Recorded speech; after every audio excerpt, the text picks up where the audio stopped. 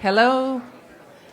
We are about to get started, so if those of you who are outside could come in and find a seat, that would be a wonderful thing.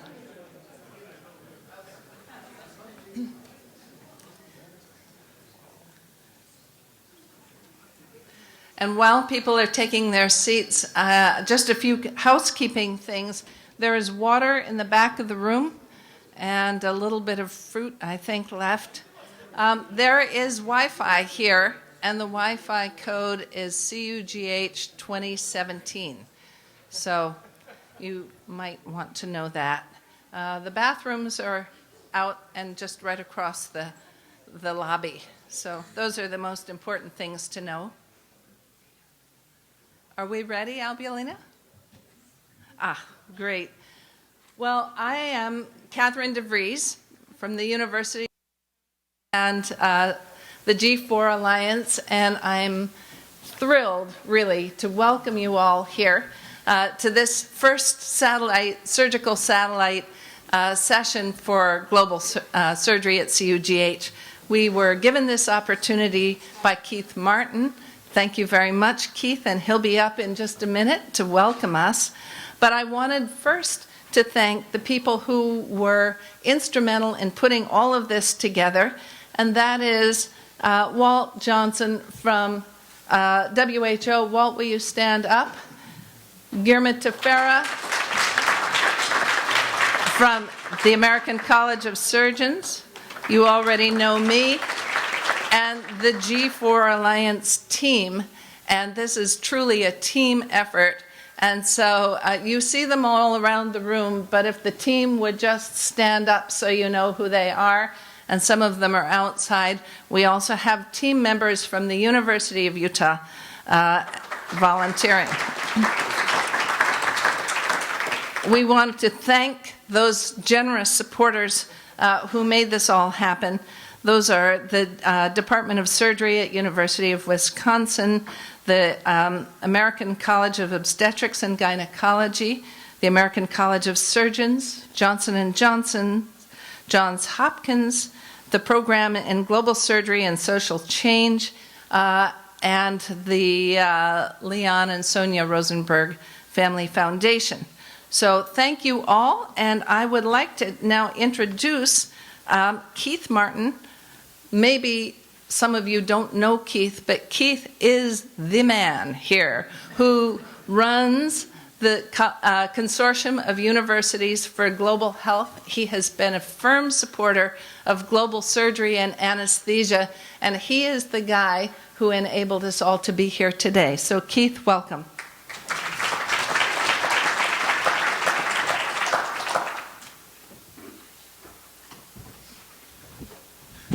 Good morning, everybody. Catherine is extremely and overly generous in her comments, so I have to share with you the truth of what happened.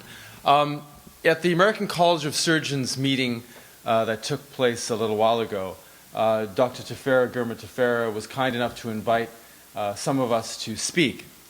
And many of us in this room have been working for a very long time on this issue, try to make a place where the entire ecosystem of global surgery can come together, we can meet, we can discuss, and we can work together in our common goal to be able to address the colossal, horrible, and neglected challenge of enabling the most disadvantaged people in the world to be able to have the access to the surgery that they need to save their lives and reduce disability. So after that meeting, Catherine and Gurma and Walter and Mira and Jim Kobe, we got together outside and we said, let's make this happen. So what happened in that little meeting outside that session at the ACS, we put our heads together and we made a commitment to making this day happen. And so I want to really echo Catherine's comments. And really, Catherine and her team at the University of Utah, she's extremely humble, as everybody knows. But Catherine, as many of you, all of you in this room have been working very hard. But Catherine, thank you very much for working so hard for so long to make this day happen, really.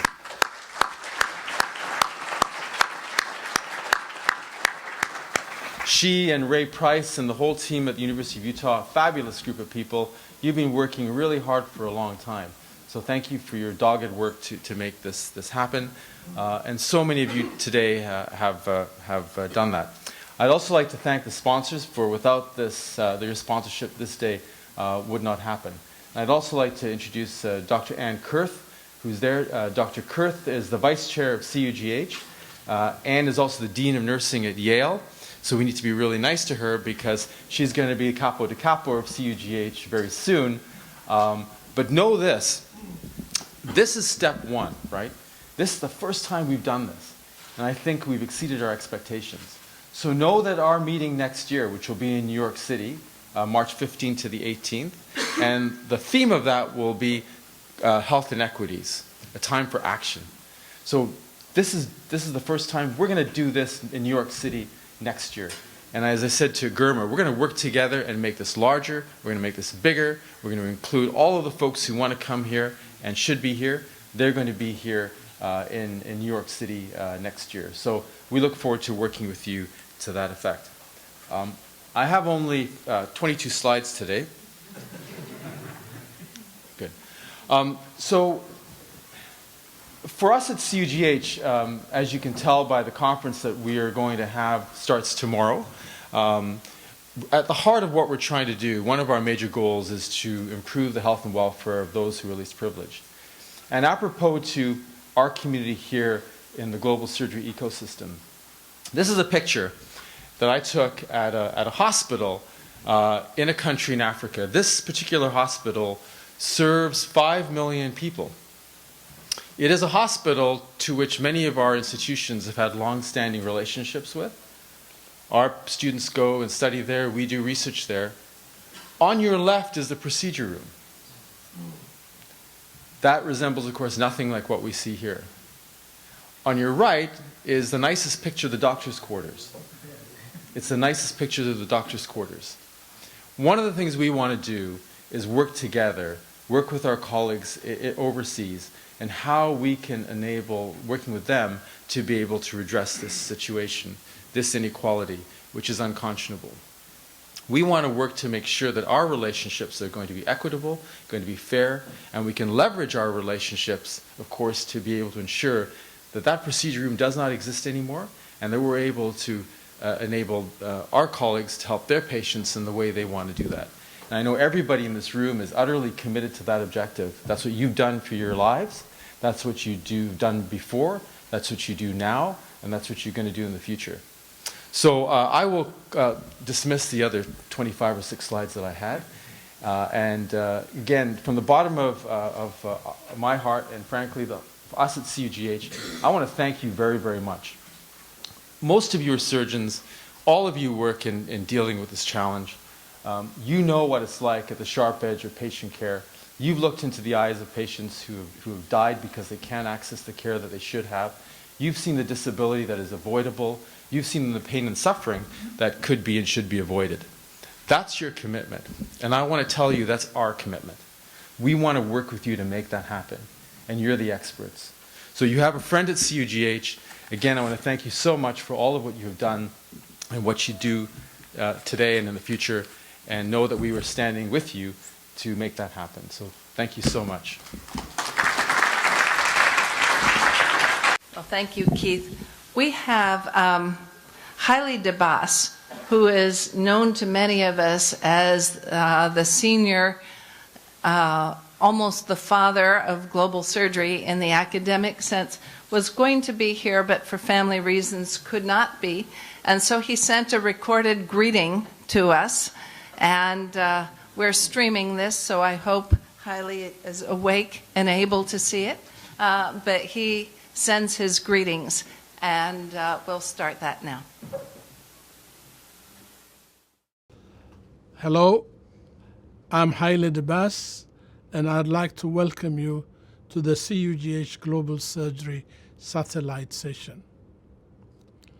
I apologize that for family reasons, I cannot be with you today and attend what promises to be an exciting and productive meeting. This year will have been the first CUGH annual meeting I missed, and I'm especially disappointed that I'm missing the satellite meeting on global surgery. Let me begin by congratulating the people and organizations that made this meeting possible.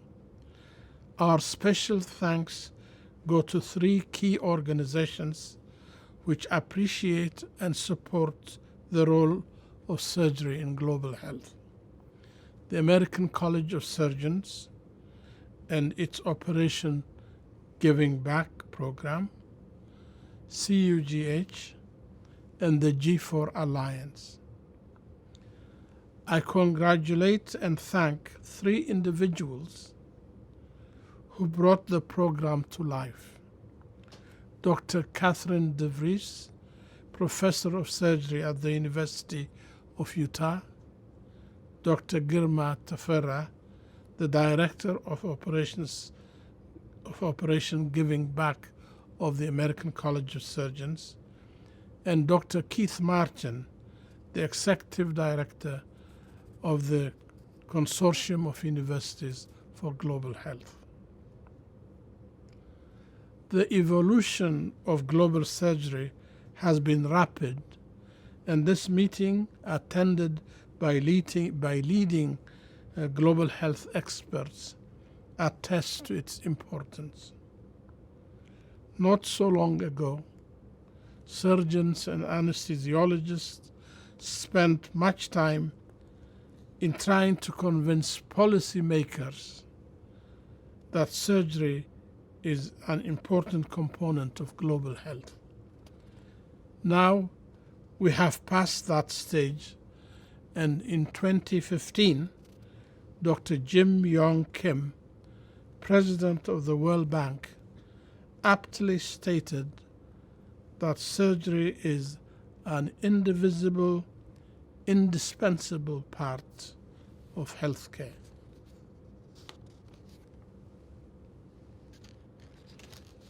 Many of us have argued that the lofty goal of the Lancet Commission on Investing in Health, entitled Global Health 2035, World Converging Within a Generation, cannot be realized without the provision of universal, accessible, affordable, essential surgical care in low and middle income countries. Hence, the importance of this meeting today cannot be underestimated. Your discussions will explore solutions on how surgery and anesthesia will contribute to the provision of safe and affordable health care and provide a platform for fruitful collaborations.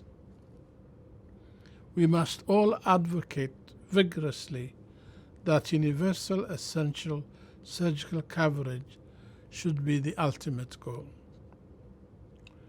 In 2015, 2 landmark publications, Disease Control Priorities Edition Number 3, Essential Surgery, and the Lancet Commission on Global Surgery Report, provided evidence of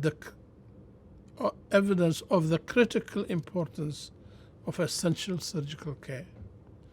It's most encouraging to see the beginning of serious effort to implement their recommendations. The recommendations of your meeting will provide the indispensable view of experts on the ground and will move the needle forward. Again, I express my deep regret that I cannot be with you today. I wish you a most successful and enjoyable meeting. Have a good day.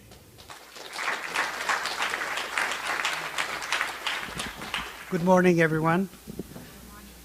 Thank you for being here. And my name is Girma Tafera. I'm the Operation Giving Back Program Director at the American College of Surgeons. We have a packed day, so I'm not going to spend a lot of time introducing people who are really well known. My role is to moderate the first panel session, which is really going to be exciting, and it's going to be a panel, so we are expecting a lot of interactions with all of you. I'm especially privileged to be here today with people like you who share the same passion and have the same goals, and I'm so thrilled to see the room really full, and I hope next year we'll tear down the walls and make this room even bigger. That said, the first person who's going to come up to the podium and give us some introductions is going to be Katrin de Vries. As you know, she doesn't need any introductions. Please help me welcome her to give us some intros to what we are going to talk about today. So, Katrin.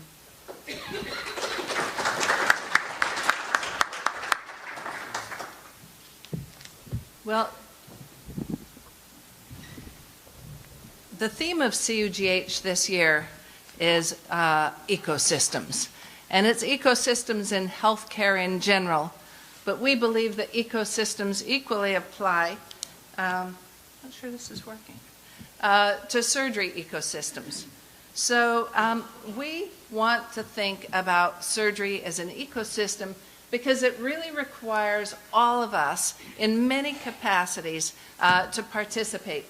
And so we're going to start thinking about systems thinking for actual people. Okay. Wait. We're using the clicker to advance. All right. So we know where the population growth rate currently is. And most of the population growth rate is in Africa. But the physicians are not in Africa. The physicians are in the United States, in Europe, in other parts of the world. The gross mismatch of surgeons and patient growth is astonishing. And we need to start looking at not only reducing the costs of care in the more developed countries, but also scaling up care in the poorer countries. Well, how do we do that, considering that most of the burden of disease is in these lower resource countries? And we know that this is no news to the surgical and anesthesia and OBGYN community, is more than malaria, TB, and HIV combined. This is the kind of thing you see everywhere.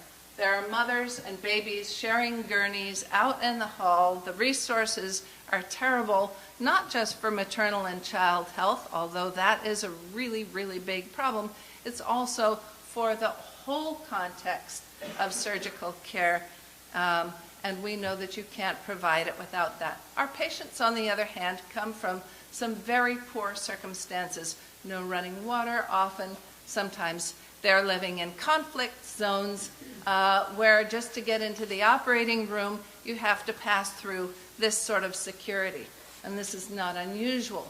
Sometimes the limiting factor is something like laundry. You can't operate because you can't get the drapes and the gowns cleaned. If they don't dry, you can't move on. So some of these problems are outside the domain of our technical knowledge. So we have to start thinking about systems. How does the system work? How does the system within clinical care work? And how does the external system interface with us? In order to get us to do our work, we have to commit our needs to the knowledge of the finance ministers and people like that. So health systems thinking is important. The ecosystem within a hospital includes not just the surgical side, it also includes pathology. And we have pathologists who are with us. They run the labs, they run the blood banks, they're part of what we do. Also radiology.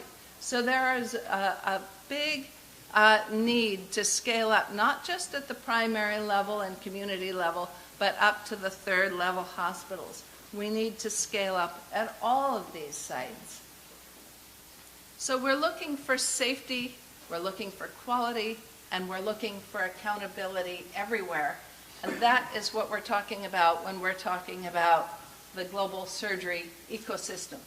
You've all been invited because you all bring something different to add to this discussion.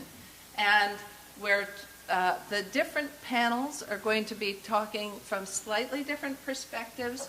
We have academics, we have regional panels, we have research, and we have people from many different domains. And so I will pass this now to Girma to introduce the first panel.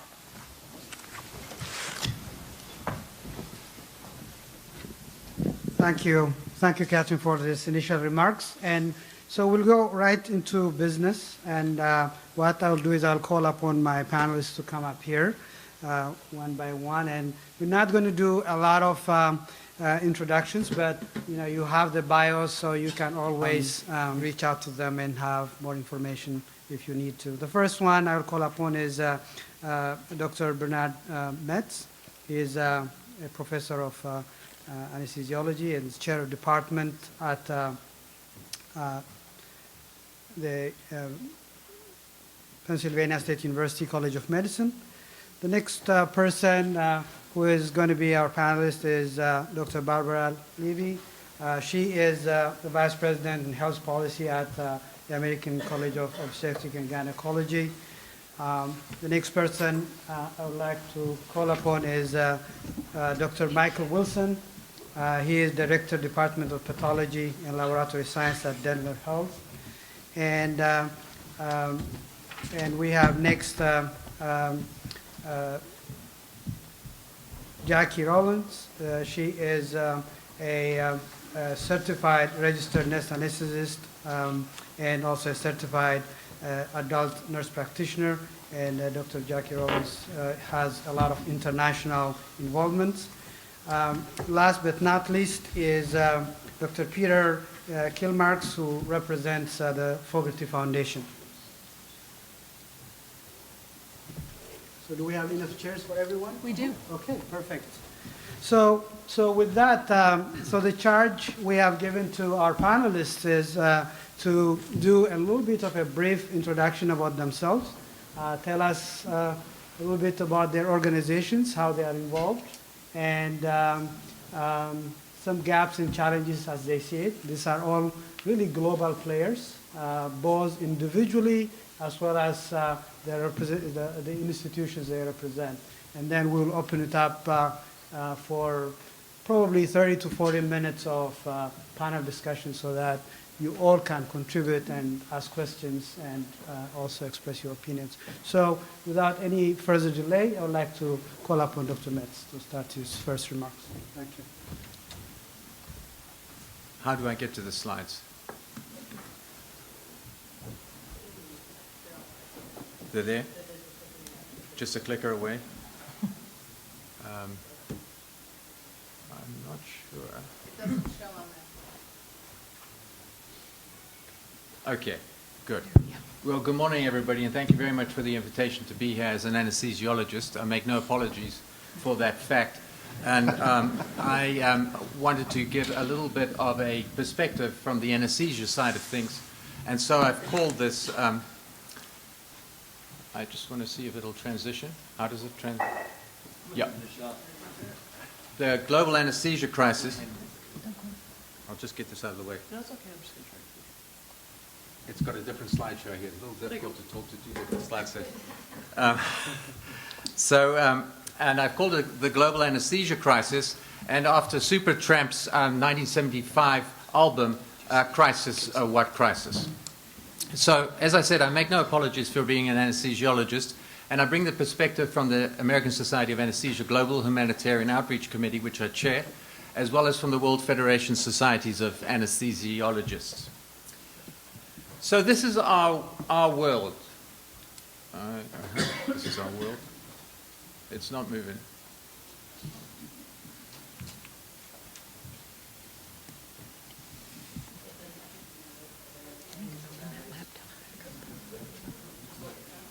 Look at you.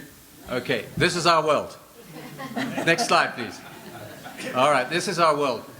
There are as many births as there are surgeries a year, at least in 2012, when this analysis was done, 313 million surgeries a year. Next slide.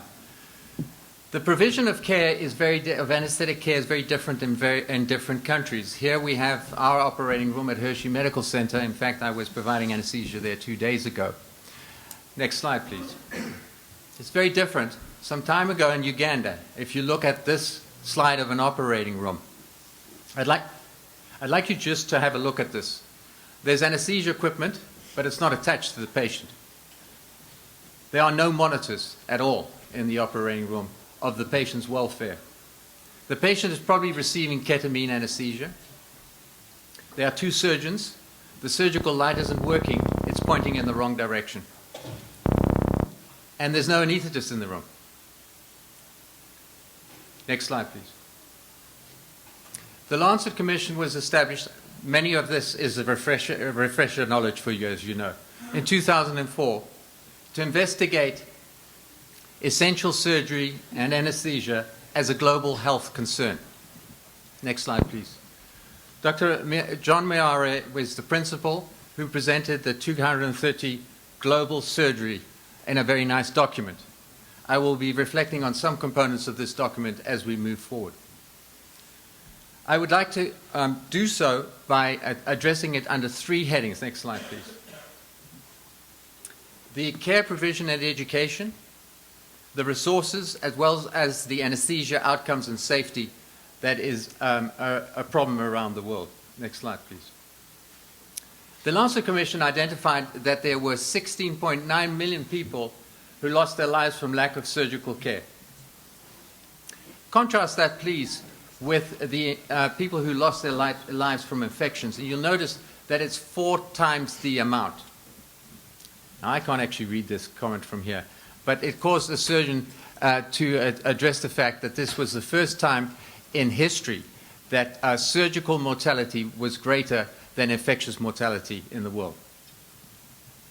The Lancet Commission also established a map of the provision of surgical or essential surgical care, and the dark sections, I'll ask you when to transition.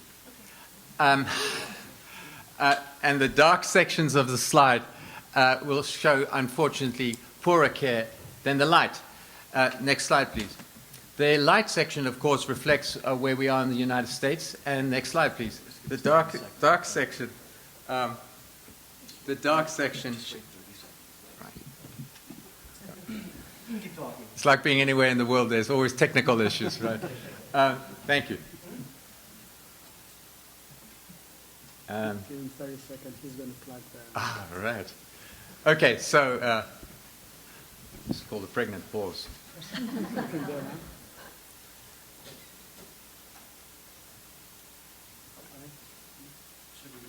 Okay. Do you want to just put the next slide and I'll just keep talking? So that means 5 out of 7 billion people do not have access to safe, affordable surgical and anesthesia care. Next slide, please. And that basically is shown by this very nice pie diagram. Next slide, please. Now here I highlight Ethiopia as an example of the problem. In Ethiopia, there are over 100 million people. It's the 2nd most populous country in Africa. There are 23 anesthesiologists and around 750, around about 1,000 anesthesia providers in the whole country for 1 million people. When you look at the planned provider ratio of 10 over 100,000 population, you see that there's 10,000 too few anesthesia providers in Ethiopia. And I know that many in this room are focusing on trying to help anesthesia with this, Ethiopia with this problem, so that's obviously well-founded. Yeah, it's working. Now, the WFSA has developed a capacity map to try and address this problem of where anesthesia capacity is around the world. I must get some extra time because this thing has really not worked on us. Next slide, please.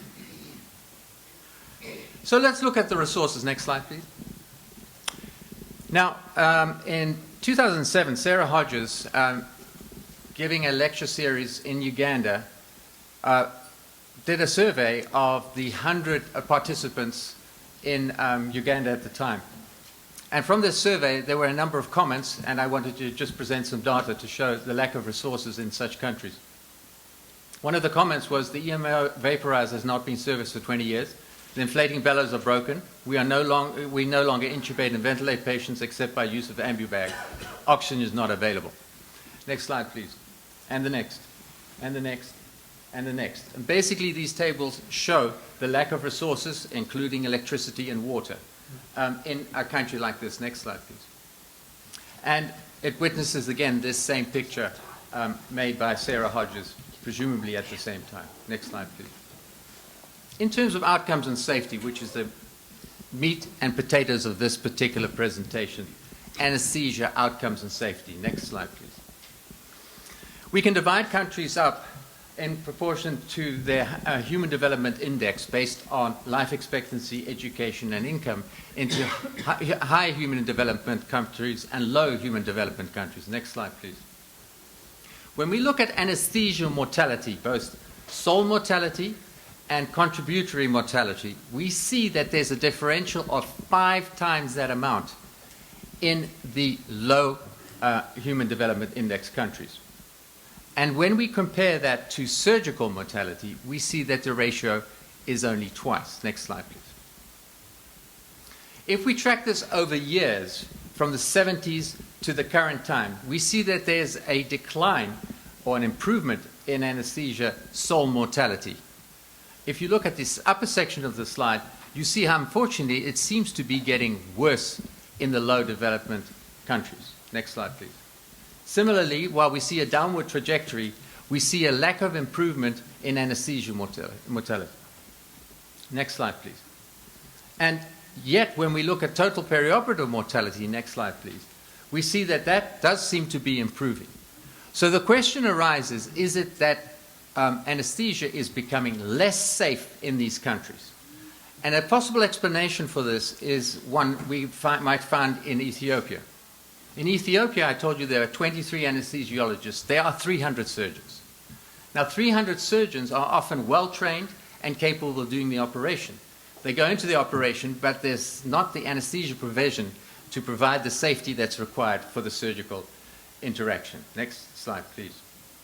A global anesthesia safety map has been drawn up by Kelly McQueen. She's in the audience. And we see, again, the dark area centered on Africa. Next slide, please. Now, 2015 was a very important year, not only because of the publication of the DCP3, next slide, the Lancet Commission report, next slide, and also the World Health Assembly, next slide, which provided a resolution strengthening emergency and essential surgical care and anesthesia as a component of universal health coverage, making this a very important consideration. It made a number of recommendations as well, these reports. We need to double the surgical workforce over the next 15 years, and we need to provide at least $3 billion in terms of support for the essential surgical package. This means that the number of procedures that need to be increased by 2030 is up to 456 million. It also means that in terms of the provision of anesthetic, OB, and surgical care, there needs to be a significant ramp up in both resources and expertise. I thank you for your attention.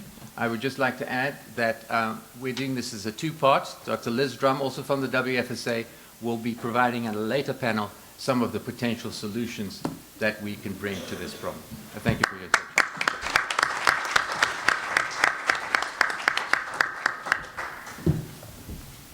Good morning. I'm Barbara Levy. I'm the Vice President for Health Policy at the American College of Obstetricians and Gynecologists.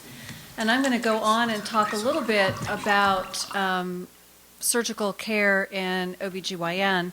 And just to put some things into perspective, the difference between maternal mortality in high-income and low-income countries is close to 600 times.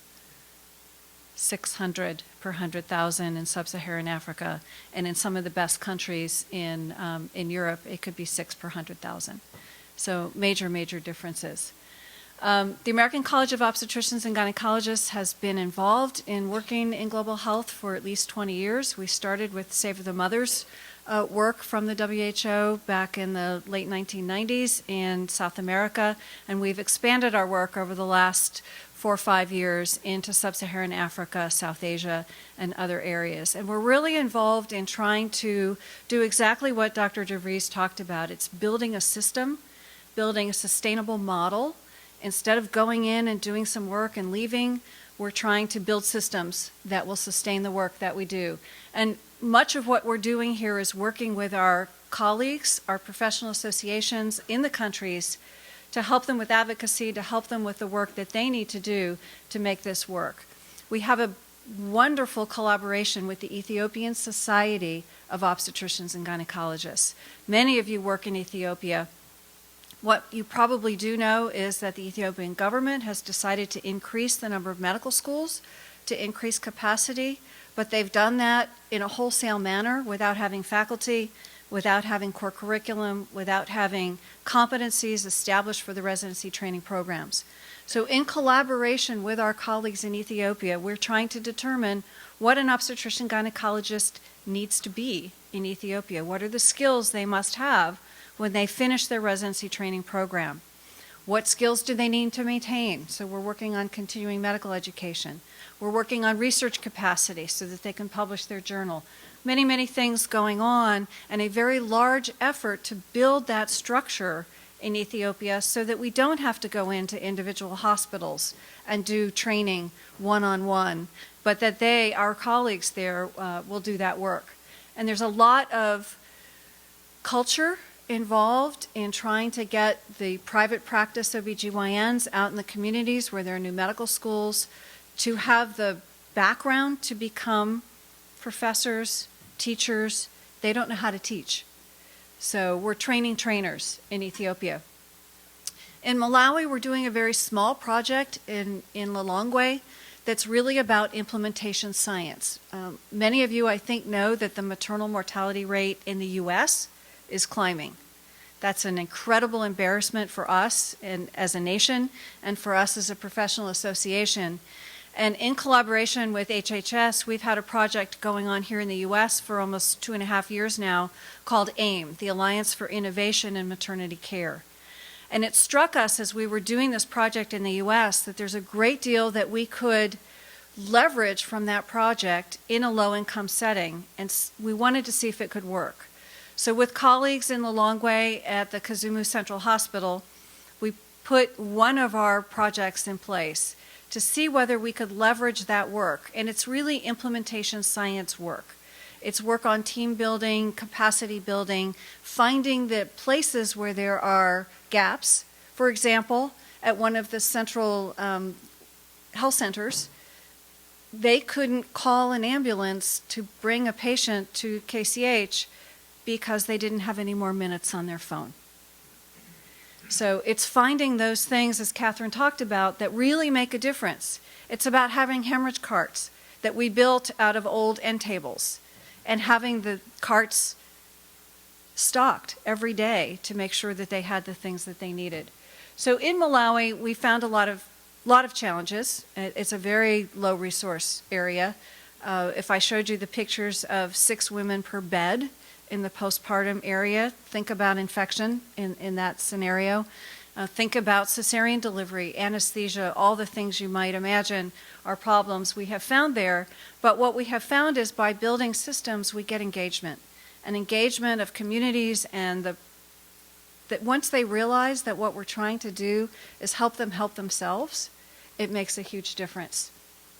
So the gaps and the challenges that we found are structural and systems without question. There's water, electricity.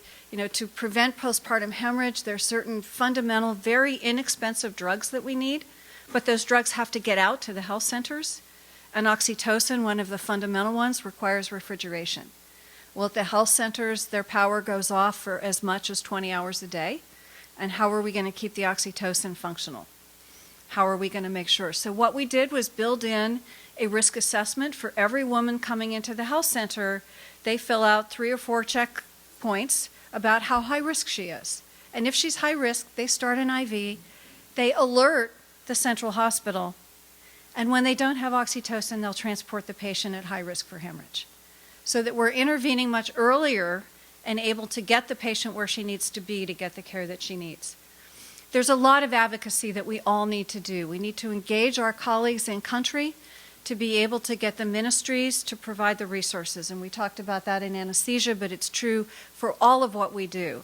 That helping our colleagues, the physicians, the nurses, the healthcare providers in country, work with their ministers and work with funders to fund the systems so that it works for all of us.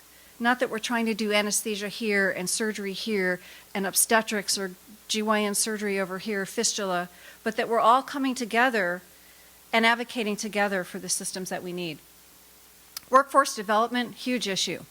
But training trainers is what we are trying to do.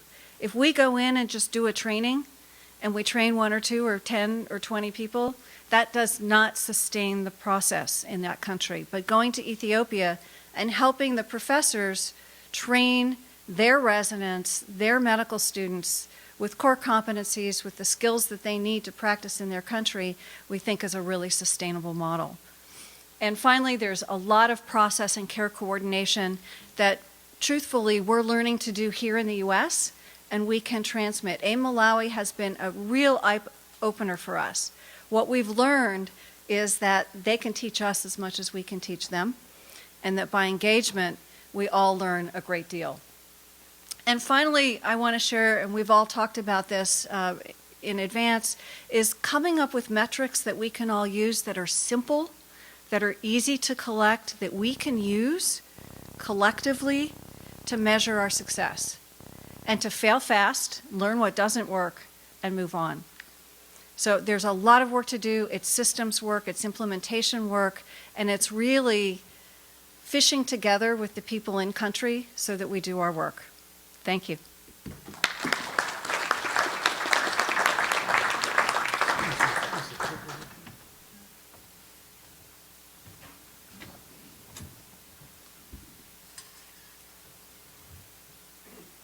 Okay, thank you very much for inviting me to be here today. I'm Dr. Michael Wilson. I'm at the University of Colorado in one of the affiliated hospitals, Denver Health Medical Center, and also working with a group called African Strategies for Advancing Pathology, which I'll talk a little bit about towards the end. So one of the issues about surgical ecosystems is very similar to pathology ecosystems, is that when you look at the consequences of a number of factors, they tend to be self-reinforcing in a very negative way. So in the upper left, so 1/4 of all deaths in Africa are attributable to non-communicable diseases. So to a lot of us, this actually means cancer. I mean, there are obviously other things, diabetes, hypertension, others, but cancer is really the emerging problem. Yet there's no infrastructure to develop, maintain pathology services, yet at the same time there's increasing demand. And I should say by pathology, I'm saying that in the broad sense, pathology and laboratory medicine. But there just are no services in most of sub-Saharan Africa and other parts of the world. So I will show you some slides in a minute, but there's roughly 1 pathologist per 500,000 persons in sub-Saharan Africa. That compares to roughly 1 to 20,000 in the USA and UK. Some data we've come up with is that's pretty much the same in all high-income countries, about 1 per 20,000. So they have several orders of magnitude fewer pathologists to provide services. And yet, then the next quadrant, that there's very few private or public agencies that are setting standards, quality assessment, accreditation, anything.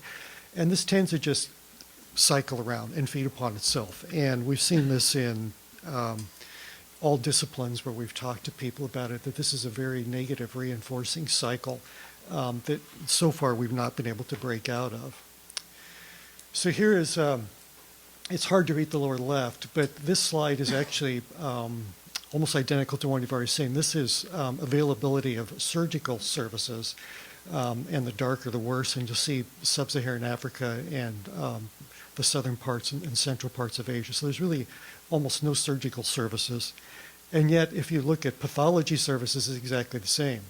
So at least 5 countries in sub-Saharan Africa, there is no active pathologist. Many of them, there's 1 pathologist per 5 million. And the best country is South Africa with 1 to 200,000. So it's 1/10 the ratio we have in the United States. By the way, in the UK, it's 1 to 7,000. So they're the most highly staffed. So clearly there is a major gap in workforce. And not surprisingly, if you overlay the lack of surgical access, the lack of pathology and laboratory medicine to give diagnostics, and you look at healthy life expectancy, those coincide exactly with this. So the areas where we have the greatest need, we have the fewest services. So what are people trying to do about this? And I think you'll notice, for those of you who have not been heavily involved in global health in the past, that you'll start to notice that all these slide decks become very similar, because we're all talking about the same problems and the same solutions. So one of them that we came up with, this group, African Strategies for Advancing Pathology, one of the first things we realized was that there has to be an increase in advocacy. And so we wanted to create and implement advocacy plans. We also wanted to generate an economic case for pathology and laboratory services. More importantly, what is the case if you don't have access to those services?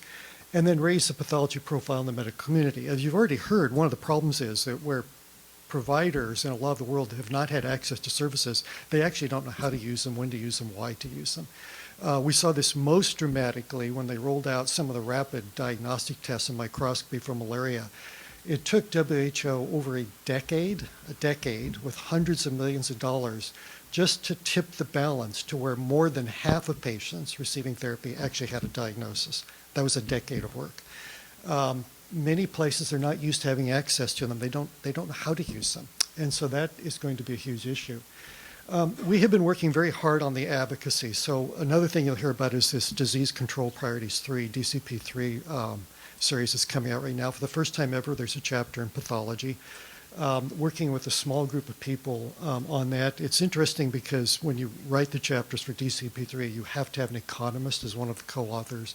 And we work with an economist, Dr. Sue Horton from the University of Waterloo. But trying to build this economic case for why do you need pathology and what is the economic cost of not having it? And out of that chapter, that small group of us who are working together, we now have an upcoming series in the Lancet. Will be coming out next year.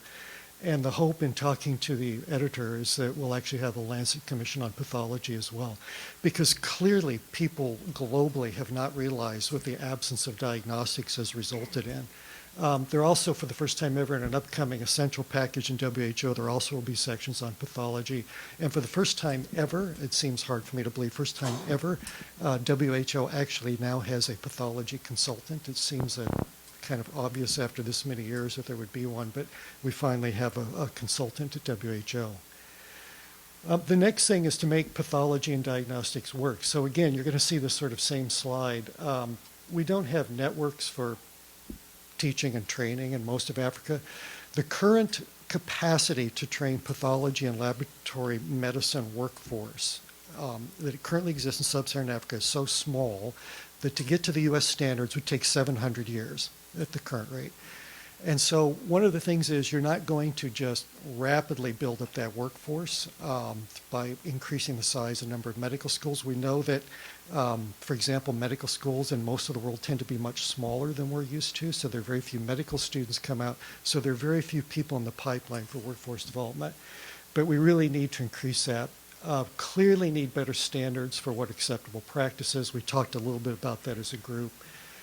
We really need infrastructure. I mean, the pictures I can show you of laboratories are just as grim as the pictures of those ORs. And then we really need to work together in the private research and commercial sectors. I think there's been too much balkanization, too many silos in global health, and I think that we're at a point we really need to start thinking differently about it. I will note the panel on a call last week, almost all of us have worked in the same hospital in sub-Saharan Africa. We've never even run into each other. And I think that that's a symptom of we need to collaborate more. Thank you.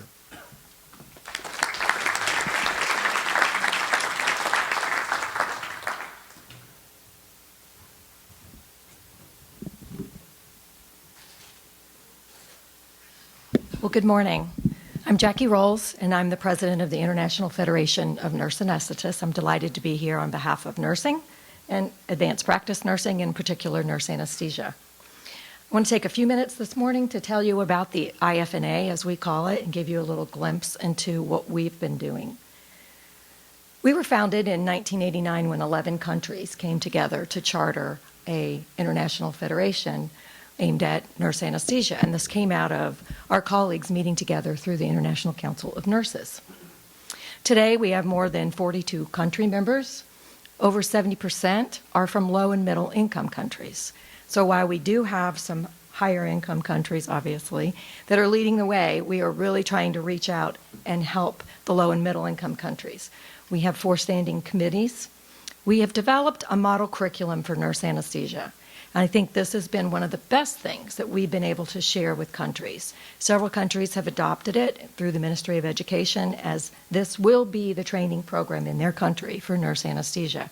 We have that curriculum at a certificate level, at a bachelor's level, or at a master's level in some of the higher income countries. We've also developed what we call an anesthesia program approval process. This started in 2010, where we're trying to register all non-physician anesthesia training programs in the world, where we can look at their curriculum. There's 4 levels of this, and it goes through educational program review, all the way up to an accreditation status, when we actually send a team in to do an accreditation visit at these educational programs. What are our objectives? Well, basically, we're trying to promote cooperation among nurse anesthetists globally. We're developing educational standards for our field to share them. We're trying to provide continuing education opportunities, because we find, obviously, that's very important.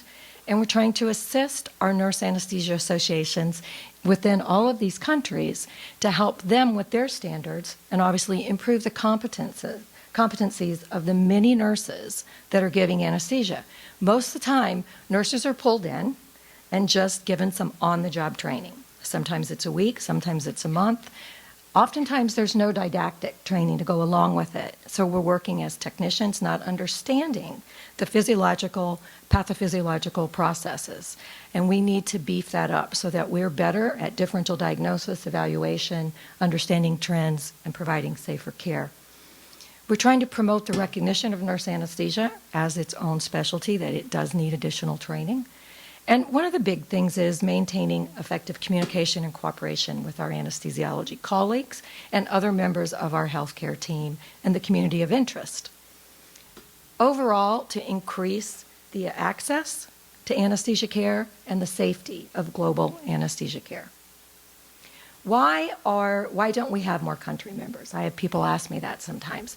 We know almost 10 years ago, ICN did a survey, the International Council of Nurses, came back that there were 107 countries where nurses were administering anesthesia. Well, in order to be a country member for the IFNA, we need an organization that is representing the nurse anesthetists. In most countries, it's a combined nursing organization with critical care nurses or perioperative nurses and anesthesia nurses together, which is great. We need an official recognition in those countries of nurses in anesthesia so we can give weight to the fact that they need specialized training. And we need an English-speaking delegate. Every country has one country national delegate that attends our meetings and then gets information, takes back, disseminates, and shares. So what are we doing as an outreach, as IFNA? Well, we're supporting requests that we get for global health practice. We send IFNA representatives to countries to meet with ministers of health, ministers of education, licensing. We send IFNA members out to lecture at nurse anesthesia continuing education meetings. We have a World Congress every 2 years. The next one's in Budapest in 2018.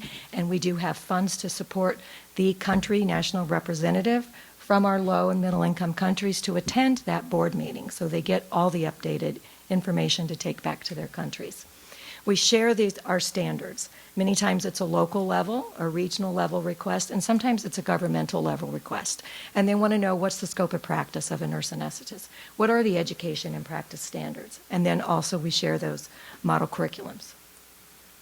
We have a foundation where we have a nurse anesthetists that actually apply for research grants or educational grants.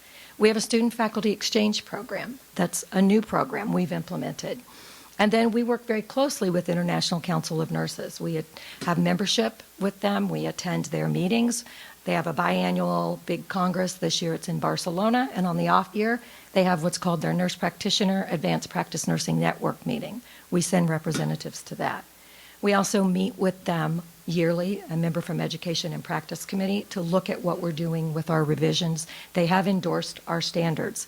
We will be exhibiting in Barcelona this year. It's been about 20 years since we exhibited, but we had over 30 countries that asked for further information on nurse anesthesia. So we're hoping to have better outreach again after Barcelona. We have a revitalized website where if you have questions or more information, you can download standards. We have some educational content on there for the public or for nurse anesthetists practicing globally, and information for contact for our board members. And this is a picture of one of our nurse anesthetists who was trained in Kenya, working in Somaliland, that we were just able to help get a Dimedica anesthesia machine. So this is the anesthesia machine for the third world countries. Looks like nothing like what we're using in the United States, but it was a big help for him.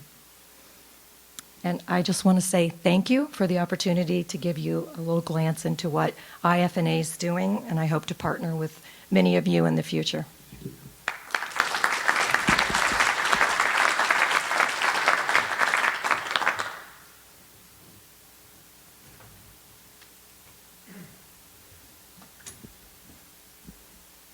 Morning. What have I done?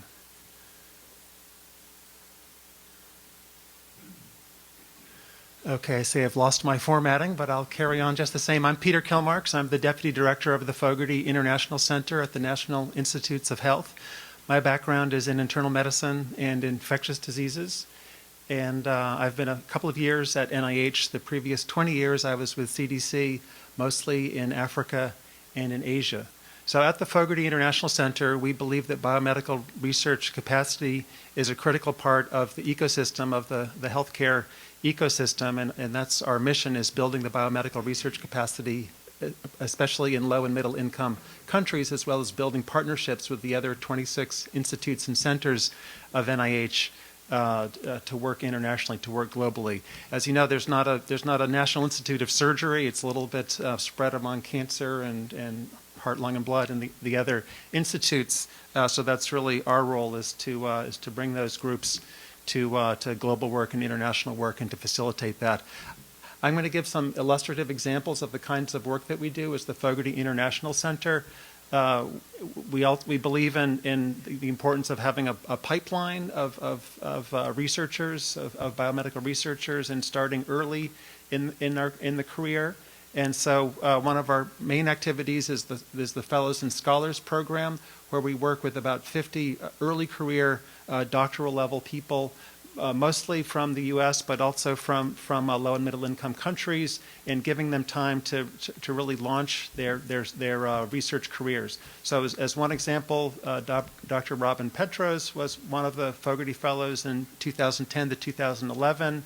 She worked in Rwanda, completed an assessment of the surgical system, developed a trauma registry in Rwanda, went on to receive a Surgical Volunteerism Award, as well as many other awards. And you can see from the quote there how important this was, to have this early career support, to have that kind of experience, and to really launch a career in global health and global research. Another example, Dr. Jennifer Tang. She was funded as a Fogarty Fellow to work in Malawi from 2012 and 2013, focusing on reproductive health in women with obstetric fistula. She went on to have another award, a Fogarty Career Development Award, as well as other grants, and this is a sign of success for us. Then went on to get a Child Health Institute R01 award to continue her research career. And so these are just a couple examples of having that early experience, in really people go on to very remarkable careers in global health with that early support. Another type of work is really having mid and I won't say late career, but in people in the prime of their work, to be able to have a global aspect to their research. So Dr. Benjamin Worf, a pediatric neurosurgeon, we have a program, the Global Brain Program, where we partner with a number of other of the institutes in R21 awards, which are research planning grants, quite modest funds. We have fairly modest funds at Fogarty compared to the other institutes at NIH. So we partner a lot, and also are more able to provide that research planning and other more modest kinds of awards. And many of you are probably familiar with the work that was done in developing endoscopic third ventriculostomy with choroid plexus cauterization in Uganda, treating pediatric hydrocephalus in Uganda, which actually then has come back and become a standard of care here in the United States. And Dr. Worf received a MacArthur Genius Award as part of this, and really emphasized the two-way street aspect of this. We're also learning a lot. There's great research opportunities and lessons learned internationally that we bring back to the United States. Another set of activities, this is the so-called D43 funding. Dr. John Mark Hirschhorn from University of Maryland has been working since 2005 in the Middle East with hundreds, about 900 short and long-term trainees in trauma and surgery. This is the STEPS program, and working at the request with the Egyptian Ministry of Health and Population, but also working in countries across the Middle East, and really made fantastic progress in training emergency physicians and surgeons and clinical care and research and data collection, including developing trauma registries and a really data-driven research aspect to that.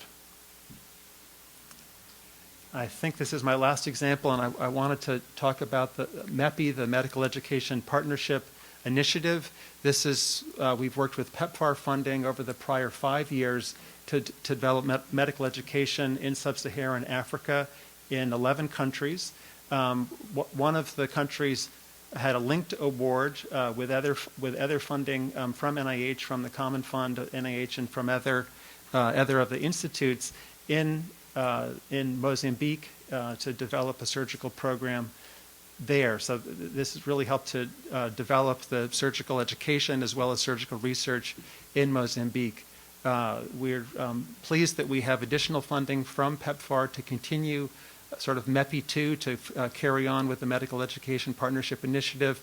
In this iteration, it's going to be an interprofessional type of activity where we'll be supporting both a network of interprofessional health professional education and research, as well as continuing support in specific countries in the lower income, higher HIV/AIDS burden countries to continue the health professional education and research and interprofessional research.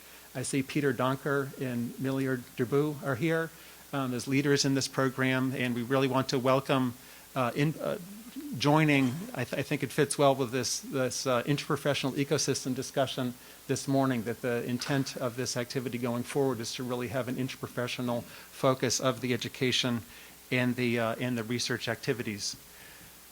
Just to summarize and wrap up, again, as part of building the surgical research capacity, we would emphasize having research careers. There's an importance of averting threats, and for example, let me pause to mention that this is a particular time at NIH, and especially in the Fogarty International Center. So we're really focusing on the advances that we can make, and how that benefits Americans particularly, and even in the surgical field, we can think about how developing the surgical capacity improves outcomes for road safety, accidents for Americans overseas. Also seizing opportunities. I think the example of of Dr. Worf's work was a great example of how there's research opportunities globally that come back and benefit the U.S. And then just supporting careers. This particular meeting, but also the broader CUGH, emphasizes the interest of Americans, of faculty, of students in global health. And then again, there's just some of the kinds of examples of the type of work that Fogarty does together with the other institutes at NIH, and we'd very much welcome a diversity moving from a traditional infectious disease interest in global research to have surgeons and other specialties, other professions joining with us in building this capacity. Thank you.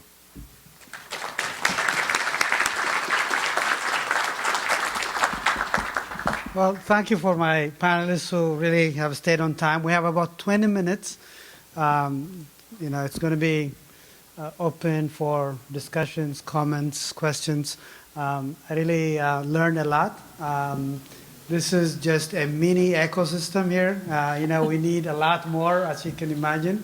The operating room to function needs a lot more than what is represented up here. However, I think this is a start, and hopefully we will get to a situation where we get a lot more. So I just want to start off maybe by asking a question as you think through your questions or comments. And one of my questions is, it actually goes for everyone. This is something I see in surgery. Yes, I'm at the operation giving back at the American College of Surgeons, but I also see within surgery a lot of silos. And so how is it within your own professional organizations?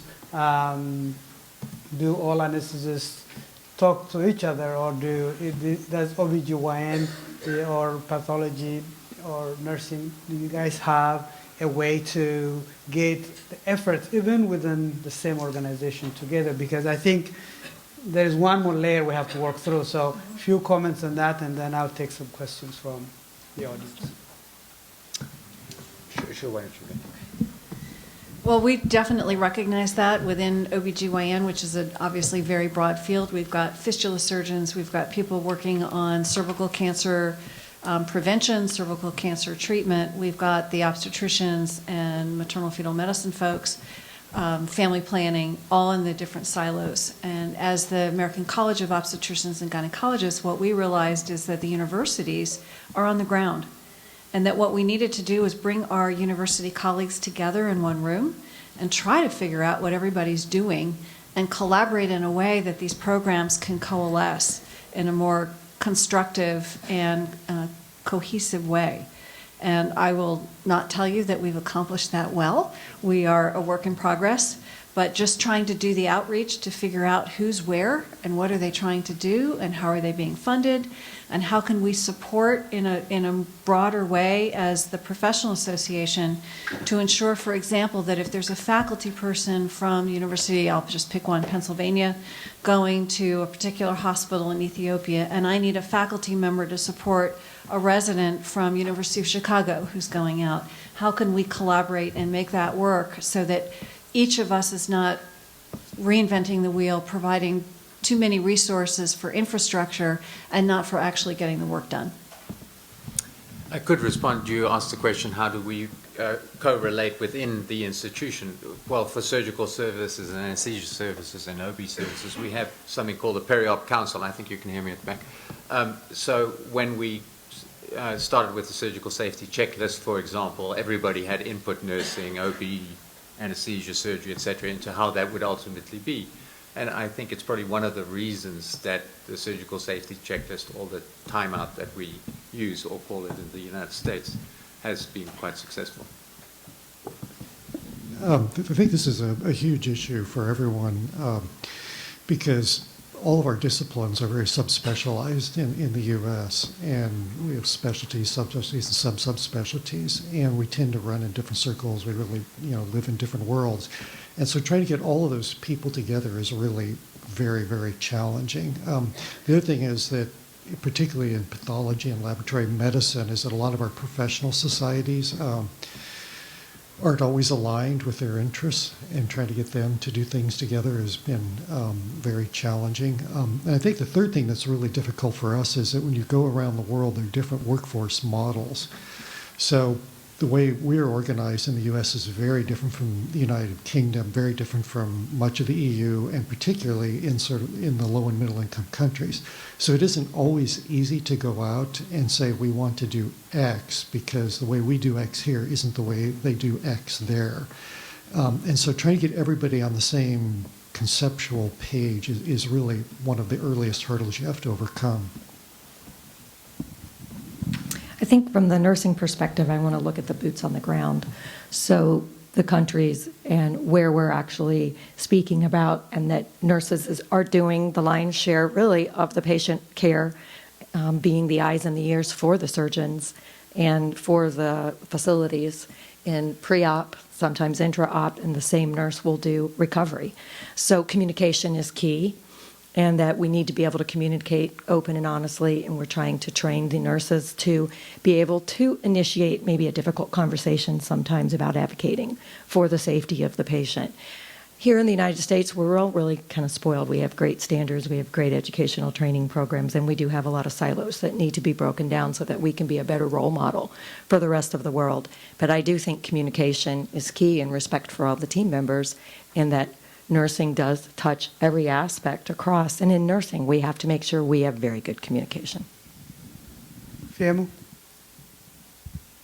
Yeah, thank you, Gerben, and I'd like to thank the panel and the organizers for this meeting. My question is really directed primarily at Dr. Rolls, and then but perhaps the other panelists can chime in. And it has to do with the barriers when we transport some models that we have here to some of these countries. And the advanced nurse practitioner and the AT nursing is a concept that really doesn't exist in some of these places. We take it to emergency medicine or all these subspecialties. So the question is, how do you deal with the I would say, turf battles that occur in Yemen, because these are foreign concepts to some of these groups. Can you share with us, particularly with IFSA, how you manage those challenges? If you had successes in some areas, how did you achieve those successes? And then in terms of, for instance, the guy with the knee anesthesia machine, is he going to be the only guy in the city? Does he have any support? Can we build around him? Because I do believe that since we can train subspecialists in time for the deaths that we see in these places, it's going to be important to have people like that. So I'm just wondering if you can share that. And thank you for the question. It's a really good question. And I find when we get down to the actual clinical care, the barriers go away. When we're all advocating for the safety of the patient and the care of the patient, some of the barriers that we see here in the United States really do go away. And nursing and medicine, we're co-linked, and scope of practice changes over time and has had to change, as we all know, to take care of the public. When we get to the key policymakers, we're able to sit down and explain exactly what nursing can do. And they like that because obviously we don't have enough physicians in the world, and especially in certain places of the world. But the question for them is, how do I educate these nurses? How do I ensure the standards of care and the patient safety? And that's where our model curriculum comes in. We've been working with some of our nurse practitioner counterpart organizations to see, can you help us to reach out to some of these countries? The biggest problem we have is that we need the key policymakers to understand that nurses do need training, additional training. You just can't take a nurse and put them in and to give an anesthetic. Once we get that there and we can share our educational standards, practice standards, some of the hospitals, especially in Africa, have told us, the anesthetists there, they've been able to get needed equipment because it's on the IFNA standard of care. Mohammed in Somaliland, most of the nurse anesthetists in that area are being trained in Kenya. So we're trying to look at some of the other schools in Rwanda. Ethiopia joined as a member. We have a lot of this low-income and middle-income countries that we're trying to beef up the education and training. And there are interested nurses, and we need help identifying them and then helping to make sure there is a formalized education program. And we've been very good at adapting it.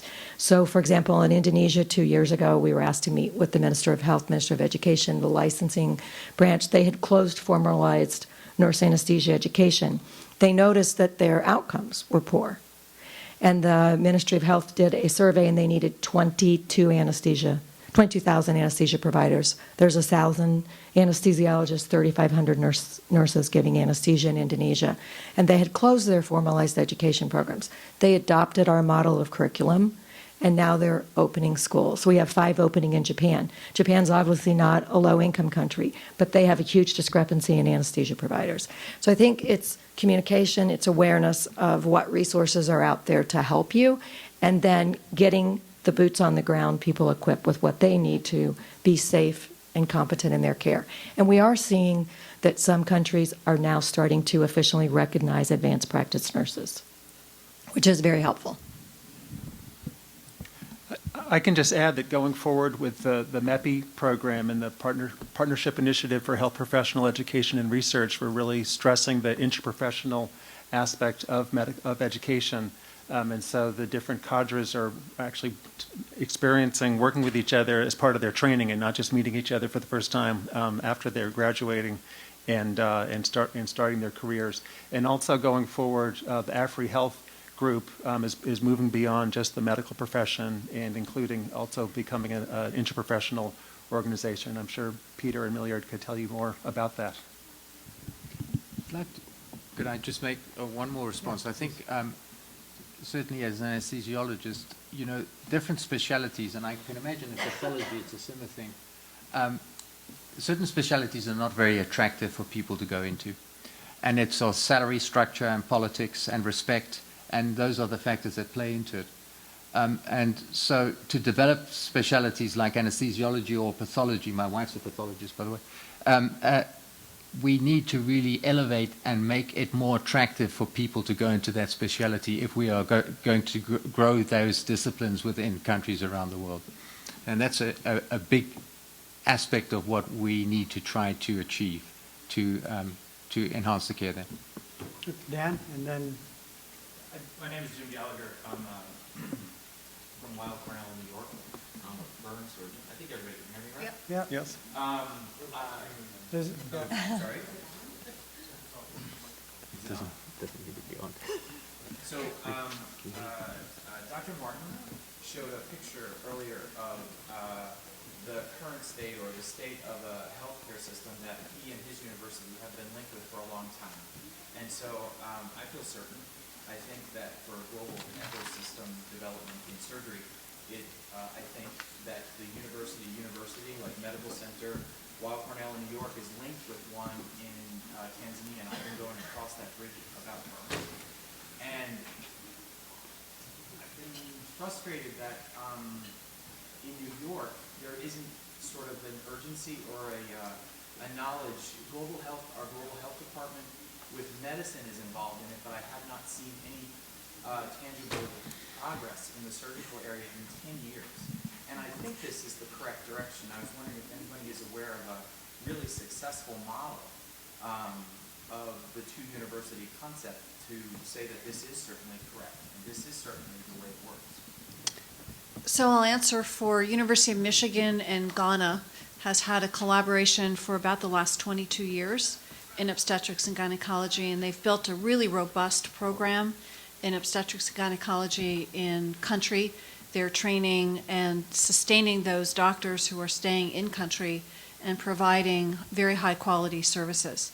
The challenge is funding. It is, as you are faculty at a university here in the U.S., how are you supporting yourself if you go over there frequently? Where are you getting the funds to do it?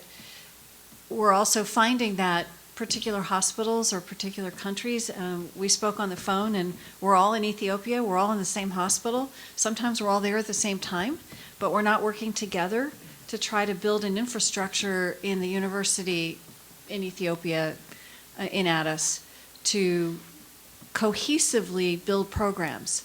So I think that one of the lessons we can do here is bring all the disciplines together. When we go together. When we go, advocate together. It's one of the successes in Ghana, but it's not something we've been able to reproduce. Our colleagues at University of Michigan have been trying to bring us together for the last 5-6 years to build a program they call 1,000+ OBGYNs through sub-Saharan Africa, and it's been unsuccessful. And a lot of it is resources. It's not that our residents and our faculty are not interested in going. They are. But it's funding, it's building the structure, the connections to the Ministry of Health. All of those things take a lot of time and effort. And if we were to do it together as anesthesiologists, anesthetists, nurses, pathologists, and go together to ministers, I think we'd be much more impactful than any of us going individually. so Dan?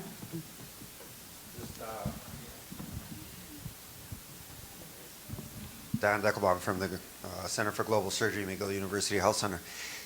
You know, I think we all want to work, and we all try to work with the larger based professional organizations and not work in silos and combine nursing with surgeons, et cetera, et cetera. But I think that's great, and that's an area that we should be striving to do. But don't forget about looking in your backyard and where we work at home, right? So yesterday I was managing a trauma with a great trauma nurse. And in fact, well, I identify that as someone with potential, and I can tell you that 100% of our education programs in Ukraine, in Tanzania, and in Nepal are together with nursing, surgeons and nursing, and often anesthesia, just because we just pick up and go with our own that we work with. And I know Ray, you know, in your programs in Mongolia, it's done a phenomenal thing. None of these advances in laparoscopy in Mongolia could have been done without a team that you really got from your backyard.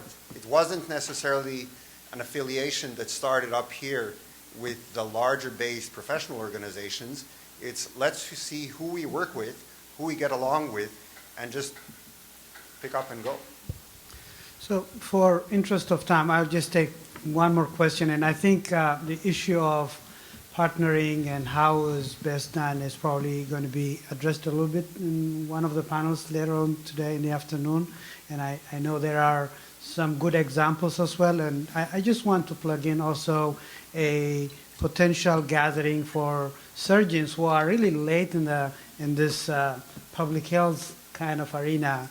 Our OBGYN colleagues have been 25 years ahead of us. I think we have to probably feel that urge that we are public health officers and our problems that we are not in the space is causing so much death and destruction. So I think that will hopefully in the coming years get us more and more together. At the ACS, we are planning this coming clinical congress actually a gathering of surgical program directors in global surgery. Hopefully that can also be another venue for thing that has been raised here multiple times, which is advocacy. And the advocacy can go in so many ways, even from funding perspective. And as you know, that will be one of the biggest, the main challenge. And not only that, but also recognition of the work we do as surgeons. And a lot of times within our departments, it may not be recognized as a good work or a work that pays back. And so there are a lot of things we need to talk and actually come together to move the agenda forward. We are at 10 o'clock now. Coffee break is looming. And I will take one more question because we have given the mic, so please go ahead and introduce yourself. Yes, my name is...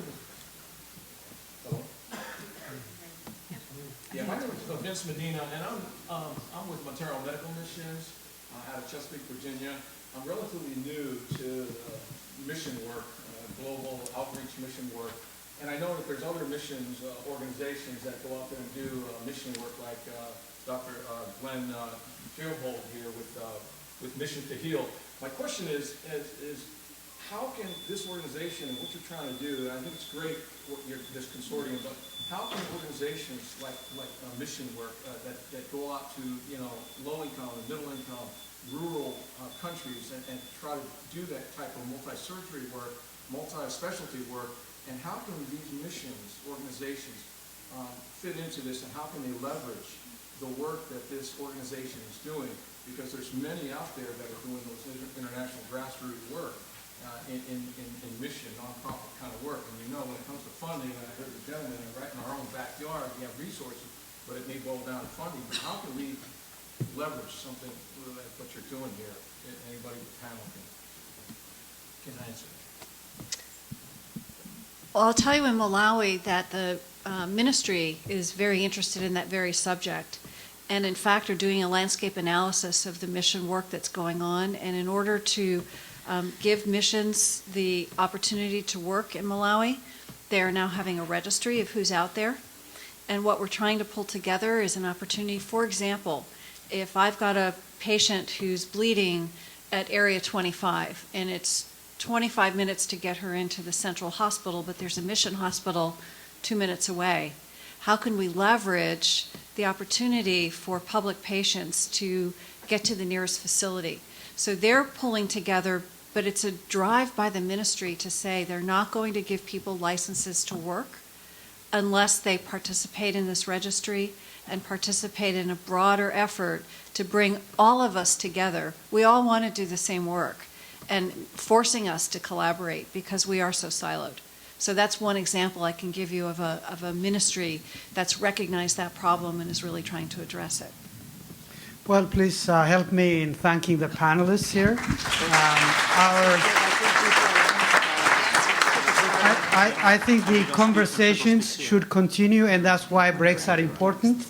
And we'll be back here at 10:15 for Dr. Miera's presentation. So please make sure you're back in time. Thank you so much. That's how it works, because otherwise they'll never do it. That's right. Because there's just not enough power or influence to coordinate. You know, I mean, we can't do it from the ground level because we don't know what the other guys are doing, but the Ministry of Health can. You know, and they need to be on board with it. It's crucial. I hope I didn't misquote you there. Nice job.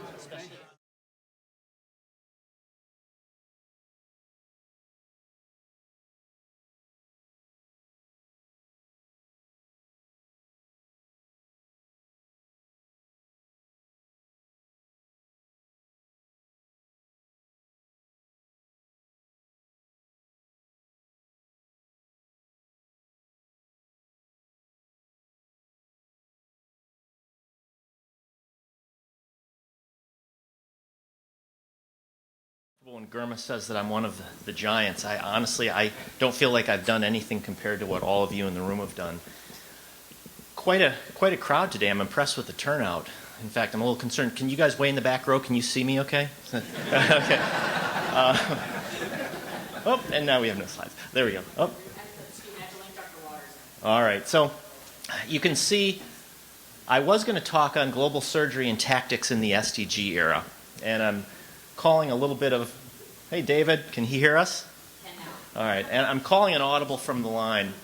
I'm going to talk to you about actually global surgery tactics.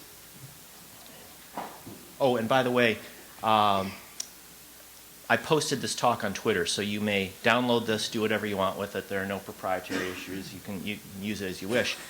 So I'm really going to talk about global surgery tactics that I think must be completed in the next 12 months, or we risk irrelevance in the SDG era. Now, I don't mean to minimize any of the other strategic priorities that we have, and of course we have to do a lot of things in parallel, but I really think there are a couple things that if we don't do from an advocacy standpoint, it will take us a lot longer to be successful. So in terms of disclosures, first of all, our program at Harvard has received a grant from the GE Foundation for the SS 2020 project, and I know I'm a little bit biased, but in terms of industry collaboration, I really think this is the model. And I commend them for being willing to support in a longitudinal fashion. Oh, does that mean I'm finished? Okay.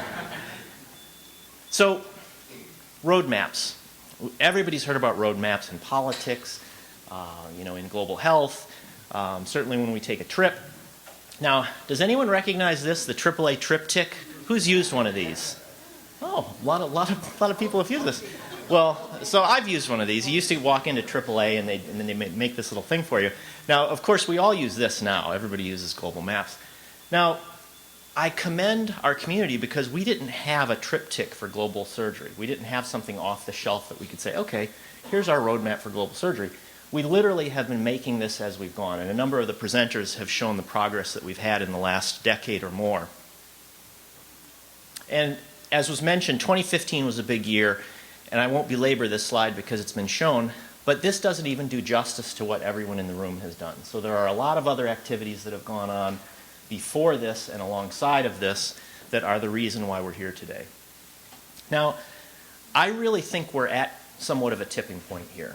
And I was thinking about this talk, and I thought, there was this book by Malcolm Gladwell, and he talked about the tipping point as a moment of critical mass, the threshold, the boiling point. And I think we're at a point of a threshold. We're in the threshold of a doorway, and we can either go forward into kind of a new world, or if we're not careful, we can go back to the way things were.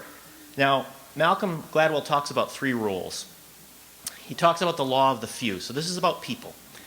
And we have in this room connectors and mavens and salesmen and women. And the connectors are the people that often behind the scenes, they just know how to get things done. And the mavens are the technical experts. And obviously the salesmen and women, we know who those are. And luckily we've had all three of those. Stickiness factor. So for those of you who have read Jeremy Schiffman's work, he's a political scientist. Jeremy Schiffman talks about issues, characteristics, and ideas. And I think both of these fit in Malcolm Gladwell's stickiness factor concept. So your idea has to have something of merit that sticks with the audience. And the power of context, or the political context, as Jeremy Schiffman would talk about. So, you know, when you think about movements, honestly, I'm more of a lumper than a splitter. It's about people, positions, and politics. All right? There's a group of us, we have positions, we have ideas, and how we frame those ideas, and then all that sits within a political context. Now, I was in Addis a couple months ago for the Pan-African Association of Surgeons meeting, and I was really pleasantly surprised. So Commissioner Mustafa Koloko, he said something that was amazing, and it would not have happened 5 years ago. So this is an official commissioner of the AU, and in his opening address to us, he said, he mentioned, amongst other things, putting global surgery on the political and policy agenda of our governments. He talked about global surgery having a clear investment case. He talked about global surgery generating economic growth, being indispensable to healthcare, and that global surgery should be part of a national health system in countries at all levels of development. Who would have imagined, say, 5 or 10 years ago that a commissioner of the AU would make that kind of a comment? And that's, you know, a tribute to all of you in the room, plus, you know, thousands of other people who have been involved in this. So I want to take a step back. Words have meaning, and when we often use the term strategy and tactic interchangeably, and they're not, strategy has more of a directional meaning. You have a strategy to get over there. Tactics are much more granular, and they say, all right, kick the ball over there, then send it to, you know, player 27 and kick it that way. And I want to talk a little bit more about tactics, but when you look back at some of the things that have been done, we've done well in both areas. So when you look at the vision of universal access to safe, affordable surgical and anesthesia care when needed, that is a very strategic statement of purpose, and I think that was very helpful in terms of framing where we want to go. When you look at the key messages that came out of the Lancet Commission, also a nice way to frame the argument. So the first has to do with people. The second with procedures, so a process idea. The third, financial risk protection. The fourth is an economic, a return on investment argument. And the fifth, Jim Kim's quote, talks about the holistic nature of healthcare and how surgery has to be part of that. So from a kind of strategic and directional standpoint, and in terms of Jeremy Schiffman's, you know, framing of issues, characteristics, and ideas, I think we've done a good job. Now, when you get a little bit more granular and start talking about indicators, also our community came together. You remember a few years ago when these were being discussed, and we heard about these 100 core indicators that the World Bank and WHO and USAID and a number of other organizations were working on. And our community came together. G4 helped with this, and I think Emmanuel Makasa is the one who signed the article eventually. And we managed to get these 6 indicators as part of that core 100. All right, so that's a fantastic accomplishment. All right, and I want to talk about indicators just a bit more. The next thing that happened, which was very positive, is around the World Development Indicators. So I think all of you know about the World Development Indicators, tremendous compendium of different kinds of indicators, infrastructure, all sorts of other types of things. Health is one of them. All right. Now, up until April of 2016, surgery and anesthesia were not in there. But because of the collaborative efforts of the World Bank, as of April, we now have 4 that are on the WDI site. So if you Google World Bank WDI site and go to the health section, you will now see 4 of those. All right. Now this was a, 6 or 8 month effort with 50 or so people primarily working on this. Huge effort. Now that was WDI Global Surgery 1.0. We just went through 2.0 and sent some new data to the World Bank, and Tom Weiser was involved in this, and Andy Leather and Justine Davies, and there were, I think, 20 people from 17 countries, and they worked on this for 8 months. And so here's round 1. We got 4 of those indicators. Here's round 2. We got 2 more. Now, when you take a step back and think about this just for a minute, this is not sustainable, all right? Academic medical centers are not going to collect surgical indicators from 194 countries every year or two. It just isn't going to work, all right? Great effort, had to be done. You know, we had to get the ball in the goal initially, but this is not sustainable. Now, blurred in the background is an email that was going back and forth between Walt and me and some other folks at the WHO and some folks at the World Bank. And some ideas came out of that, and I just want to share that with you so you have the context about possibly a way forward. A data exchange relationship between the WHO and the Development Data Group, that's the group that is in charge of the WDIs, of the World Bank, has existed at least since early 2000s. All right, so that's one thought bubble, if you will. Number two, perhaps one practical way to collect surgical data from ministries of health may be that WHO's surgical department collaborates with other departments at WHO who already have been collecting data from the ministries of health. Now let me show that to you graphically. So we've done this, all right, in 2016 and now again version 2.0. We've sent data to the World Bank, and that's going to be published transparently on the WDI site. All right, so that part's done. Now you just saw that there is already an existing data transfer, data exchange relationship between the WHO and the World Bank. So that part is done. This is a very important thing to understand. This is where the break in the link that's broken in the chain. Ministries of health, by and large, are not going to collect surgical data if it isn't requested from the WHO. All right, and the reason I put it that way is we're coming up to the WHA meeting in May, and I want people to speak with a common voice. All right, we really need the WHO, and we need to help Walt. We need the WHO to say, hey, yes, surgical indicators are amongst the other indicators that we would like to receive. All right, and then the WHO already has a transfer arrangement with the World Bank. They can send those to the World Bank. The World Bank is already very willing to transparently publish that on the WDI site. All right, so that's a critical point that we're missing. So in terms of a tactical plan, to be very clear, I would like to say that we need to advocate for the WHO to request surgical indicator collection from ministries of health. And number two, you know, Jim Kim in his address to us, he wanted time-bound targets. So I'll make a time-bound target. Could we advocate for a submission in late 2018 from the WHO to the World Bank? That would be in roughly the fall, I believe the fall of 2018 for the 2019 indicators. So I want to make it very specific so that this doesn't go on forever. And then obviously that needs to be regular, but I have a feeling that you know, once the process starts, that won't be a problem. Now, a brief word about national surgical plans. One, you know, we had originally called these NSPs, National Surgical Plans, and Zambia did something which I really liked, and just so you know, Zambia and Ethiopia, to my knowledge, are the first two countries that have a formal, concrete national surgical plan. Now, Zambia did something which I think is very prudent. They called it a National Surgical Obstetric Anesthesia and Anesthesia Plan. And as I said, words have meaning, so just saying National Surgical Plan, I think, leaves out a lot of our ecosystem. And so I like the fact that theirs is an NSOAP, or NSOASP, Strategic Plan. And when you look around the world, there are about a dozen other countries that are thinking about that. They're collecting indicators in anticipation of a national surgical plan, or they are frankly starting on a national surgical plan. Tanzania has said, this is what we're doing. Right? They've looked at Zambia, and they've looked at Ethiopia, and they've actually said to their GE Safe Surgery 2020 partners, this is what we want to do. All right? So in terms of our approach to this type of planning, I think one thing that we have to do, again, helping the WHO and helping Walt, is to codify these tools that are being generated as part of this planning process so that there aren't a million tools all over the place.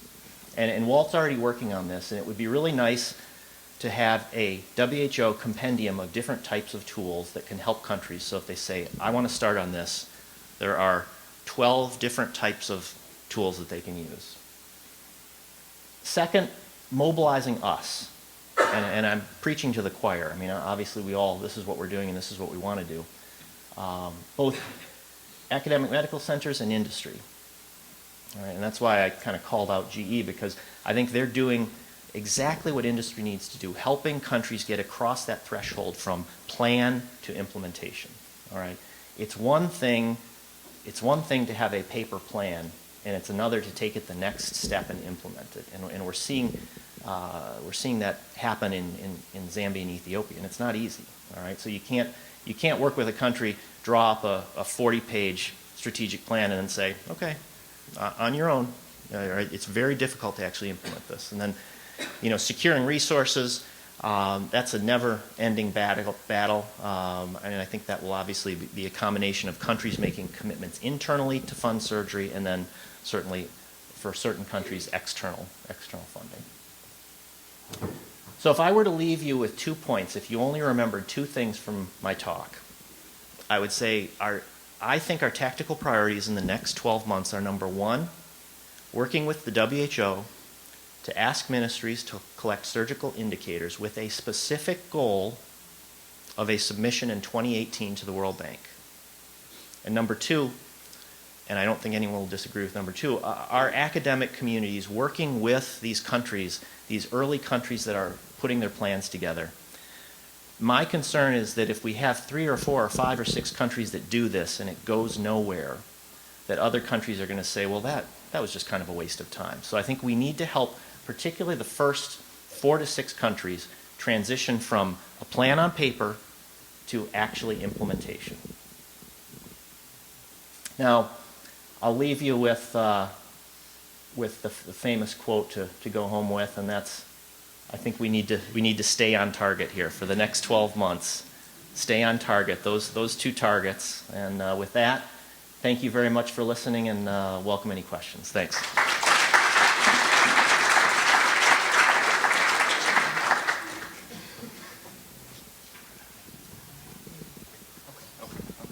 Maybe a question or 2? Yes. Hi, this is Zafar. I'm a resident at Harvard in DC. Just in terms of data collection, I know WHO and the global burden of disease, groups don't see eye to eye on a lot of things, but they do collect a lot of data. Right now it's all death and disability. But have we talked to them, or is there any interaction with them to have indicator collection as well? Wow, you just want me to grab right onto that third rail, huh? You know what, I honestly, and I'm not trying to skirt your question, I don't know what the differences of opinion are about data collection. What I would say is, my advice is, start with a few data points. I think there are a whole host of things that could be collected around surgery, but if you take a look at just those first 6 indicators, we're having a hard time even getting all 6 of those. So, I don't know about what friction you're talking about exactly, but I don't think it needs to be overcomplicated. I mean, if we could just collect 3 of those, and then a couple years later 4, and then 5, and then 6, I think that would be a huge moral victory. Yes? So I often wonder what the role of our professional organizations is in global health development. I think this would be one thing. So I would wonder, and I'm going to assume, but that the ACS is putting its full weight behind the pressure of the organization to do this. And if it's not, as an ACS member, and probably many are, what could we do to help the ACS understand how important this is to us? I have to give a shout out to Germa. He has done a spectacular job. As with any organization, there are differences of opinion in an organization, so I'm speaking unofficially. I'm not officially in OGB. And I think what we've seen is the American College has come a long way in terms of recognizing the importance of global surgery. In fact, I don't want to misspeak, but I think we've made some commitments in Africa, which I think are incredibly important. And I think you say, what could we do? And I think that would be speaking with the leadership folks in the ACS to let them know that this is a priority. Because if they don't hear from fellows in the college that this is a priority, how are they going to know that this should be a priority? So I think emailing them, David Hoyt send him a line and say, hey, was at this meeting, love what's going on, fully support it. Okay? How about one more question? Yes, Phil.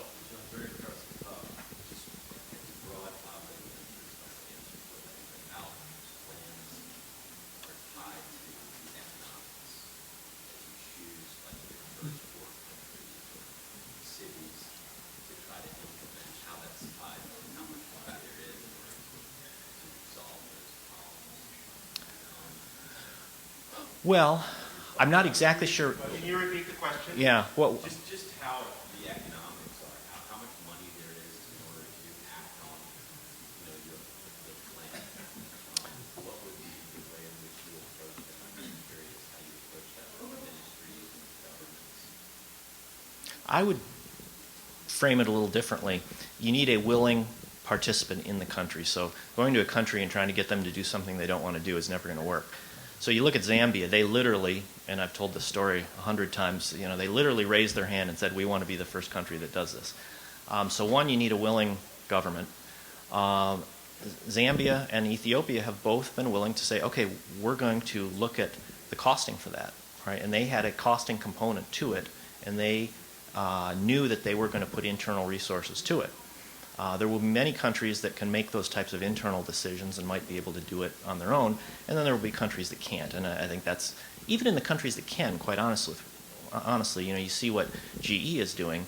They're just helping enzymatically to add a little bit more to making the process go. But I think what you see from the Commission on Investment in Health and then the Lancet Commission on Surgery is that it's not, a country is not just expending money, it's actually an investment. So, and we've shown the kind of return on investment you can get. So I think, I'm not exactly sure if this answers your question, but I think you need to get to a point where ministries of finance and ministries of health can look at health for what it is and say, okay, if we're going to invest X million dollars in surgery, that will have an impact of 9X in our economy, and therefore it's worth making that investment.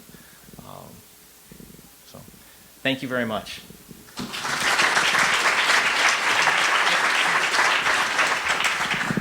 Well, thank you, John. I was getting worried when he started talking about words have meaning, and he was telling us to be sticky and showing us. However, I think he framed it really nicely to show us that we need to really have a common vision and a shared goal, which I really applaud your summary. So the next session is going to go around the world here, and my role here is to call on to my friend here, Fiemu, who is going to be chairing the session. Fiemu Noriaku is an Associate Dean for Global Health, and I think we have a great session, panel session, and Fiemu, thank you for moderating this session. Thank you, Gurma. Help me welcome. Thank you. So good late morning, and we're about 25 minutes late, so I apologize ahead of time if I push the panelists and cut some questions short. But my task during this session as assigned is that we've talked about the surgical ecosystems, and this is really, as we say, if you've seen one ecosystem, you've seen one ecosystem. So this panel is supposed to basically provide perspectives from different parts of the world on their systems. We're focusing on how to scale these programs, so you'll hear from panelists who are doing work in various parts of the world, how to define standards, measure outcomes, and then finally how to measure impact and finance the sustainability of those programs. So the only thing I will mention is that there's a bit of a change in the schedule because Professor Waters, who couldn't be here, is going to give his presentation electronically. And then after that, I'll have the rest of the panel members come up here and we'll do what we did the last time. So can we get him started? And just so you know, he may not be able to hear us. So if there are questions, I'll go ahead and either type them or text them or figure out a way to get them to him.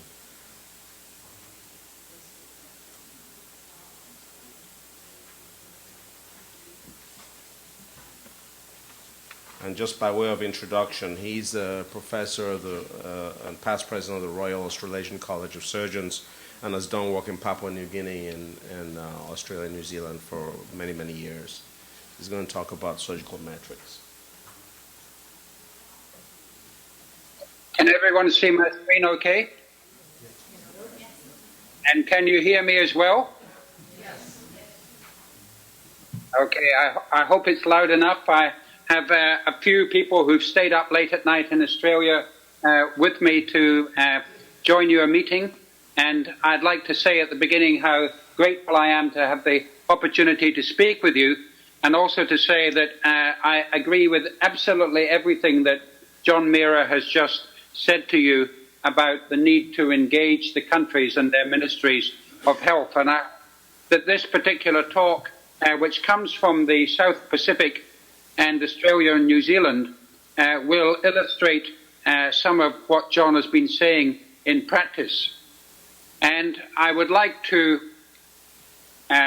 introduce you to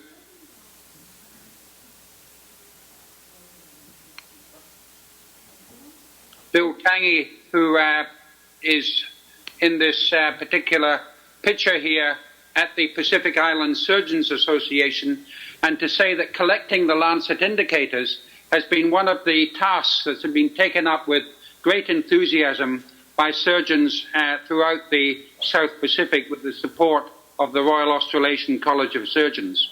And in this particular picture, you'll see Fiji, Samoa, Vanuatu, and the Solomon Islands all represented by various chief surgeons in these countries.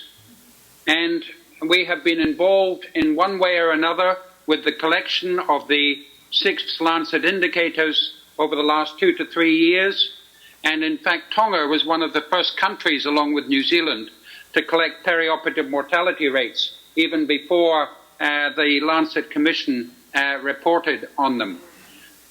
John has already spoken about these 6 indicators. All of you in the room will know these definitions, so this slide is really only here for completeness, and I don't intend to go through the actual indicators at the moment. But if I take a country like Timor-Leste, which is in our region, and a population of about 1 million people with 5 hospitals, all of which should be bellwether capable, but only 2 are, we were able to look at the population by doing mapping of how far away people are. And I can say that in recording bellwether access, it is particularly challenging in mountainous countries with roads that are not necessarily tarred to work out what a 2-hour transport time really is. It requires a lot of knowledge, local knowledge. It doesn't necessarily satisfy reviewers that your methodology is consistent. But in Timor-Leste, a country with these 5 hospitals, they will be able to make themselves 80% bellwether access if they can just get 3 other hospitals working better and able to do the procedures. If we move to Australia and New Zealand, that are high-income countries in our region, and to just say that it is fairly easy for us to collect both the surgical volume and the surgical number of surgeons, anaesthetists and obstetricians who are physicians and trained as specialists in our country. And you will see down at the bottom here that we are well over 40 SAO providers, and our surgical volumes are way up at the over the 5,000 mark. The Royal Australasian College of Surgeons, in partnership with the Pacific, has been involved in training for the past 20 years in the Pacific Islands and in Papua New Guinea for almost 40 years.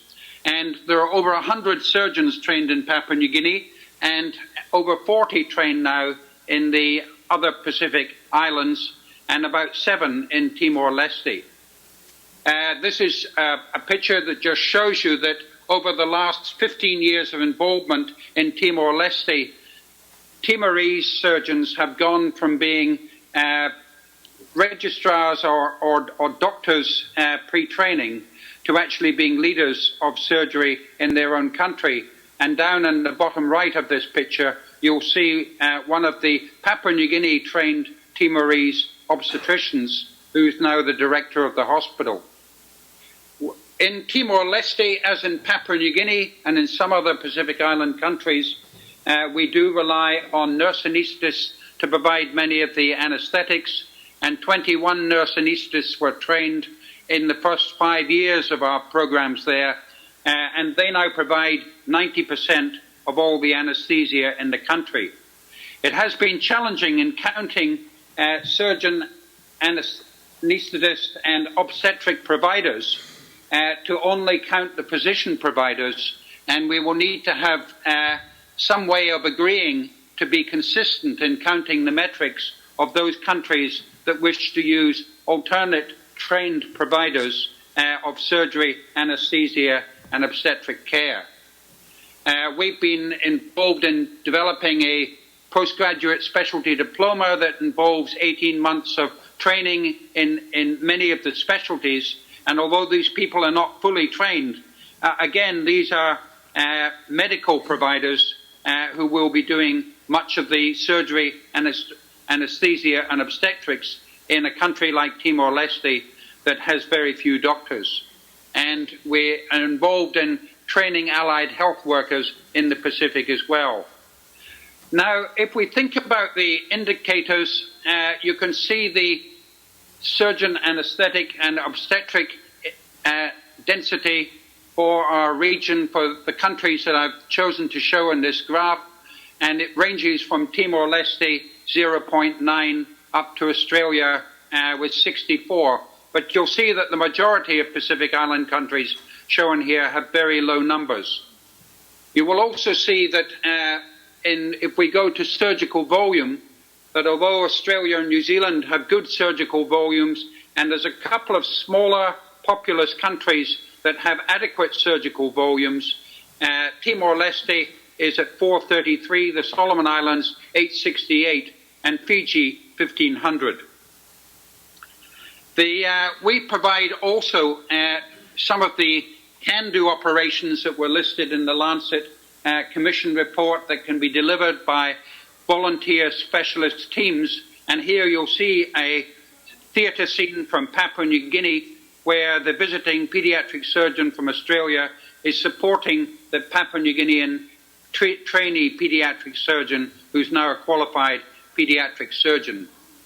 If we think about the fourth indicator, the perioperative mortality rates that have been hard to get countries to collect, and we need them to value these, you will see that the range of POMRs on this graph, and I would say that we've gone in Australia and in New Zealand and collected perioperative mortality rates and surgical volumes for the whole country. And you'll see that in our public system, our perioperative mortality rate was 0.356. It ranges from about 0.1 for elective surgery to 1.0 for emergency operations, and New Zealand is very similar. I apologize for the helicopter landing on the roof of our hospital at the moment. If we're going to interpret perioperative mortality rate and make it meaningful, we do need to think about case mix and think about urgency, age, ASA, and perhaps the condition or the procedure group. And I can see that in the future we might choose to take certain operations that we all do and look at the perioperative mortality rate for these. And I do think that in developing countries, probably 2/3 of the surgery they do is emergency, and in high-income countries, only about a quarter to a third of the surgery is actually emergency surgery. So there's a big change in perioperative mortality rates, and it's hard to compare one country with another. Better to compare that country with itself with sequential POMRs. To show you that I showed you just a selection of the 14 countries that we are engaged with in the Pacific, you can see here for about 12 of these countries, the first 4 Lancet indicators. I'm not expecting you all to digest this, but to show that there has been the enthusiasm to collect these indicators with a local, usually surgical or anesthesia representative who has gone and found the best way to collect these for the whole country. Some of the countries have small populations, 10,000 people, right up to Australia's 24,000. So we have some advantages, 24 million. We have some advantages with small populations in being able to provide some leadership in collecting these indicators. And you'll see the surgical volume rates ranging from that 433 in Timor-Leste up to 10,000 in Australia. We've only just begun collecting the financial risk protection indicators. All of our countries provide a private, a public free system, and we are just beginning to learn from the early data how much it costs individuals for indirect costs and for transport costs to actually reach the hospital. And we will be reporting on that in the next few months at meetings in Australia and New Zealand. But these particular figures that I show you here that are lower than the worldwide average in general, other than Timor-Leste and the Solomon Islands, are actually come from modelled figures from the World Bank Development Indicators. So if I summarize on surgical metrics in the Pacific, we've been able to make use of very good partnerships between the Pacific Islands Surgeons Association and the Royal Australasian College of Surgeons and our anaesthetic colleges to actually support not only training, but in the end to support the collection of these metrics. And we have these financial risk protection studies underway, and there is in our region considerable lack of access to safe, affordable and timely emergency and essential surgical and anesthesia care.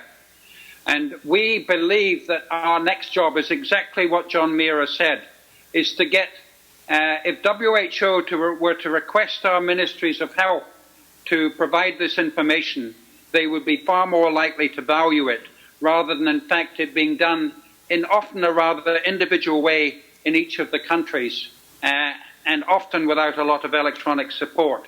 But I believe that these figures are reasonably accurate for the state of play for the first 4 Lancet Commission metrics that we have today. So thank you very much for the opportunity to speak, and I presume now you'll take me off as the presenter and put me back to the meeting. Thank you, Dr. Watt.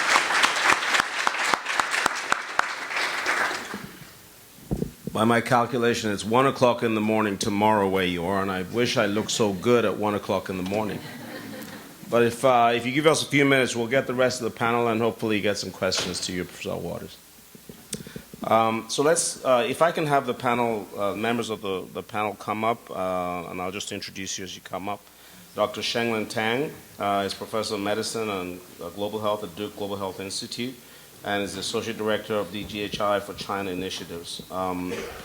Dr. Juan Carlos Puyana is a trauma and critical care surgeon in Pennsylvania and the Vice Chair for the Pennsylvania Committee on Trauma of the ACS. Done some work in Latin America, particularly in Colombia, around injuries and injury prevention. Dr. Miller Derby, who doesn't need much of an introduction, he's a professor of pediatric surgery at Addis Ababa University and current president of COSEXA, which is the College of Surgeons of East Central and Southern Africa, also a principal investigator for the MEPI program. Dr. Lubna Samad is a lecturer in global health and social medicine at Harvard Medical School, pediatric surgeon, and does some work in Pakistan as well. And so without further ado, we'll get started. Dr. Tang, you want to? Yes, I don't have slides. My name is Shenlan Tang, working Duke Medical School. Also, actually, I have appointment at the Duke Kunshan University near Shanghai, a new campus set up 2 or 3 years ago, oversee the global health programs. In these capacities, I'm also the chair of the Chinese CUGH at the moment. So thank you for the invitations. I would like to talk about global surgery from Chinese perspective. As all of you know, China is now the second largest economy. China has transformed itself from a poor, low-income country to a high middle-income country over the last 3 decades.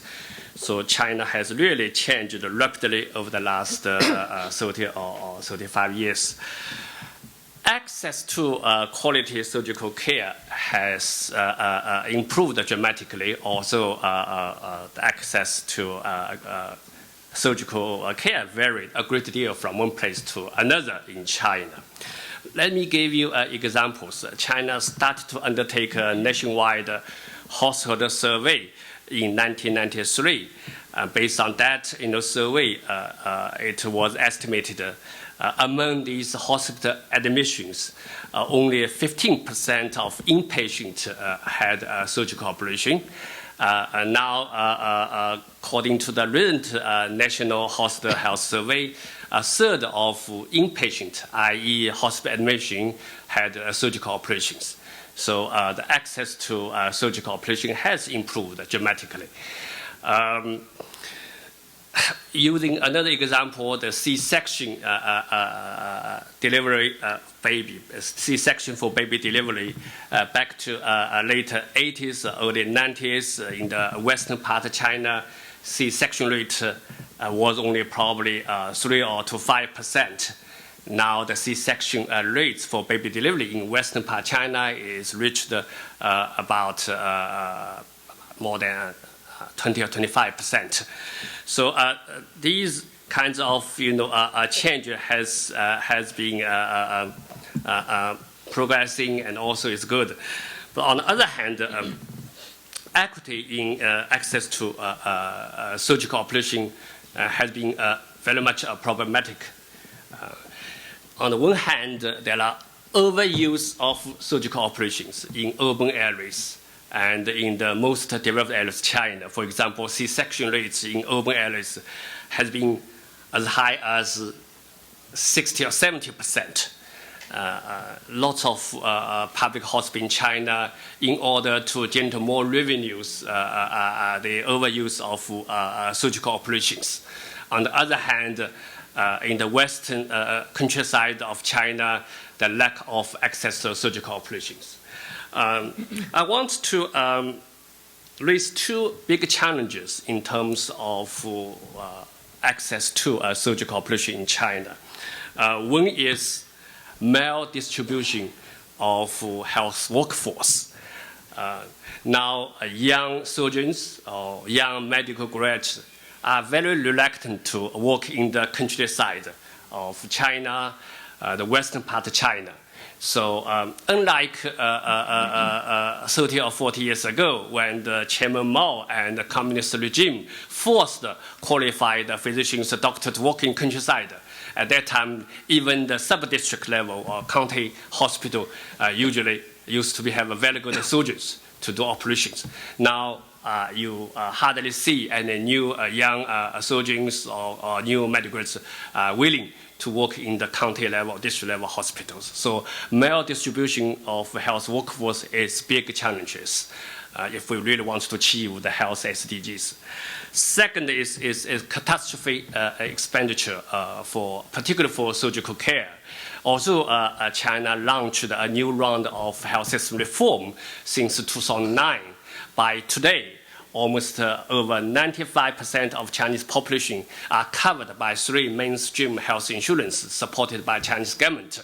Unfortunately, the services benefit package offered by these health insurance schemes are not adequate, i.e. the financial protection is not generous enough to improve the financial protections by this health insurance scheme. Under-table payment, particularly for surgical operation, is very common and popular. So that is another big challenges for Chinese government. There are lots of guidelines developed by WHO or the Ministry of Health or the Chinese medical associations, but unfortunately, because of the perverse incentive given by the public hospital in China. Chinese surgeons, among us medical professionals, hardly follow these guidelines. So that also, have huge implications for cost and quality of surgical care. So I stop here. Thank you.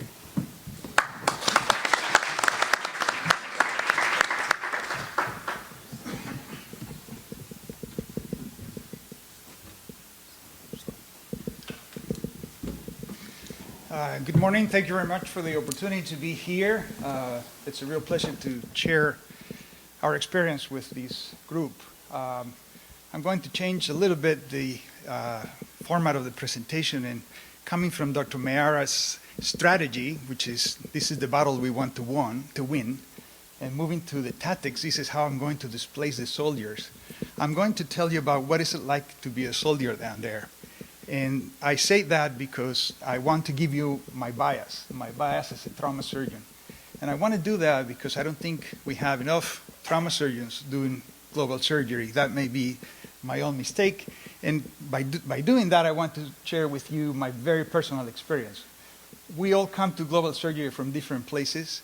We all have a little bit of a global background in one way or another, and this is mine. I was born in Colombia, I went to medical school there, and I saw what it was like to take care of people in some of these very poor hospitals.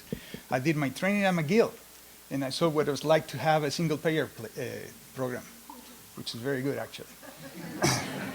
And then I moved to the United States, which is where I work, and thanks to being in the United States is what has allowed me to actually go back to Colombia and travel.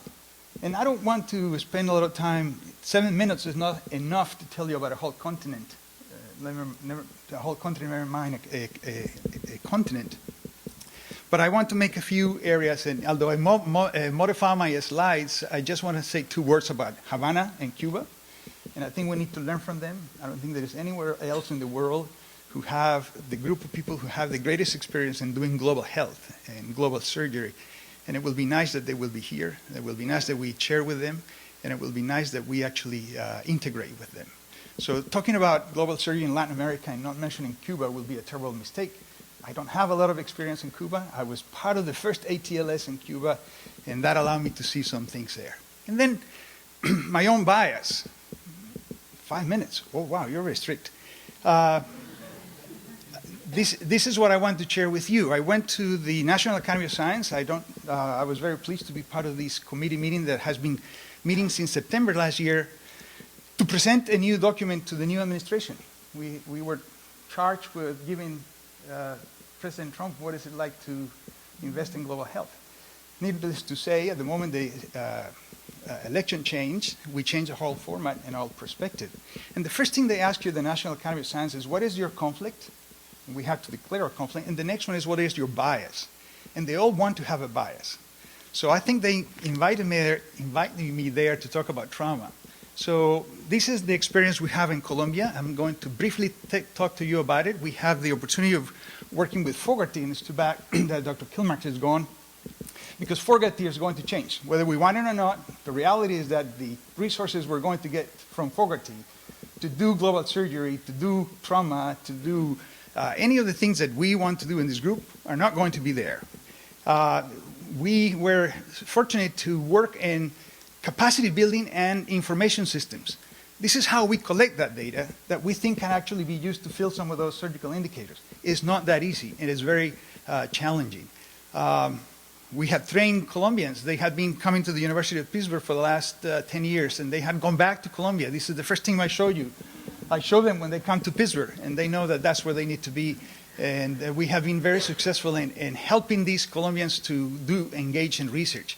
Trauma has no borders. These are my patients in Pittsburgh. They're willing to die for anything. These are my patients in Colombia. They're willing to kill anything. It's just incredible. They're young, and they're very challenging. And you don't have to go very far to actually see that in the United States. This is the reality. If you live in Ecuador, that's the mortality, the homicide rate of Houston. If you live in Colombia, that's the mortality, the homicide rate in Miami. Needless to say, Baltimore and Detroit. So trauma brings you back into the real world, whether you're here, whether you're there, and that's why I think this is critical, and that's why I like to have G4 at the American College to incorporate more what the trauma surgeons can do. Obviously, countries have paid a very high price for this. Colombia has suffered tremendously because of that. Violence has been part of the history of Colombia for the last 100 years. Landmines, terrorism attacks, displacements, these are things that are in part relate to many politics that are in the world, and we don't want to spend a lot of time in it right now. But this is Cali. This is what happens on a Saturday morning after all these kids get injured. And this is pre-hospital care in Cali. Anyone wants to guess how this happened? That's a patient who came with a stab wound to the chest. His friend put him in a motorcycle and dragged him for the last 20 miles while he was dying. So clearly you can operate on the heart, fix the problem, but this man is not going to be able to walk anymore. So that's how the problems that are critical. And I'm not, as a trauma surgeon, I always show these pictures, but I'm not going to today. So if we incorporate what we do in trauma, this is an example of how mortality changed from 40% to 5% in Quebec when they created a trauma system in Quebec. Bring in trauma systems, even if they're immature and very simple, can actually change what we do in global health. The Pan American Trauma Society has been critical in doing that. Dr. Mock gave us the course on trauma quality control, and that's what we do through Latin America. We've done all these courses and has helped in bringing this and in teaching quality improvement the way trauma surgeons do in advanced countries, in countries that are poor, and that actually has a difference in outcome and is not very expensive. Finally, I just want to spend 2 minutes on other things that happened in Latin America. Last year in December, there was a declaration on global neurosurgery, and this is something that we were very proud. The Congress and Neurosurgery in Latin America brought this up, so there is now a number of activities that neurosurgeons are engaged in doing global neurosurgery, and that happens there. And there is a group of people working together with everybody from the Lancet Commission, Rogers University, who is trying to incorporate and integrate what happens when we do the work for trauma and how that can actually interrelate. This is the indicators. This is what the Committee on Trauma, the American College, brings together. And doing these two things can actually facilitate the work.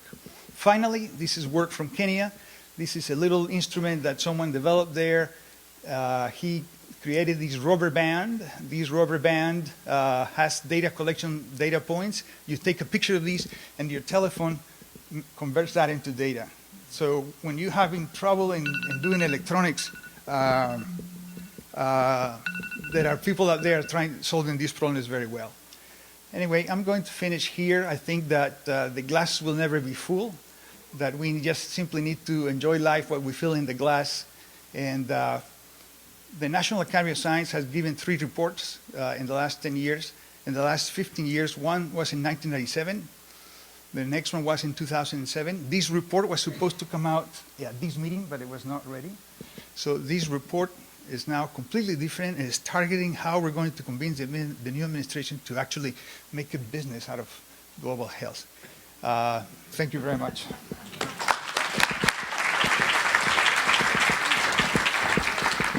Thank you for sharing that. Our next speaker is Dr. Milia Derbiu, who has come all the way from Ethiopia to share his experience as well.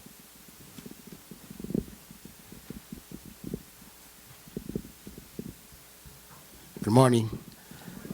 Thank you very much for giving me this opportunity. I would like to thank the CUGH, especially for Keith Martin and also the organizers of this session. I hope you will enjoy, how English is spoken in different parts of the world when it's from here all the way down. So it's part of experience. I came from East Africa. I'm from East African College of Surgeons, East Central and Southern African College of Surgeons. This is the college which I'm the president at the moment. And this college works primarily in promoting excellence in surgical care, training, and research like many other colleges. So these are the countries which are involved, all the way from Ethiopia to Mozambique. I have 10 countries in the college, and 2 countries, Namibia and Sudan, are joining soon. When you see the global surgical workforce, you can see like 1.1 million specialist surgeons are working. This is taken from the Lancet. And 550,000 specialist anesthetists and 480 specialist obstetricians. So where do these people work? These people, half of them work in half of the world population is served by 1/6 of the anesthetics, 1/5 of surgeons, and 1/4 of obstetricians. These are mainly the surgical workforce distribution, which looks like in low and middle income countries. So surgery is supposed to be the neglected stepchild of global health, and as you see, 90% of deaths from injuries occur in low and middle income countries. And the poorest third world population, we only have 3.5% of surgeries done in our parts. So you can see the magnitude, the burden of surgical disease is high in low and middle income countries, but the workforce and the distribution of wealth is against us. 33% of the world population live in Africa and Asia, and we only get 12% of specialist surgical workforce in this part of the world. So, but when you see the global funding, it's not, most funders are not attractive to work on this area. They focus especially, the funding organizations focus especially on provision of surgical care. They don't focus. And none of the major donors are willing to support or acknowledge surgery as imperative part of global public health. This is another problem which we have, which are looking. So when you see what we have, the surgical workforce in Africa, maybe you will compare it with Australia, what David has said. Practically, there is no, you can say there is no surgical service in East Central and Southern Africa. We have like in a country which has only 19 surgeons. This includes all specialist surgeons and general surgeons working in that area. And when you see the percentage of surgeons to per 100,000 population, except Kenya, we all have less than 1%. There are surgeons in the eastern part of the Africa. So when you see in general, there are only 0.5 surgeons, half surgeon for 100,000 population in that part of the world, compared to what the Australian is like 64 surgeons per 100,000 population. And where there is also, these are the countries where they have highest burden of surgical disease. So if we want to extrapolate, like if we make this, the Lancet Commission suggests like SAO, surgery, anesthesia, and obstetrics to be 20 per 100,000. Maybe if you take surgery to be half of it, 10 surgeons per 100,000. Let's take it like surgery to be, we take 5 surgeons to 100,000 population. In that case, we'll get like,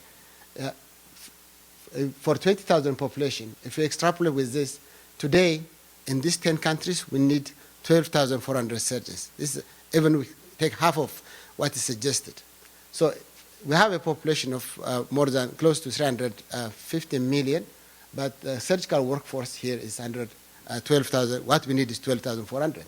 But what we have, if you see this, it's only 1,609 surgeons working in 10 countries.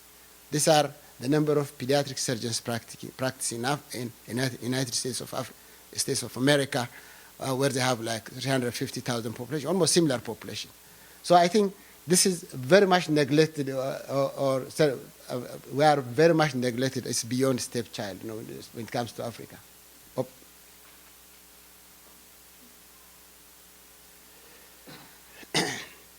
It's not only the absolute lack of surgical workforce, but also there is also distribution is very there is maldistribution. Like majority of us, we work in capital cities, in urban regions.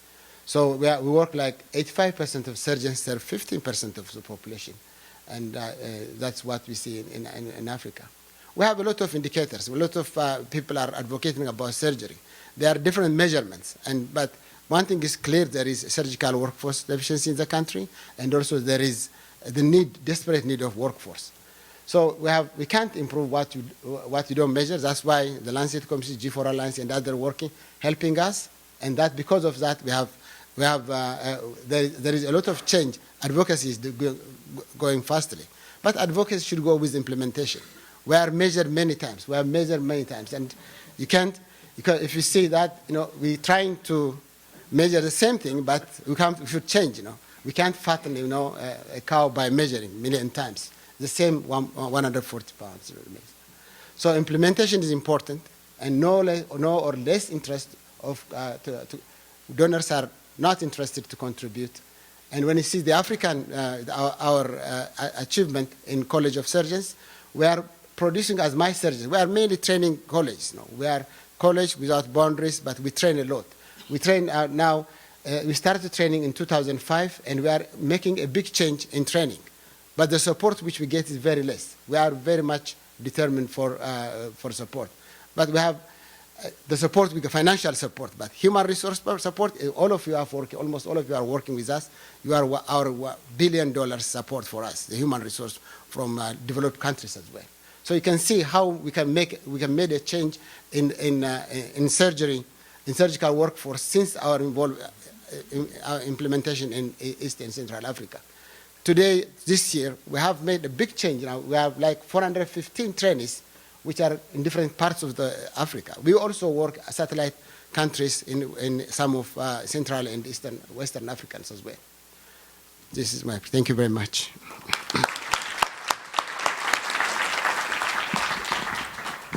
Thank you, Dr. Derby. And our last speaker for the session is Dr. Samaj. He's going to talk to us from the Indus Hospital about pediatric surgery and sustainability in Pakistan. Thank you very much, Fiumu. It's not easy being the last speaker and having somebody watching the clock, but I'm going to try and stay to about 6 or 7 slides and talk to you a little bit about the situation in Pakistan. It's very difficult to really give any kind of a comprehensive overview in 5 minutes, but just glimpses to take us through the situation and a possible solution. So I'm based entirely in Karachi, Pakistan, where I live, and I'm affiliated with the Indus Hospital, and in the last 2 or 3 slides I'll talk to you a little bit about the hospital and what it does. Could I have the next slide, please? Am I using this one? Okay. Great. So we're missing a little bit on the side, but essentially we have a population of 199 million people in the country. It is the world's 6th most populous country right now.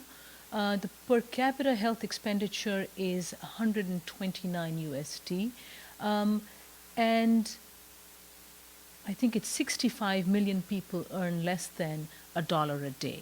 So there is a huge financial disparity between what the needs are and what funds are available to fund healthcare as we would like it to be funded. Unlike many African countries, there isn't a shortage of medical colleges. I would reserve judgment on the quality of them, of many of them, but quantity is certainly not a problem. 61% are private, 61, the percentage shouldn't be there. There are 40 public and 61 private medical colleges in the country. There are registered medical practitioners. It's more difficult to pin down how many are surgeons, anesthetists, or obstetricians for a variety of reasons. There are plenty of dental practitioners, and there are licensed medical faculties as well. The ratios are 1 doctor for 1,200 people, going by these numbers, and 1 nurse for 2,300. However, the problems arise with the sectors that these people are working in. Many of them are working in private sector and are not available in government sectors, number one. And secondly, many people, doctors, are clustered around the cities. And that is really a problem that we face in many countries. The hospitals in urban Karachi, for example, are comparable to those in this country. But the rural facilities are much closer to the pictures we were seeing earlier today from Africa, from Uganda, and different parts where situation is just terrible. So the rural-urban disparity is a huge issue, even within a country that has relatively better resources and staffing. But most importantly, 80% of all, an estimated 80% of all healthcare costs are out-of-pocket expenditures. The government is trying to reallocate funds to the health sector. It's not easy given the the needs of the defense budget sometimes, which takes over most of the expenditure that the country has. But there is significant input going into hospital services, health administration, as well as some money being allocated to drugs, appliances, and equipment. The USD 280,000 is very little. And that is why even in free government sector hospitals, you will see patients spending out of pocket to buy the medicines, the suture material, the IV fluids, and that adds to the 80% health expenditure cost. So although the surgeons are free and the hospital beds are free, but a number of equipment and consumables are not. Interestingly enough, Pakistan has a huge culture of giving. About 1 billion of the health expenditure is through philanthropic or family-assisted funding. For those who know, who may know, Pakistan is a Muslim-majority country, and we are required to give 2.5% of our accumulated wealth every year as zakat. And one way that this zakat has been harnessed is in hospitals, so healthcare, in education, in free food, and that really is a huge, huge untapped or less tapped reservoir of funds that we have been exploring recently. Again, anywhere between 50 to 80% of health expenditures are out of pocket, and interestingly enough, over 60% of all Pakistani households will support charitable causes or give to those in need. And that usually takes the form of small-scale giving within the home, in the neighborhood, in your villages. But then, at the Indus Hospital, we set up a not-for-profit private hospital that provides high-quality care. It is completely free of cost. It's opened its doors 10 years ago. We're currently celebrating the first decade of our operations. It is paper-free. It has all kinds of surgeries, including bypass, coronary artery bypass surgery, minimally invasive surgery. I do pediatric surgery there. And it has grown from a single facility of 150 beds to a network of health facilities across the country. And all of this is funded through philanthropic donations and zakat. Moreover, this now has expanded with a parallel global health network under the Indus Health Network umbrella, which is running community-based tuberculosis, malaria, maternal and child health, especially vaccination programs. And interestingly enough, a lot of this is supported by the government. Not always financially, but by playing a role of allowing us to work with the government in different ways to improve health care. So from a 150-bed facility with a $10 million annual operating budget, we are currently fourfolds that, and we're expanding to over 2,000 beds by 2021. Some of it is in the current campus. Others, very interestingly, are under a public-private partnership mechanism that the government of Pakistan has initiated, in which they are encouraging private health providers to come in and contribute to managing healthcare better. They do give one-line budgets that allow us to use government funds, but we add to it through philanthropic donations and other avenues of funding. We have had immense amount of support from foreign partners, from different donor agencies. However, it continues to be a sustainable, locally run enterprise. The 98% of funds are locally generated. All the people working in our facilities are local. And I believe that the local context and ownership is critical to sustainability. Thank you.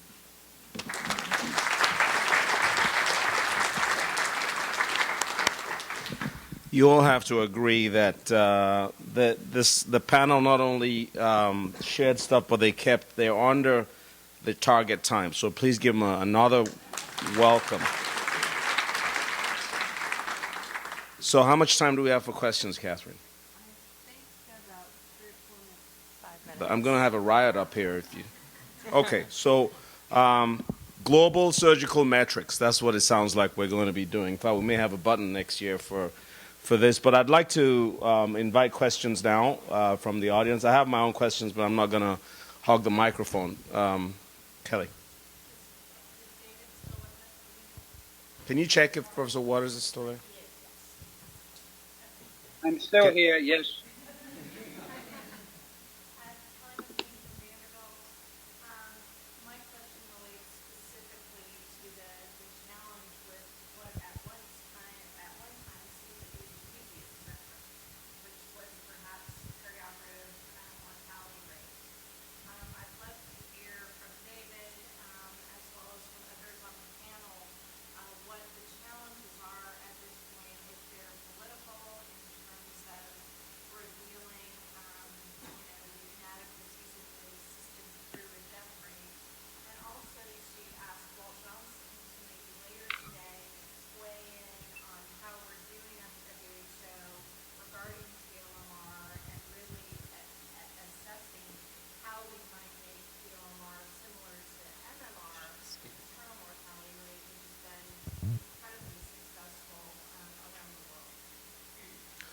David, did you hear the question?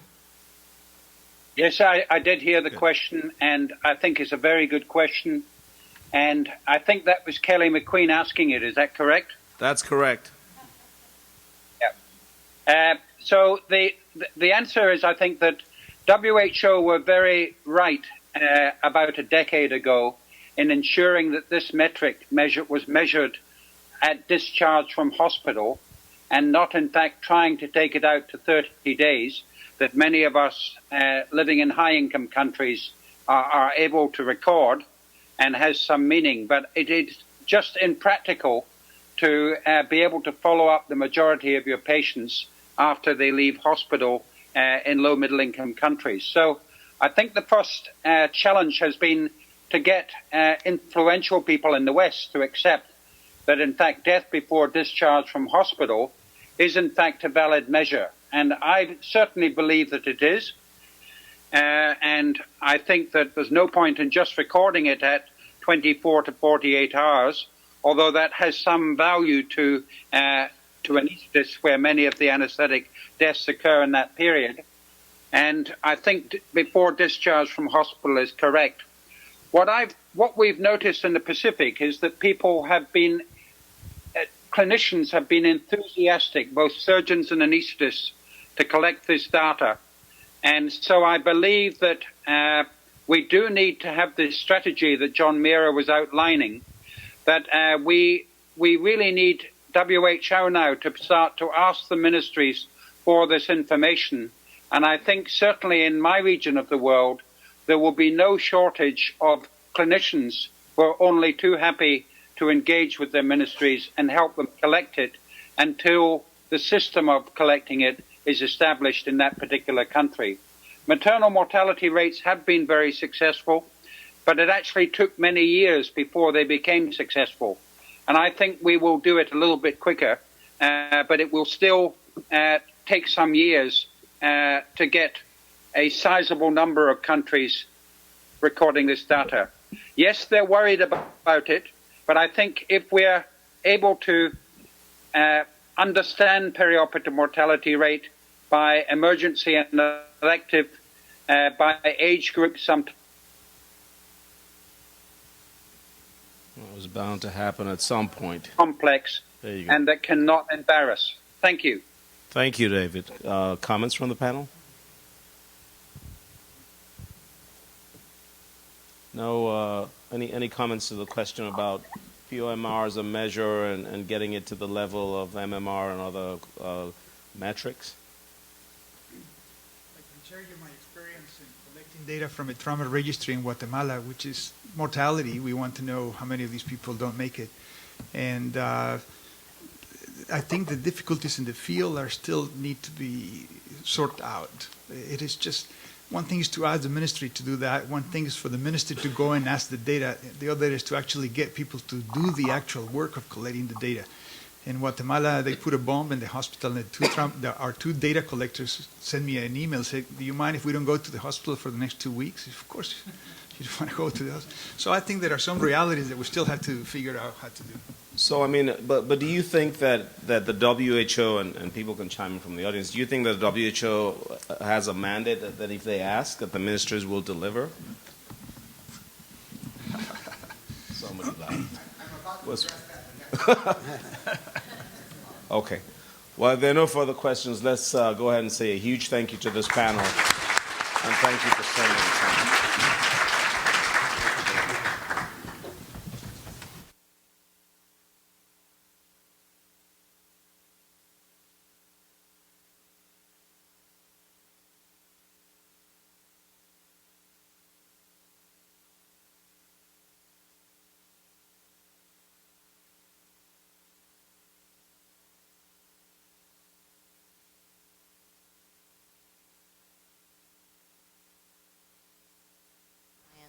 where I serve on the board of directors. I have the honor this morning of introducing Ambassador Jimmy Coker. Until January, Ambassador Coker served as our nation's chief global health diplomat, as Assistant Secretary for Global Affairs at the U.S. Department of Health and Human Services. Ambassador Coker once said that if diplomats are good at their jobs, they help put our priorities on other people's agendas. And Ambassador Coker has been an excellent diplomat for global health and surgical care as he led the department's efforts to better the health of the world's population. And he also represented our country at the World Health Organization. Prior to his post at HHS, he was chief of the HIV and AIDS section at UNICEF and had a very distinguished 30-year diplomatic career with the U.S. State Department, including serving as U.S. Ambassador to Uganda and Burkina Faso. We are very grateful for his remarkable service and for giving us his time today. Please welcome Ambassador Coker.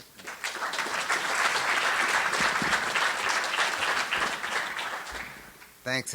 It's humbling to be here as the only presenter without the right to use the word doctor in front of his or her name, and I'm delighted that you are giving me that opportunity, and I realize that we're behind schedule and lunch is next. But humbled also that so many of you have worked for years, decades in international affairs and what used to be called tropical medicine. And there was a real watershed, I think, in 2011 when the global community, which used to be worried about infectious diseases and things that happened in remote countries, took on non-communicable diseases and had a UN General Assembly session on it, the WHO resolutions, but they did deliberately focus on cancer, stroke, heart disease, and diabetes.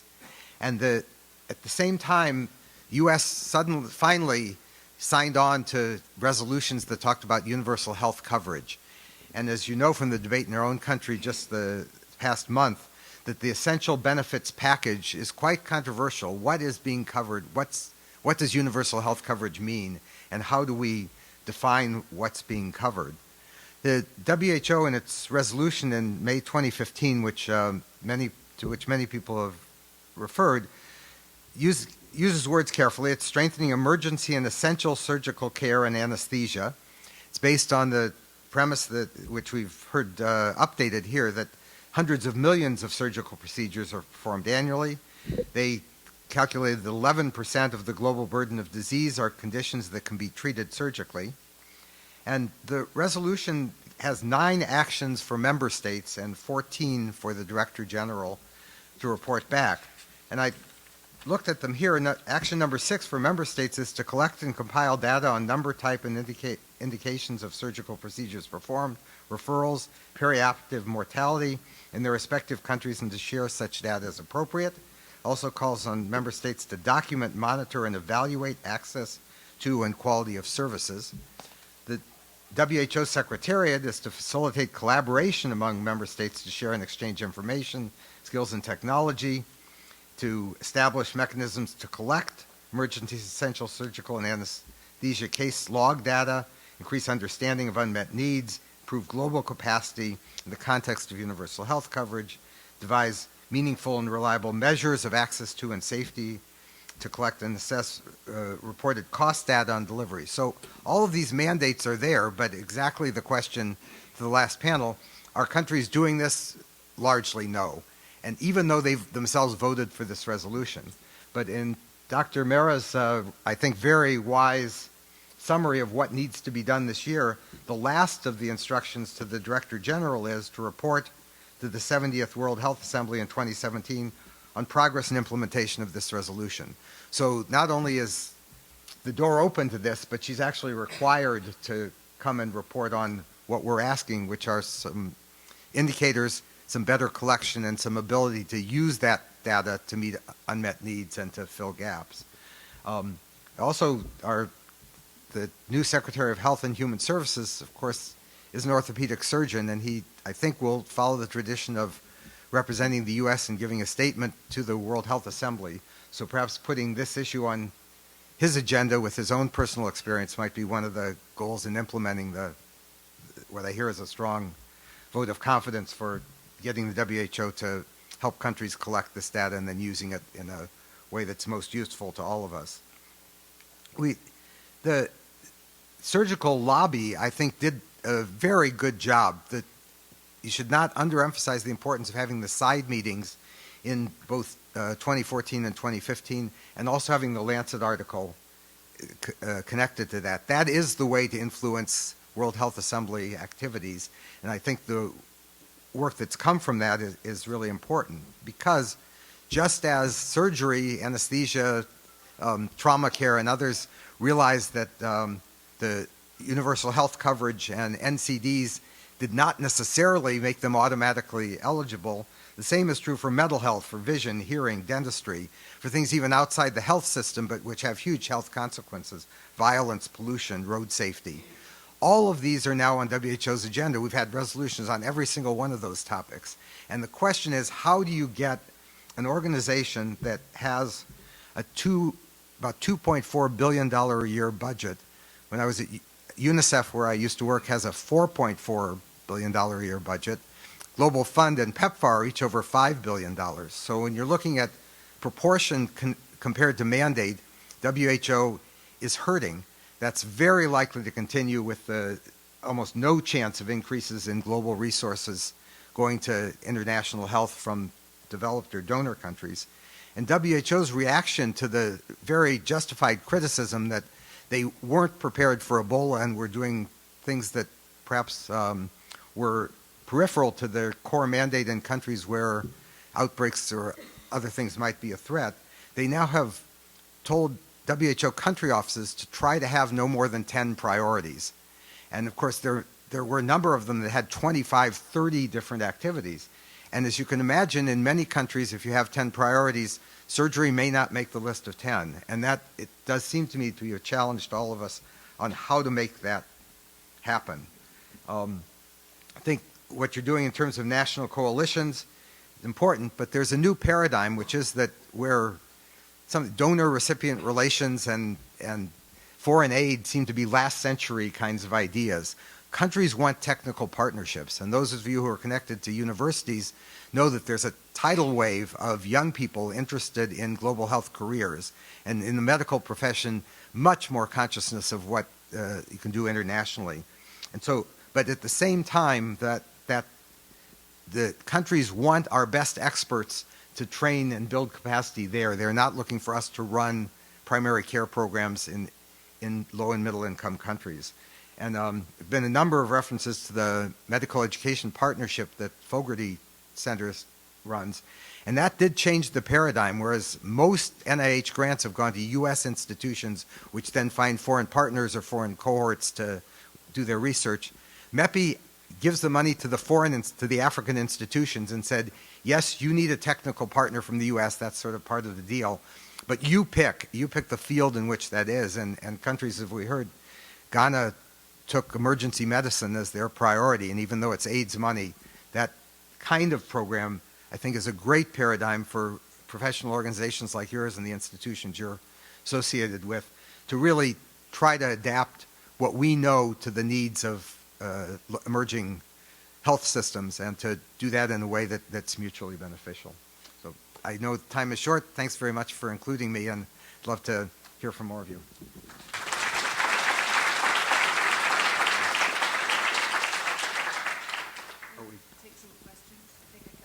I can. We're right at the moment for lunch, but I gather 5 minutes is fair. They know what their priorities are here. This is a health group, but oh yeah.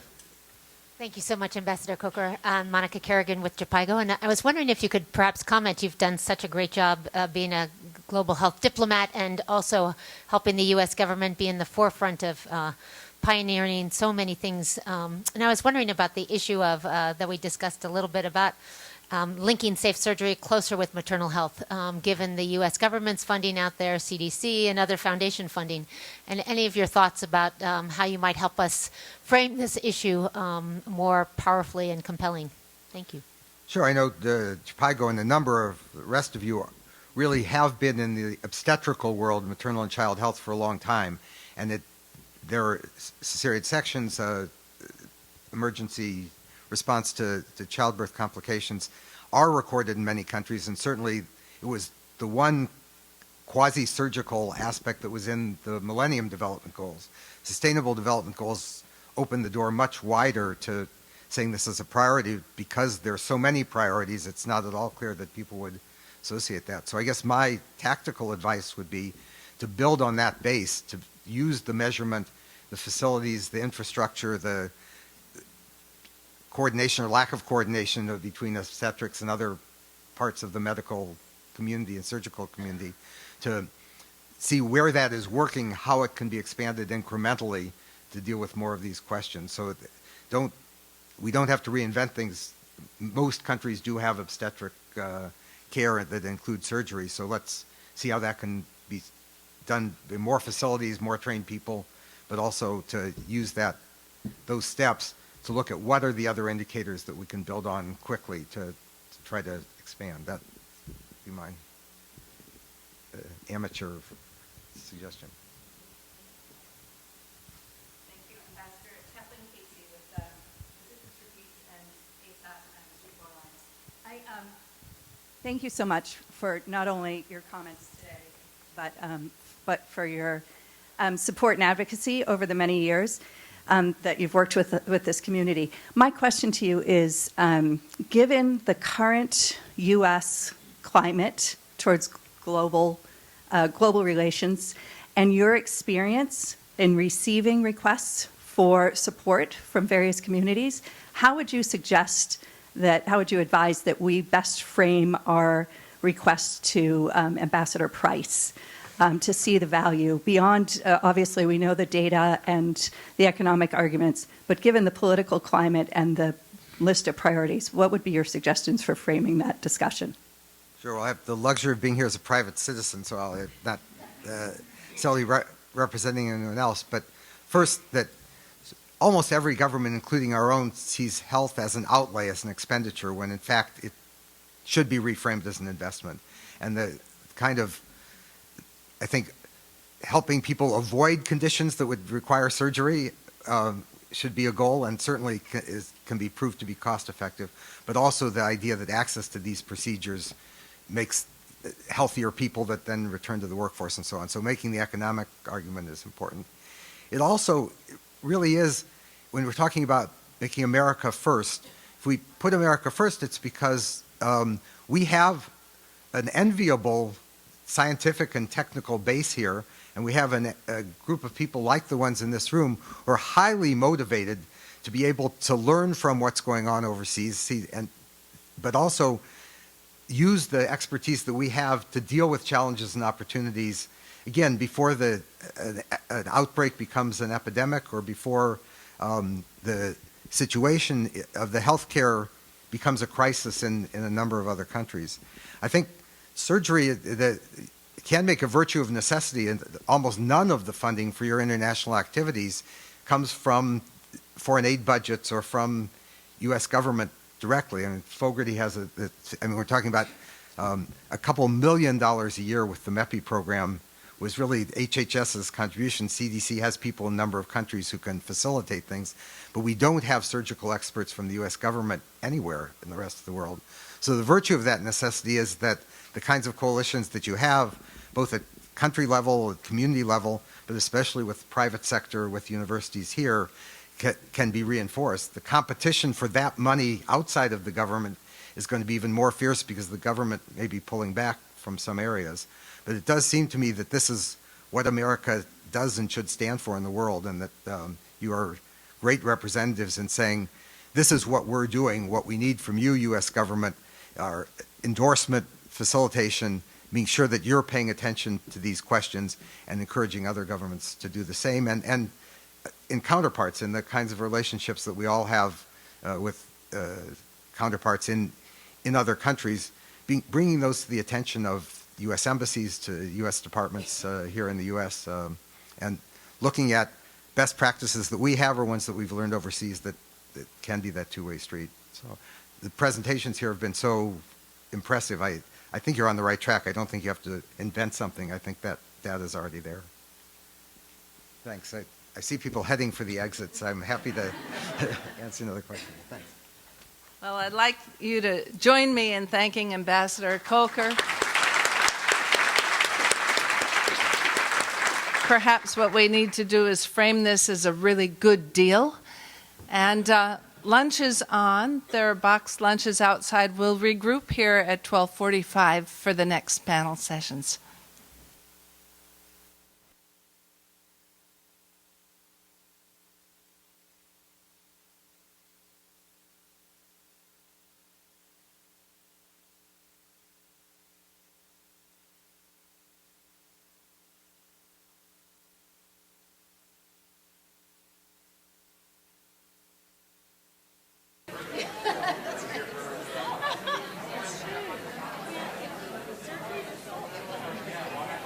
Okay, I got it. I think we are all here now and we can get started with the panel. We're a little late, but we've been doing so well with the panel timings that I think it's all going to work out. So it's my pleasure now to introduce the moderator for our next panel, and he will then introduce his panelists.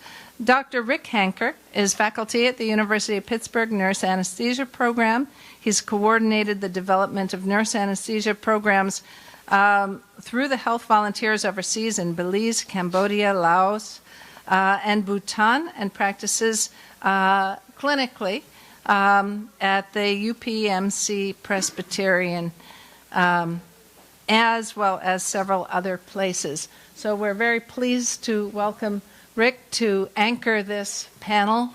Our panelists today, Dr. Carlos Garberi.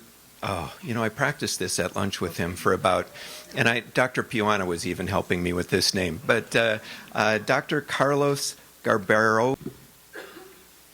All right. This is the lecture after lunch, so our job is to keep you awake.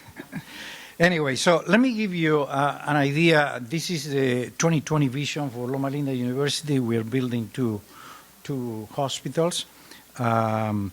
But I try to give you a sense of what I think surgeons should be trained before they go to the mission.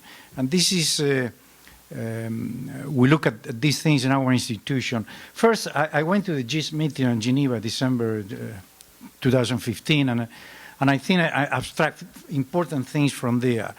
And the thing is, it's the first meeting that I participate where we talk about global surgery. So that's why I give it's very important to me. So the principle to train surgical providers should be oriented toward the regions where they will be practicing. The curriculum on essential surgical care should be across multiple surgical specialties and including basic anesthesia principles. Basic metrics should be established, like mortality, morbidity, population, and migration to big centers. And expatriates with particular surgical expertise in general are welcome, but we need more established, organized institution in the field. So I look at the at what we have, and then we try to put the cycle where I think that these people need to be trained. And as you see here, we call this phase 1, 2, 3, and 4. Being here, the goal is the mission, and the final is to get back to America. So this is what somebody who wants to go to the mission and come back, these are the processes that they will feel. They will. So we call this the phase 1 is the DMA. That is I'm going to talk about very briefly about DMA, then general global surgery residency, then global surgery fellowship, and then the RTA is a return to America. So let me explain these phases, what the meaning of that. So the phase 1 is the mission history. So we look at our institution, and I think what our institution is, or what the characteristic of that. And this is a faith religious institution who have a significant number of institutions around the world, and also has been a leader into mission work and so on. So this is something that is already established and embedded into that particular hospital. What is the first mission appointee? This is a medical or dental student willing to accept a mission appointment in exchange for amortization of the student debt over the span of the mission service. So that means that every year that they serve, they pay off 10% of the debt. So if they are 5 years, they pay 50% of the debt. If they are 10 years, they will pay off completely the debt. So this is one of the benefits. And what happened with them? After these students go through the residency program, they are assigned to go to one hospital, particular hospital that belong to the institution, and then after that they serve in the mission work. So this was the first part. This is something the institution already has. So then the next step was to develop a general residency rotation. This is something new that showed up and it's been approved by the ACGME and American Board of Surgery. And what is that? We have a field station that is the Malamulo Hospital. Malamulo Hospital is an institution been there for many, many years. It's very established, have more 200 beds and so on, and 3 operating rooms. So it's quite a significant institution. So we, the American Board of Surgery and ACGME came up with the need that probably residency should do some rotations over there. We apply. But the requirements are quite stringent because you need to have an American board certified surgeon in the field. So that has to be the site director. And that's very difficult. I understand it's very difficult to have. The program must pay off for the resident costs. So the hospital pay for the salary and so on. So we put this PGY4 residence there, and that is, we've been approved in 2012 for the residents to do this rotation. So every PGY4 spend 2 months on the field. So everything is paid for them. So the hospital pay for the salary, like if they were doing the residency work, and then the travel and everything like that, we pay that for different funds that we have. So it is done at Malamulo Hospital, and is the standard part of the rotation. And that has put or have established a continuous presence, somebody in that particular place. And it's such continuous as one resident is flying home, the other one is going on the way there. So it has worked very well. So this is Ryan Hayton and his family, and he's the site director, American Board Certified on Surgery, and he's been there already quite a while. So this is the logistics to go there, so every resident goes and come back. And again, the question that we always have about fundings, and then fundings are very explicit there. Again, Loma Linda pay for the salary, then foundations like Axillary and Martin Foundation, and also we have a fund, it's called R1195, it's quite wealthy, and I think that's helped us to pay some of the cost. So the global surgery, I think, as a residency level, it is very important. This is an ACGME approved rotation, and it had to comply with everything, record of the evaluations, the number of cases, and so on. So it's quite standard. And it was reaffirmed by the ACGME visit in 2013 to our Loma Linda. As you can see here, is that not every resident will go. So we have 6 residents to capacity to go, but some people every year decide not to go. So what I'm trying to tell you, this is not a mandatory rotation. It's an optional. So most of the people will go, but you occasionally find because they have little babies and so on, or the wife doesn't like, or whatever. There are multiple reasons that we have. But it's okay. I mean, we cannot force people to do something they don't like. So that is very, very important. But again, the difference is that is a field place for us, because not only we have a continuous presence there, but also we send another trainees, and also we PACS residency program. We had the PGY2 that interact with our PGY4. And that also is going to be the place for our global surgery fellowship that we'll talk to you about next. So now, after that, we decide, okay, we have the material, we have the people who wants to go and so on. So how do we train them actually now to go over there? And that's the reason we came up with the idea with the Global Surgery Fellowship. And what is that?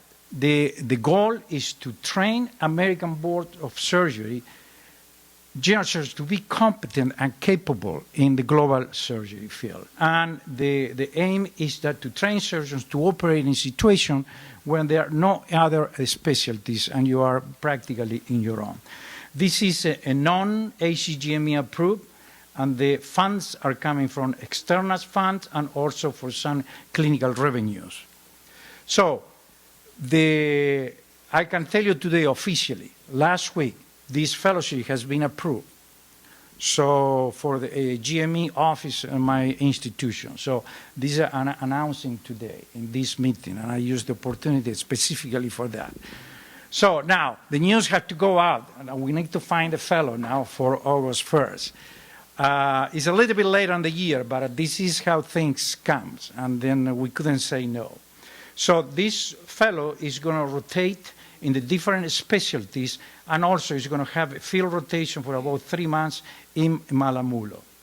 And also is going to go to have a public health and infectious disease studies during the night when they have a time, and this is the goal is to sit for a diplomate exam for the American Society of Tropical Medicine and Hygiene. So I think this is part of what the fellow has to do, and this is a 12-month, it's a 1-year clinical fellowship.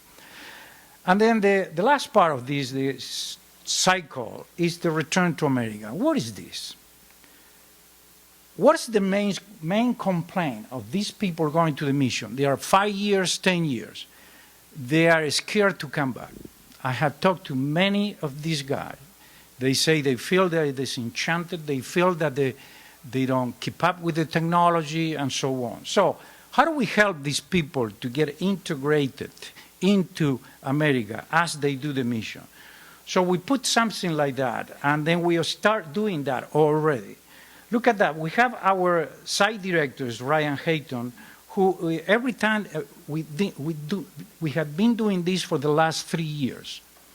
So every time he comes 6 to 8 weeks to America for his vacation and so on with his family, he does calls in our ACS, or acute care surgery program that we have. And that, during those calls, obviously we had to have the baseline that have a training trauma and so on, but he keeps the license, he does cases, he uses the laparoscopic, everything like that, and also he interacts with the residents that he's going to train when he gets back to as a site director in Malawi.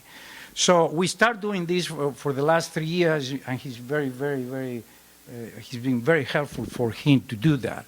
As a matter of fact, in 2 years when he finishes his mission, I think I'm going to hire him. And he's very good. And that's important. And we're going to start now with the long guy in Malawi too.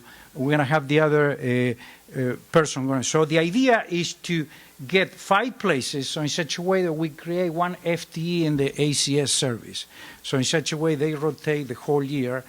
With this, they feel more comfortable, and when they finish the mission where they are back to America, and they don't feel that they're being, with a new technology and so on. So I think it is very important. for this to understand. So in summary, surgical care in low-income, middle-income countries is a monumental task, and we all know expatriates are surgical expertise are welcome, but they don't form part of the establishment. There's something that is more continuous. And developing a surgical model like the one that we are planning to develop and we are implementing, it probably create more permanent integrated stage for people, or would be probably the best way to train people to go over there. So we're going back to the final map, and this is the cycle. Here, we identify them very early when they are students and they're very interested. Then during the residency, they have a time or the opportunity to try, to go, to see. Then, when they take the final decision to embark into the mission, I think we can train them the best we can with what we have. They go to the mission, and then during the mission, they participate in this program, and I think we don't forget about them. We don't tell, thank you for your job. So I think we integrate them to come back. This is very important, because if we want to make people interested in these works, we have to show them the whole, we can offer the whole spectrum.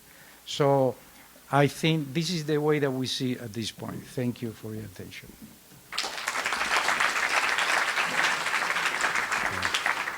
Thank you, Dr. Garbaroglio. Next, our speaker is Dr. Jocelyn Logan from the University of Cincinnati, talking about rotation in Malawi. Thank you. And actually, I just want to make a comment that you're going to see some similarities, a significant amount of similarities between what we've been doing in our program in Malamulo, in Loma Linda. And the reason for that is because as part of our investigation as to what programs would work and didn't work, I visited Malamulo. And so this is, I think, a great example of how good models that work can continue and be reused in other programs. So I'll just go, if you want to start my slides. Oh, I have a clicker. This one? There it is. Mzuzu Central Hospital is a 320-bed, fairly large central referral hospital in the northern region of Malawi, and it serves a catchment area of over 2.5 million people. We have a full-time faculty surgeon present there, Dr. Charles Park, and our senior residents spend 8-week rotations there. Together, the faculty and the resident double the number of surgeons available in the entire northern region of the country. In their 8 weeks at Mzuzu, third and fourth year surgical residents average over 100 cases. They include emergency GI cases, suprapubic catheters, rectovesicovaginal fistula repairs, transanal pull-through procedures for Hirschsprung's disease, and when the scopes are working, numerous endoscopies. After approximately 2 weeks of adjusting to the surgical environment at the hospital, residents are usually able to lead an operating room and train clinical officers for basic bread and butter surgical cases while the attending operates next door. Complex cases are always performed by the resident attending together. At any one point in time, there can be as many as 10 medical students, sometimes from different countries, and often quite unpredictably, they show up, and 8 Malawian clinical officers training in surgery at the hospital. This provides ample opportunity for Dr. Park and our resident to teach both in and out of the operating room. When establishing our program, our primary goal was simple: to create a bi-directional partnership where we would be able to provide critically needed surgical services and support educational programs in the hospital. In return, our residents would have the surgical educational experience of a lifetime. It took just over 2 years of research and a very careful needs assessment prior to sending our first resident in 2015. We visited 8 hospitals in 3 different countries. In all of the surgical departments we visited, they were gracious and welcoming to the concept of a partnership where U.S. surgical residents could visit for rotation. But I wasn't shy about repetitively asking what it is that they thought we could bring from this partnership, or what they would gain from such a partnership. And the response was often, your residents are most welcome, but what we really need is fill in the blank: a pediatric surgeon, a burn surgeon, infrastructure support, surgical supplies. Other hospitals had training programs that were already in place with African residents. And even though I was often assured that there would be no competition for cases, it was clear that the additional service our residents could provide would be minimal. And yet in other hospitals where there were severe surgical staffing needs, the infrastructure was inadequate for us to be able to provide a significant service. As part of this exploration, I also visited hospitals where partnerships were already in place to gain knowledge of what worked and what didn't work. For example, Malamulo clearly worked very well. And I learned a lot from asking questions about the perspective from the residents as well as from the host surgical department. We determined that our rotation should involve senior level surgical residents, be no less than 8 weeks in length. We wanted to provide 12 months of consecutive coverage throughout the year so that we could be a consistent presence and the hospital could depend on us. We didn't want to go to a site where there was a potential for our residents to do cases that would otherwise be available to local trainees.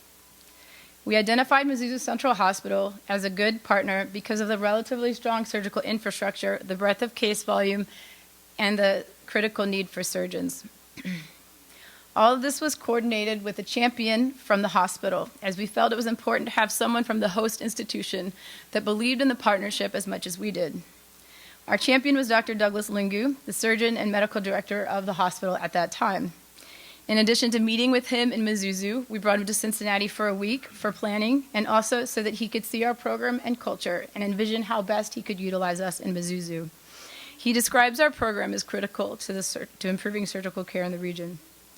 We then hired Dr. Charles Park to work in Mzuzu and serve as our faculty supervisor for the rotation. This is something that my chair agreed to fund for a limited period of time, with the understanding that it would have to be supported elsewhere after a year. At the same time that I began to explore funding options for the program, I was also seeking assistance from other academic institutions to participate. Because in Cincinnati, we could only provide 2 or 3 residents per year, which would allow 4 to 6 months of coverage. As it turns out, there are a great many number of academic surgery programs that are very interested in providing a global surgery experience for their residents, but are limited in their abilities to create one. So currently, we are partnered with Washington University and the University of Kansas, and now with those 2 organizations, we provide 12 months of coverage throughout the year. And these institutions now also share in the cost of maintaining the program, including Dr. Park's salary, thereby creating a sustainable foundation for our partnership. We hope that what is now a multi-institutional relationship can serve as a model for other surgery programs who seek to develop and maintain an academic global surgery program. Thank you.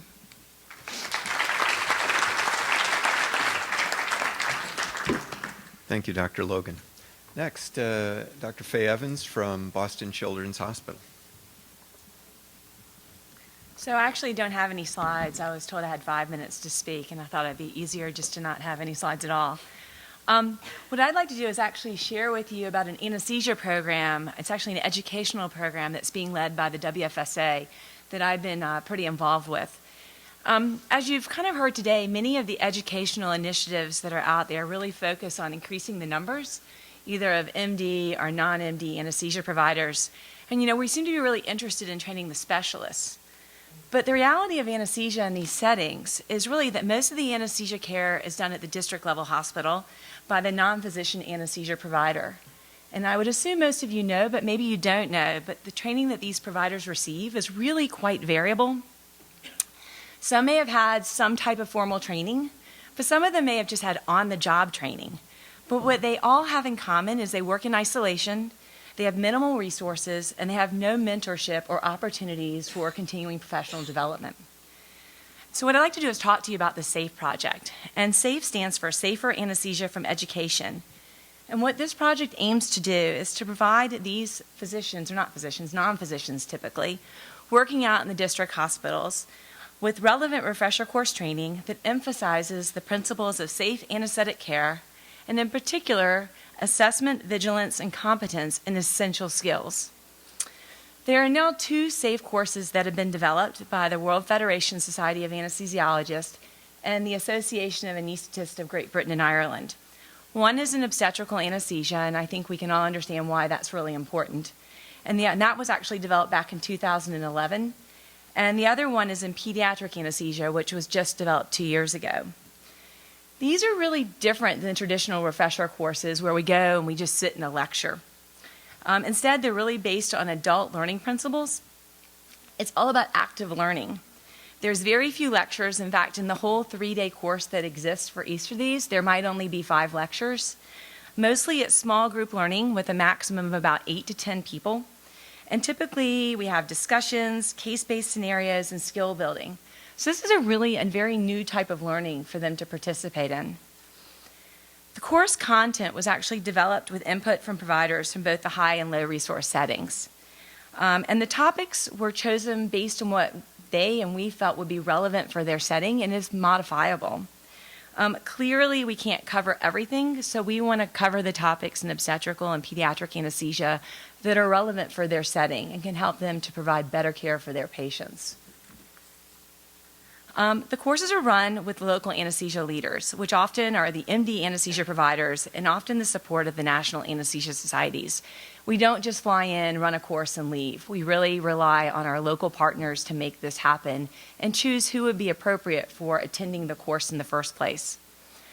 The courses are taught by experienced anesthesia providers. They're all volunteers and include international, regional, and local experts.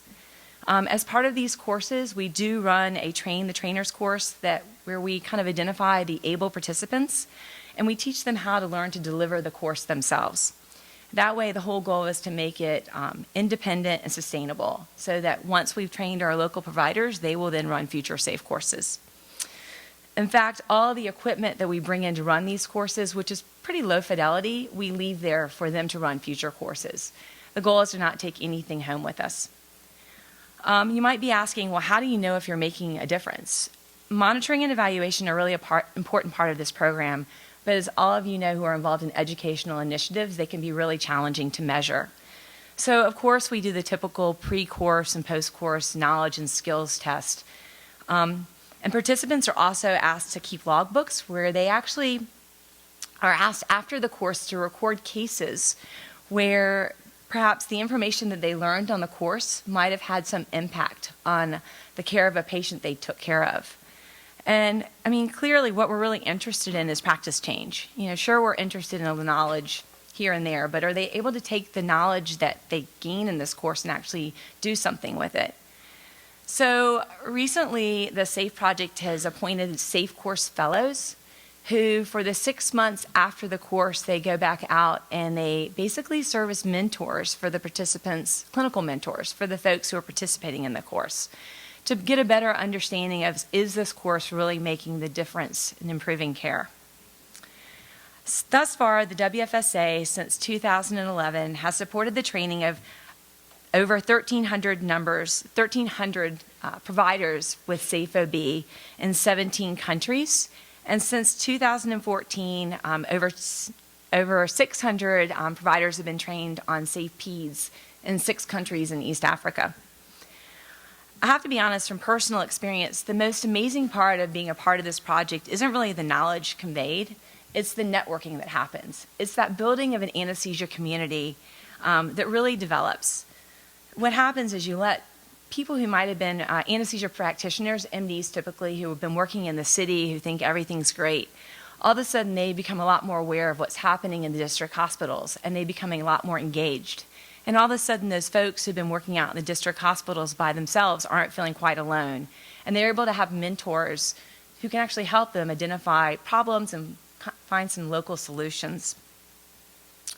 I think also another secondary gain is it's really helped to raise the profile of anesthesia in these countries where the course has been implemented. And some of you who work in these countries, like Uganda, where I think every single anesthesia provider has probably been on probably both a SAFE OB and SAFE PEDS course, they're starting to see the standard of care is starting to really improve.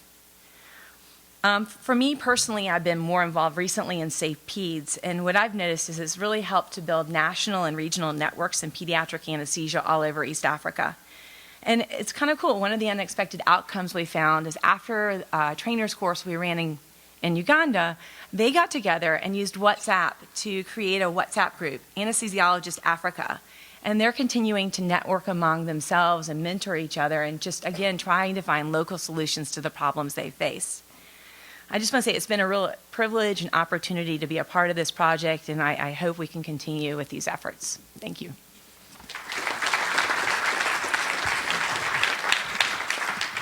Thank you, Dr. Evans. Next, Dr. Mamti Sarup.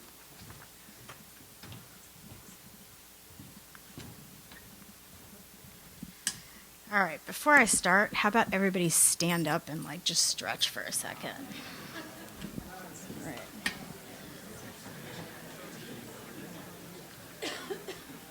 Oh, yeah, everybody take a nice big stretch. That'll give me a second to figure out how to go forward. Because I'm a little bit challenged when it comes to, I have no idea how to do this. Yeah. Okay, cool. Well, good afternoon. Thank you guys for giving me this opportunity to speak. And Dr. Puyana, I'm a trauma surgeon, and Bobby over there is a trauma surgeon. So there are a few. I used to feel like I was always surrounded by pediatric surgeons, so I know that feeling. This session would, a few years ago would have been totally something that couldn't have been possible. So it's noteworthy to state that. And there are definitely now avenues for success in academia for global surgery. So this is really a wonderful thing. And, I just want to make that statement. And for the individual surgeon, academic surgery involves not only mentorship and patient care and education and research, it's already super complicated. And unlike the surgeon scientist, the traditional one, there's no concrete space in the research tower for our lab, the global lab. It's the world itself. So the context of an academic pursuit is much difficult to grasp, but it's really important to grasp for us to move forward and to legitimize what we do, to legitimize promotion, because that's the backbone and the tenet of academia. And it might seem mundane and even kind of self-serving, especially because of what we do and what we are trying to accomplish. But to some degree, the only way to affect sustainability of surgical care in resource-poor settings is to first sustain ourselves and your academic career.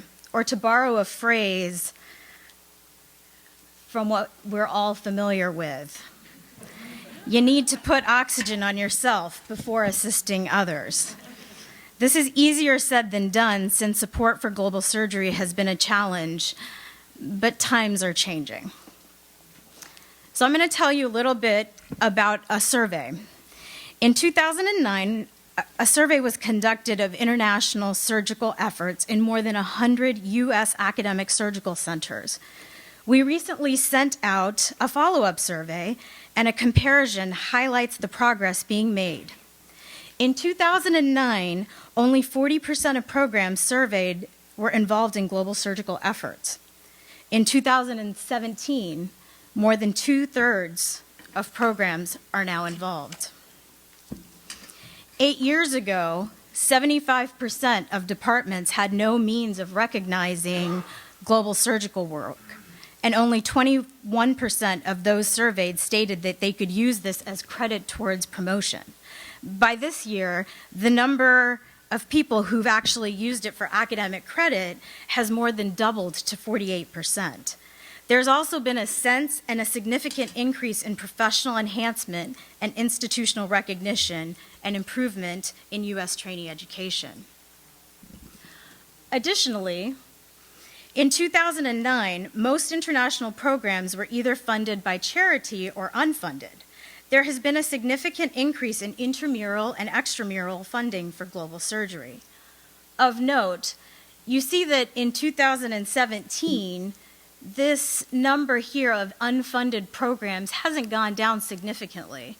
We actually think that that's because more programs have developed versus that there are just more unfunded programs. Traditionally, one would have expected that global surgery would have the greatest influence on outreach and service. But we actually see that education and research here is fairly significant. And I'd like to think that this is due to our medical students, our residents, and actually research is pretty high. So you can see that the model is starting to move towards, education, research, et cetera. And finally, in comparison, most people in 2009 only had 2 weeks or no time allowance to do international surgical work. And now nearly 61% have greater than 1 month, and some even greater than 3 months. As a further signal of acceptance of the field, academic surgical societies are promoting global surgical work. Taking the AAS and the SUS as an example, they were one of the first at least, to devote a session to global surgery. FIMU, who is here, in his 2008, in his presidential speech, he actually focused on global surgery. We then had a global surgical session and then a grant that was funded. And this has all led to a book on academic global surgery. What then are the next steps for academic global surgical efforts? And this has actually been beautifully discussed throughout this session. Enhancing dialogues between institutions, supporting training LMIC workforce, and improving access and quality of care in partnering regions. And I think this is very critically important because all of these goals come from the surgeons and from the anesthesiologists that are actually providing this care. And I think that as we move on, that this change is actually happening. And the medical students, the residents, all of these people, we can all actually make this change happen together. So that's it. Thank you.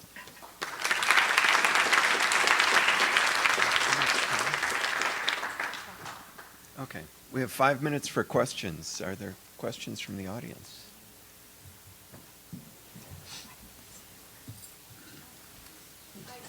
What advice would you guys have to medical students interested in global surgery with duty hour restrictions and are going to get focus on things like robots and less and less cases? It seems like maybe like the end of the year.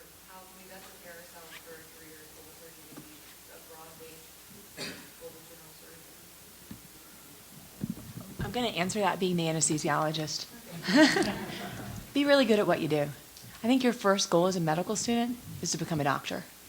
And I think it's to decide what field you want to go into and be good at that. You want to be able to offer folks where you go a skill. And if you don't really first develop your own personal skills, then I think you got to think about what you have to offer.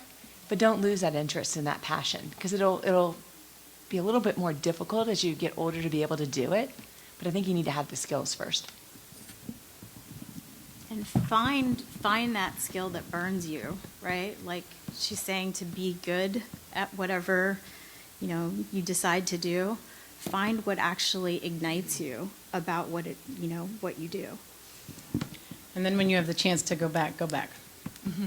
Because if you put it off, it gets further and further away. My best advice is to start early. I mean, you got to start, because the mission is difficult and it's hard, and and also you have to develop. You got to look at your family and so on. So those are the very critical things. And I learned this from my residents. I thought that it was a done deal. You have the rotation, you go, and then I learned through the years, the last 4 years, there's multiple excuses where somebody don't want to go. So that's what I started learning. I said, this is not for everybody. So that's is a very important lesson. Question.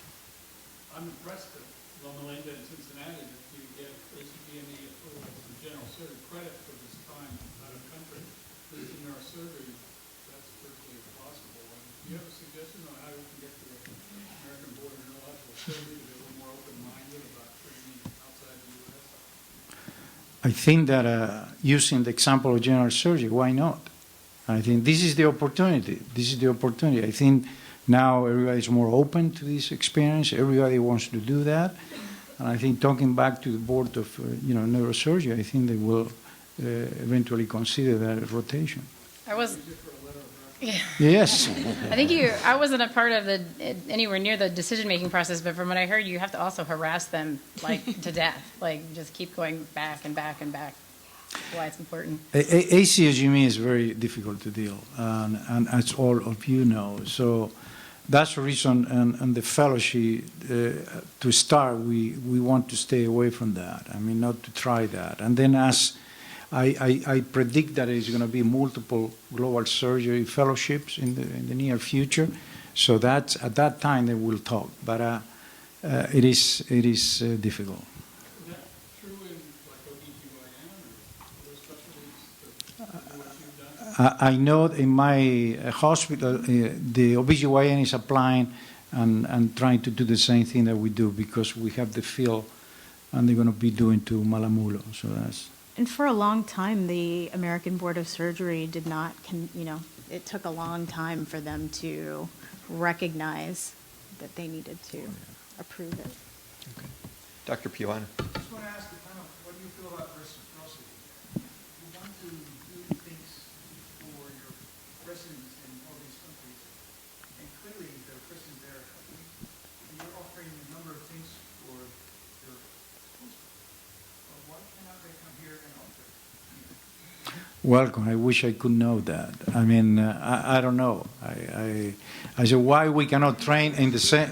Well, it's a long story, but I mean, the same thing we can do with the PACS resident. The PACS is a tremendous provider of surgeons now for Africa, and I think this is a very good program. And we interact with them because in Malamulo, they rotate as a PGY2, and they rotate with our PGY4. So there is the interaction occur between those two residents. And it's been very positive, good comments. You know, the rotation is the people who goes there, they say it's a life-changing experience.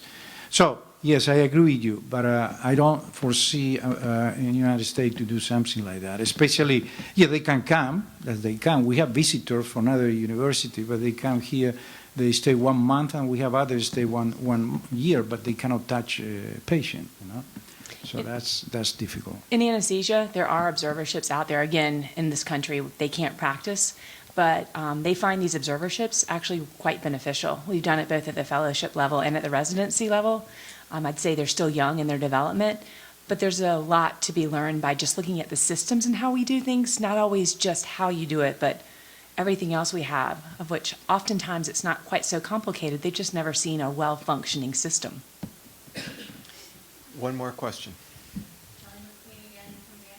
just wanted to speak to the anesthesiology residents or medical students interested in the room.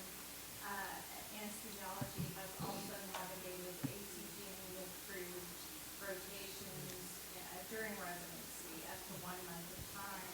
And the tipping point for us in anesthesiology was really on the ground faculty.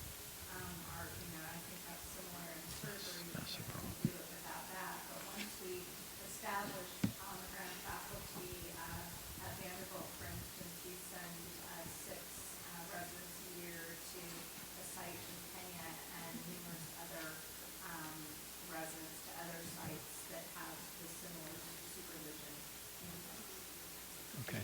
Real quick comment. I once had overseas neurosurgeon comment about said he came and actually operated in the U.S. It was before he was licensed in his home country as a medical student.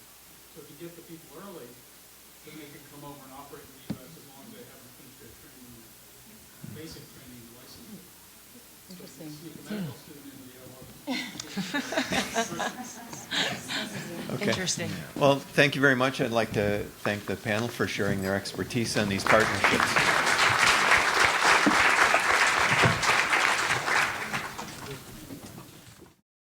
My name is Nema Kaseje. So I had a bit of an adventure trying to travel here to Washington, D.C. to make the CUGH satellite session on global surgery.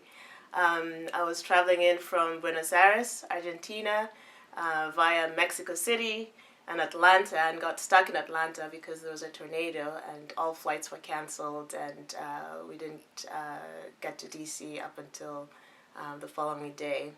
And so unfortunately I could not make the panel on academic global surgery, but I'm hoping we can quickly share the message I had for the group. So my message is that when we consider global surgery, it's actually a lesson in inequity. There is inequity in the distribution of resources around the world, inequity in the distribution of a surgical workforce. If you look at northern regions, they have many more surgeons, many more anesthesiologists, and many more obstetricians compared to the southern regions. In addition, the regions with the greatest need have the least number of surgeons, anesthesiologists, and obstetricians, and they have the least in terms of resources. And when we then go to some of these places where the challenges are great, so places with no resources, places where the workforce is very limited, we tend to forget that those regions also do have treasures. Namely, they have a young population that is eager for change, that is eager to learn. You have experts, you have local experts that understand the context, the political, social, cultural context that you may not know. So many times when we go to some of these places, we tend to forget that. And I think it is critical to remember and to go into these places as a partner with humility, with the goal of establishing trust and relationships, because what I've found in my experience is that when you bring in your outside perspective, which is important, and you join forces with the local experts, you create magic, and you're able to get, you have a bigger impact, and you're able to get results that are sustainable over time because there's local ownership of the projects that you're involved in.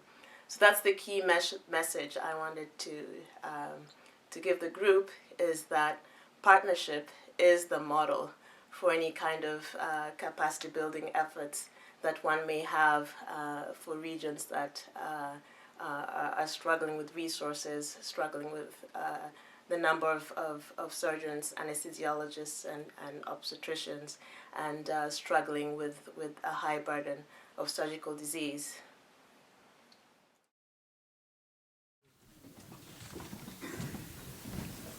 Well, I knew that the academic global surgery panel was going to be popular here at CUGH.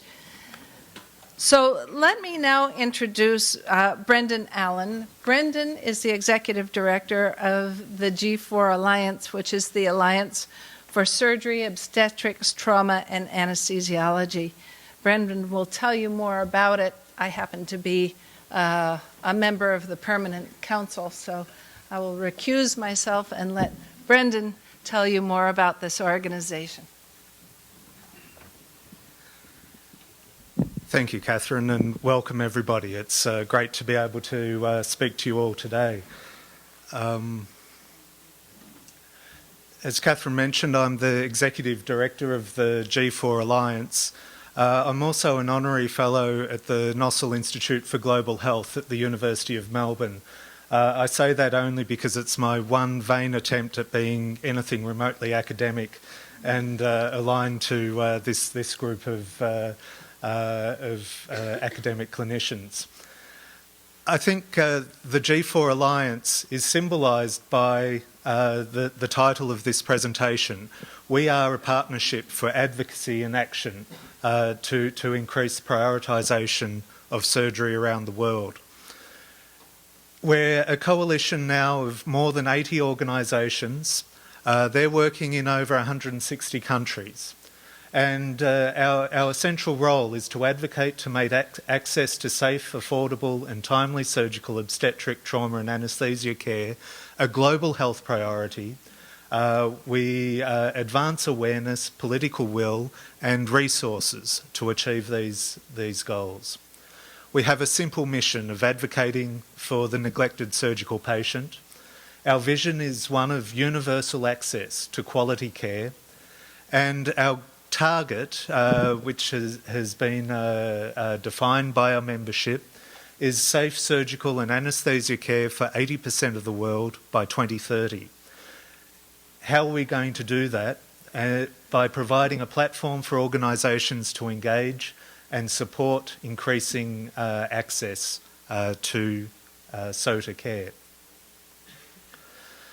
After a global consultation with Alliance members and key stakeholders, the Alliance formed around three core pillars, those being of advocacy, policy engagement and resource mobilisation.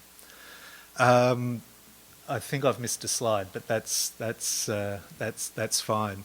The Alliance had its first board meeting in December of 2014. Its official launch in May of 2015, which was aligned to the WHA resolution, as well as the release of the Lancet Commission. And in December of 2016, after 2 years, we transitioned from our interim board, which was all members of the Alliance were board members, to a permanent board of directors. And in that time, in 2 years, we've effectively quadrupled our size of member organisations, moving from 20 to over 80, as I've said. I mentioned the transition to the permanent board of directors because I think this is essential to understanding the Alliance. We are a coalition. It's our members that drive the Alliance's agenda. It's the members that have the expertise, the alignments and the linkages with national governments, and it's the power of the membership that is really going to advance and drive the role of the Alliance into the future. So I'd just like to also mention a few key achievements or outcomes over the last couple of years of the plan, based again around the pillars that we've chosen. So advocacy. Advocacy really is the heart and soul of our mission as an alliance. We are an advocacy organisation to support our members and to increase prioritisation, as I've mentioned. The strategy really is one of utilising our convening power and our convening function as a coalition, hosting advocacy events, presenting at conferences, social media campaigns, the usual advocacy toolkits. I'd like to point out one particular highlight that is currently happening at the moment with funding and partnership from the GE Foundation. The Safe Surgery 2020 initiative is working to increase prioritisation of safe surgical care by national governments. At the moment, that's focused on in Ethiopia and Tanzania. And it's an exciting program that involves a number of our G4 Alliance members, JPIGO, Harvard PGSSC, Assist International and the G4 Alliance, with Dalberg also coordinating the program. Within policy, we host or participate in policy discussions with key actors, again to inform, educate, inspire, as well as holding policymakers accountable for their commitments. Particular highlight was ensuring that ketamine was retained on the essential drugs list with some of our support. Again, this is a membership-based organisation, and the members are driving a number of these campaigns as well. And this year, for the first time, surgical care briefings were included in the NGO briefing book presented to the US government for the 2017 transition. That work was really led by Sarah Anderson and Research with IntraHealth and the Frontline Health Workers Coalition. Unsure of the effectiveness of that campaign at the moment, unfortunately, but this is the type of work we need to continue. In resource mobilisation, the strategy is more a statement of fact rather than a strategy. Sustainable improvements in global surgery requires a coordinated resource mobilisation strategy. It actually just needs funding. That's the bottom line. The highlights, it's ongoing work. We haven't achieved a sufficient level of funding to support global surgery. My highlight will be when I read in a newspaper, Minister of Health says I have enough money for surgery. So some of the work that we're currently doing, and this addresses some of the comments from the panel earlier this morning, and I describe it as increasing our collaboration. We're working on developing a member web platform that will support mapping, networking and sharing of resources to allow our members to know at country level who is working where, who is doing what, sharing documents and resources, things like standards and guidelines, toolkits, a map detailing organisations, their areas of specialty, potentially chat rooms that organisations can share important information, ask questions, as well as a shared calendar and tracking of events. It's very difficult to know what is happening where and when, and this is one attempt to help address those constraints. Currently, we're also developing the next 3-year strategic plan. In developing this, I have a set of considerations or principles. Need to understand really the true strength and the true value of the convening power of a coalition or the convening power of the G4 Alliance, and how we can utilise that to scale our advocacy work and support the scale of the key work that our members and non-members are achieving in global surgery, anaesthesia, obstetric and trauma care. We need to develop objectives that can be achieved by the collective rather than the individual, where the alliance is only supported, only strengthened by being the umbrella or the collective group. And we need to leverage individual member expertise and resources without recreating the wheel. That can only be done by collaboration and communication. So again, for the next 3 years, I'm working on 3 core objectives. These are still in development, but I really wanted to share these with people today. Broadly, the first objective is advocate for prioritisation of safe surgical, obstetric, trauma and anaesthesia care as part of the global health and the Sustainable Development Goal agenda. Safe surgery will only be achievable if we can align and link within the SDGs, within the commitments and the agreements that national governments have made within the SDG framework. To do that, we'll be advocating at global level, working with the WHO, advocating with the UN and national governments. And I think a key practical way to achieve this is working at national level, advocating for the development of national surgical plans, not only the development of, but the consolidation of those that are already there to help support sustainability. Our second objective, again, Second objective is advocating for enabling environments at country level to support implementation of national surgical plans by strengthening the critical components that are required for national surgical plan. Those components of education and training, better data, infrastructure, supplies and supply chain, and clinical standards. And finally, the third objective, and one that I think is potentially the most challenging, but I think the most exciting, is advocating for an enabling funding environment for safe surgical obstetric trauma and anaesthesia care. That means we will be advocating and working for increased funding for the WHO Emergency and Essential Surgical Care Program, as well as advocating for increased funding for national systems.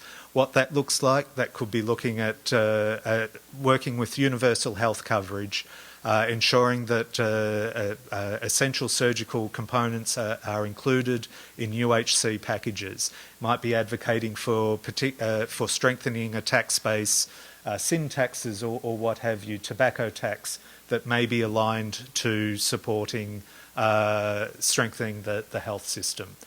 Those are the three core objectives I'd like the Alliance to be working towards over the next few years. And at that, I'll leave it and say thank you.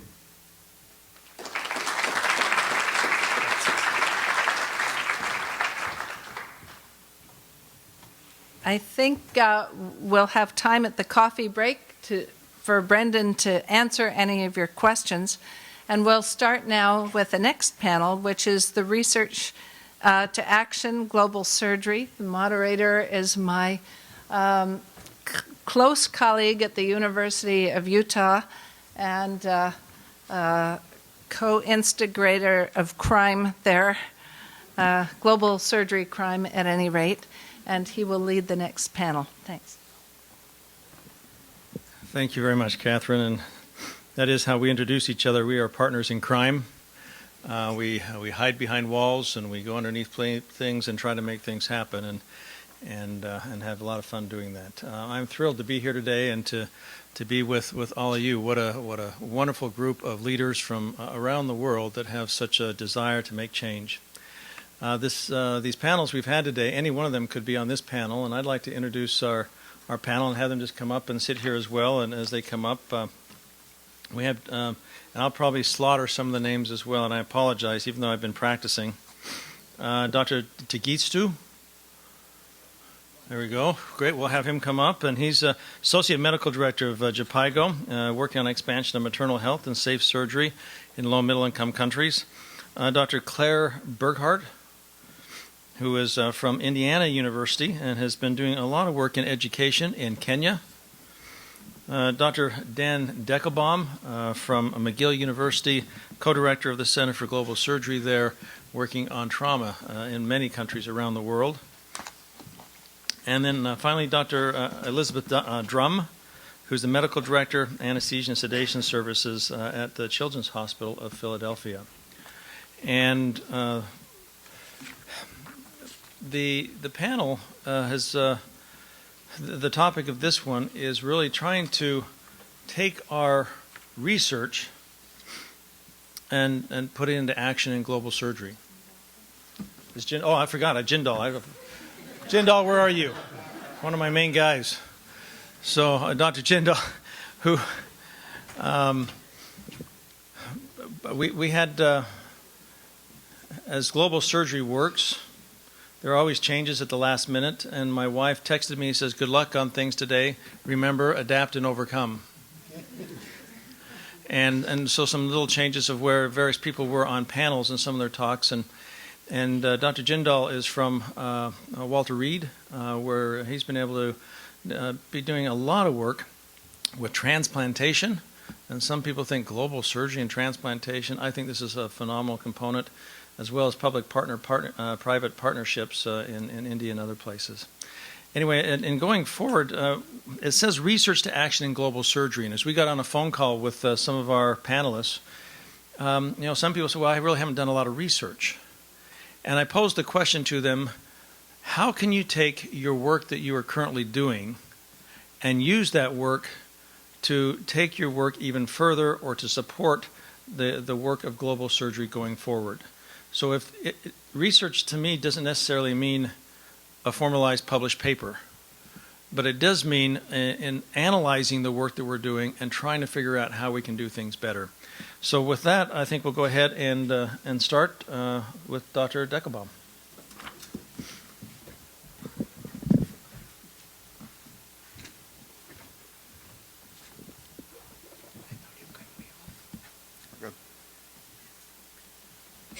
So thank you very much, everyone, for being here. Thank you, Ray. Thank you, Catherine, for the pleasure of the podium. And what I'd like to talk about is some of the concrete things, and it's not research, it's actually patient care, just to follow up on what Ray was saying.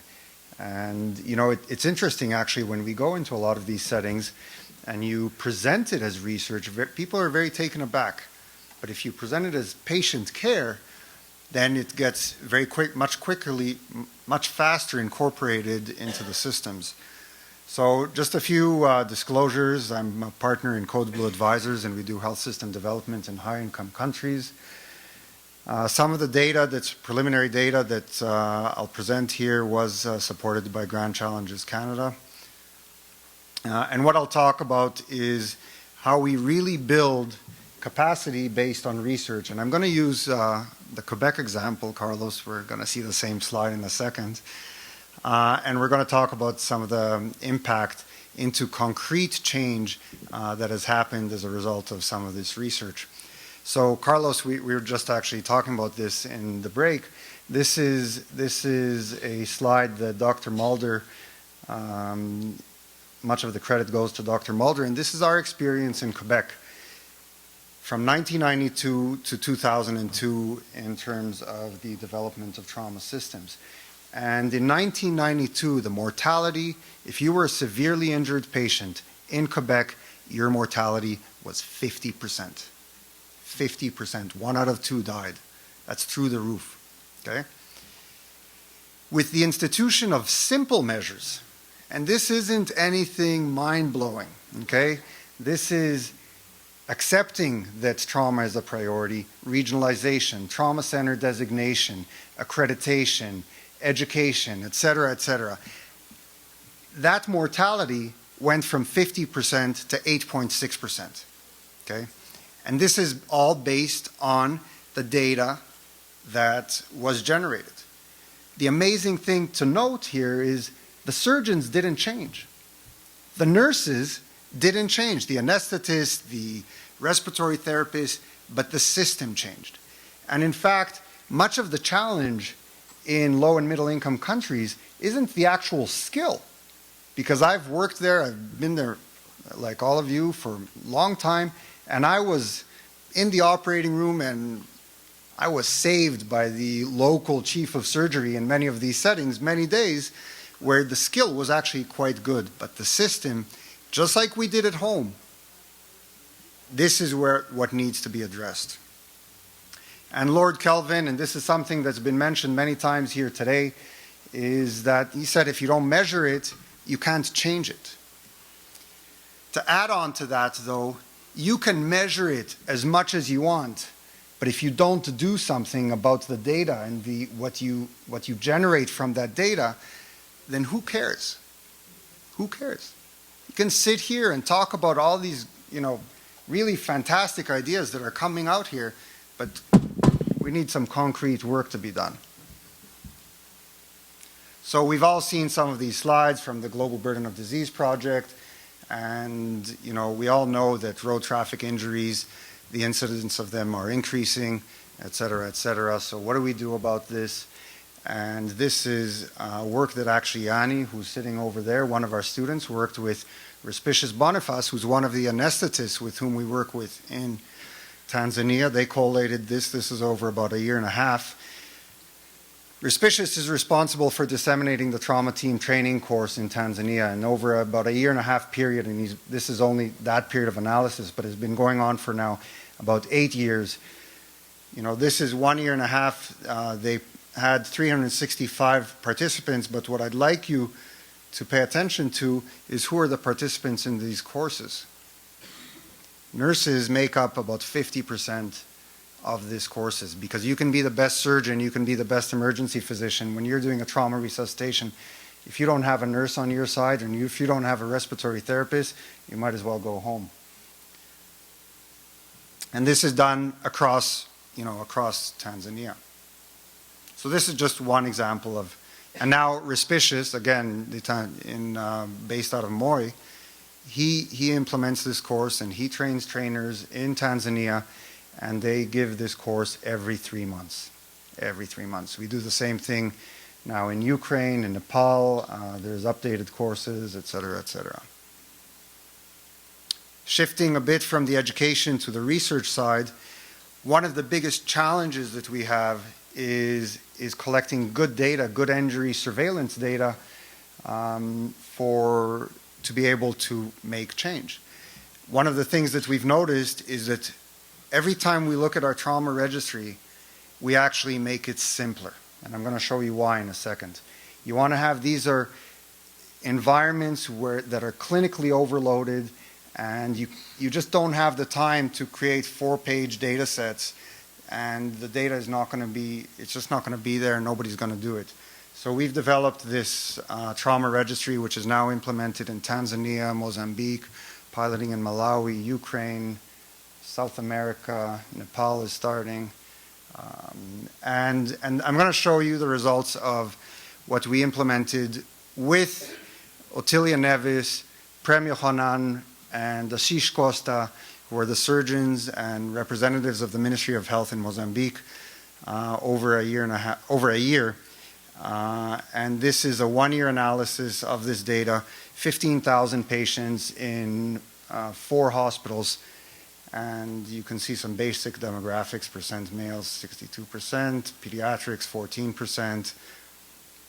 Now we talk about how good are we at collecting this data, right? And how actually missing data can help develop healthcare systems. Because, well, you ask yourself, why is it missing? What's the shortcoming? So you look at blood pressure. Only 24% of patients that arrived in the emergency department had their blood pressure measured. Only 24%. 16% had respiratory rate. These are the most basic vitals that you can get, and we still have a huge amount of missing data. Well, why is that? And it's multifactorial. Outcome data, POMR, all these things, well, at 2 weeks, we only had 2%. 2%. And this is, if you looked at this data set, you'd say, well, you're not getting any data. This is so simple, right? But again, let's keep it simple. Okay, arrival to, this is basic epidemiology. And this is going to be my last point in case I'm running out of time. Overall, 5% of patients arrived to Mozambique, to the hospitals in Maputo by ambulance. It's a staggering number. It's not a surprise to any of us sitting here. Where's the action? The Ministry of Health in Mozambique in January of this year arrived 41 ambulances to Maputo to help develop their pre-hospital system.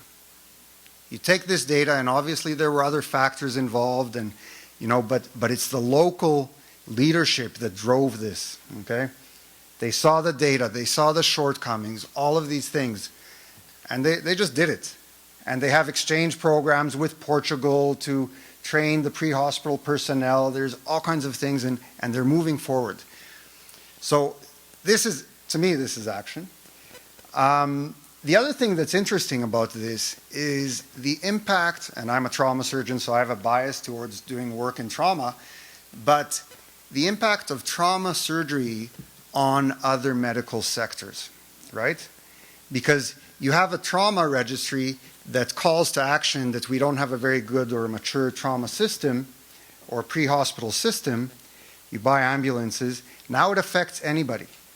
You have a stroke. Who do you call? The ambulance. You have an MI.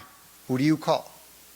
An ambulance. You have an infection. All of these things. So it's beautiful to see how trauma actually, through some of our interventions, can actually call into, really improve the health of sectors beyond trauma. So I think it's important to listen to the data. The data obviously has significant limitations, but we do need to listen to the data. I cannot overemphasize the importance of simplified data sets, and that we also need to listen to missing data. So with that, I'd like to thank you again for the honor of the podium. Thank you.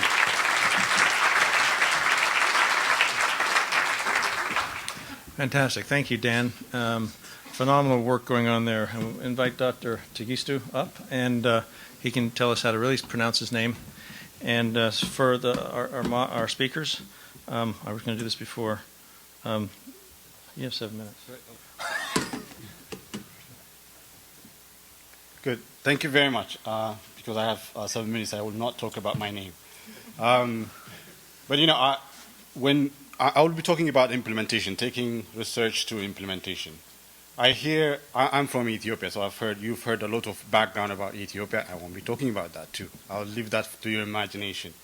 But I hear that some of the great phenomenon in the world started somewhere in a garage. So I'll start with this grand claim that I'm going to talk about that garage for safe surgery, just to get your attention so that we can discuss further. So when the research says 5 billion people don't have access, that's the people that I see, right? There's no access, people don't have services. But then this question will have different answers in different places. So we started by asking, why is this happening in Ethiopia, for example? So we were kind of, I would say, humble enough in our collaboration with the GE Foundation and Dahlberg groups to say, okay, this is what the research says.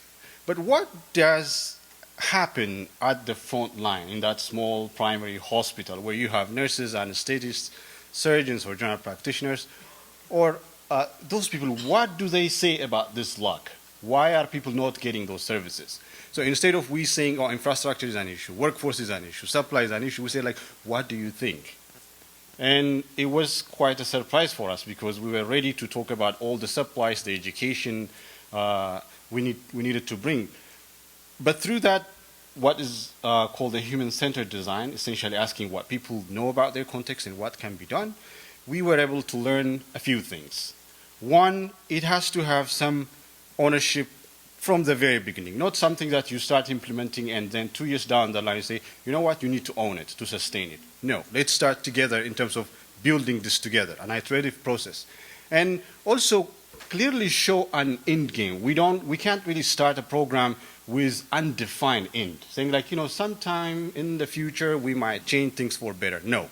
Can we commit, and this is based on the data that we've seen, if you work with frontline workers with a set timeline to really measure their progress towards that goal, you have a better chance of motivating them and also getting to that goal. So we thought. With that, the partners under the GE funded Safe Surgery 2020 program came up with a model of safe surgery to transform care at that frontline level. We had JPIGO there playing the development or the leadership development program for a team of people. Harvard doing the measurement of before and after using some of the measurement tools that you've heard. G4 Alliance doing the advocacy work. And Assist International doing some of the innovation work. I hope you'll have an opportunity to hear about that work in some other venue. But this was the kind of model. In a little bit of like a theory of change, what does that mean? What does this model do? If we have a better interaction between that primary hospital level and the patient or the client coming to the hospitals, you'll have an effect all the way up and also get interest from all the way up to support you in terms of what is happening at the facility level. I'll go granular. What does that mean? If we can take a group of people in a primary hospital, typically in Ethiopia, a hospital that will have probably 15 to 20 staff total. From that, you'll have 5 or 6 of them who are engaged in surgical care provision, nurses, anesthetists, surgeons, sometimes non-specialist surgeon providers. So we take them through this leadership development with one focus, not really training them, saying, can you really bring the leadership in you, the creative self in you, so that you can look at your problem and do things differently, as opposed to we come up with a solution. So we started with that development. But the research that we've looked at says that that is good, but it's not enough. You probably need to couple it with some mentorship from another facility that is local. So we identified local higher facilities to mentor the smaller facilities in their journey. And of course, the Ministry of Health has to own it, so a regular check-in by the Ministry of Health, if there is any issue, they will help them solve those. And the idea is if we start this, then it will go all the way up. Again, I'll still further go granular. What is happening? So what we did was we worked with those team members at the front line for 5 days, gave them a 9-month mark, where we say, you know what, the research says that we have these 6 indicators. Surgical volume need to improve. Perioperative morbidity and mortality need to reduce. And the surgical access in your community, in your CUGH population, need to improve. Can you do that? And traditionally what happens is like, where is the anesthesia machine? Where are the surgeons? Where are the obstetricians? That used to be the question. But this time around, their response was, can we improve our communication in our small team so we can do that better? Can we have a team mentality so that we can achieve that without necessarily having additional resources coming from outside? So we said, let's try it together. So together, we created a hypothesis as part of our program. If this program works with this kind of simple model that we just mentioned, will this really improve the work climate? If we improve the team communication and working as a team, will it change the work climate that will have effect in the indicators we've talked about, improving surgical access through volume, and also reduce morbidity and mortality? Again, simpler things. I think my colleague earlier talked about the simple things that you can do at the frontline level. And the kind of humility that we all have as implementers to say, like, we do have trust in you. You know the situation. You can bring about change. So one thing we did was changing that work climate assessment, the work climate environment, and measuring whether changing a work climate using an existing tool from MSH, whether that will really help change some of the outcome. The second is service delivery. By changing that work climate through improved teamwork and mentorship, the one that the concentric circles I talked about, can we change the number? So these are the two numbers that I can tell you. And this is only 6 months into implementation. We were able to increase a 21% increase in open fracture management in this primary hospital. Some of the hospitals were not doing this. We haven't given any material apart from engaging with them to change things. I think it's 5 minutes. I'm almost there. And increase in 12% increase in emergency surgeries. We're really talking about, somebody mentioned how we're really engaged in emergency surgical care in these places. So within 6 months, without really having any external infrastructure or workforce support, but helping them bring the leader inside them, they were able to bring that. The work climate, we wanted to measure it because it looks good, but at the same, if we don't measure it, then we can't really talk about it. Because of that engagement, their response in terms of they doing some of these characteristics consistently doubled within 6 months, which means working together, having a team function. But most interestingly, this is only 6 months into play. In the 2 regions where we have these programs, the Ministry of Health and the regional health bureaus are really following what we've been doing, and they want to scale it up throughout the region and throughout the country. We are now in a very difficult position where it's very difficult for us to be happy because they like it, but at the same time we want to have the data so that it can be replicated somewhere else. So we are in that happy state, I would say. Thank you very much.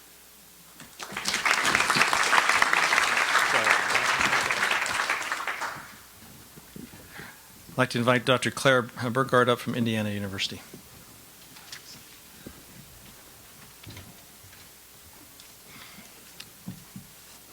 Thank you. I have just a couple slides, and I just want to, again, thank you all for inviting me, and I'm honored to be a part of this discussion today and see all the great work everyone's doing. So I work for Indiana University. Oh, thank you. I forgot. I'm in charge of this. There we go. I don't have too many interesting slides, but that's not mine, anyhow. That's all right. They weren't very good anyways. So I work for Indiana University. I'm currently in the U.S. working in the Indianapolis area, but for 3 years I was working in Western Kenya, in Eldoret, Kenya, at Moi University. So I have a visiting lecturer title there at Moi University in Eldoret, Kenya. And in association with the American model providing access to healthcare, AMPATH, that maybe some of you have heard of, it's a consortium of about a dozen universities in North America that partner with the Kenyan Ministry of Health and provide care for the Kenyans in Western Kenya. That partnership between Moi University and Indiana University has been around for about 25 years and was started really in the medicine, peds, OB-GYN area, and surgery was just kind of peripherally involved for quite a while. One of my mentors had spent time in Eldoret around the late 90s, early 2000s, and then there just wasn't a lot of interest in the Department of Surgery for a while until Dr. Gary Dunnington. I have to give a lot of credit to him. He's the current chairman of the Department of Surgery at IU. And when he joined the faculty during my chief year of residency, he visited Kenya and he said, we got to use this relationship. There was a strong relationship between medicine and peds, and our universities were really collaborating and doing some great stuff in global health, but there was no surgery presence. So he started looking for someone with some great experience, someone really capable to go over there, and he couldn't find anyone. So then I was a chief resident and didn't know what I wanted to go or what I wanted to do. And it worked out that I was able to take that position and really learned a lot. I spent 3 years there from 2013 to just this last fall, working alongside my Kenyan colleagues at Moi University at the Moi Teaching and Referral Hospital, which is one of 2 national referral hospitals in Kenya.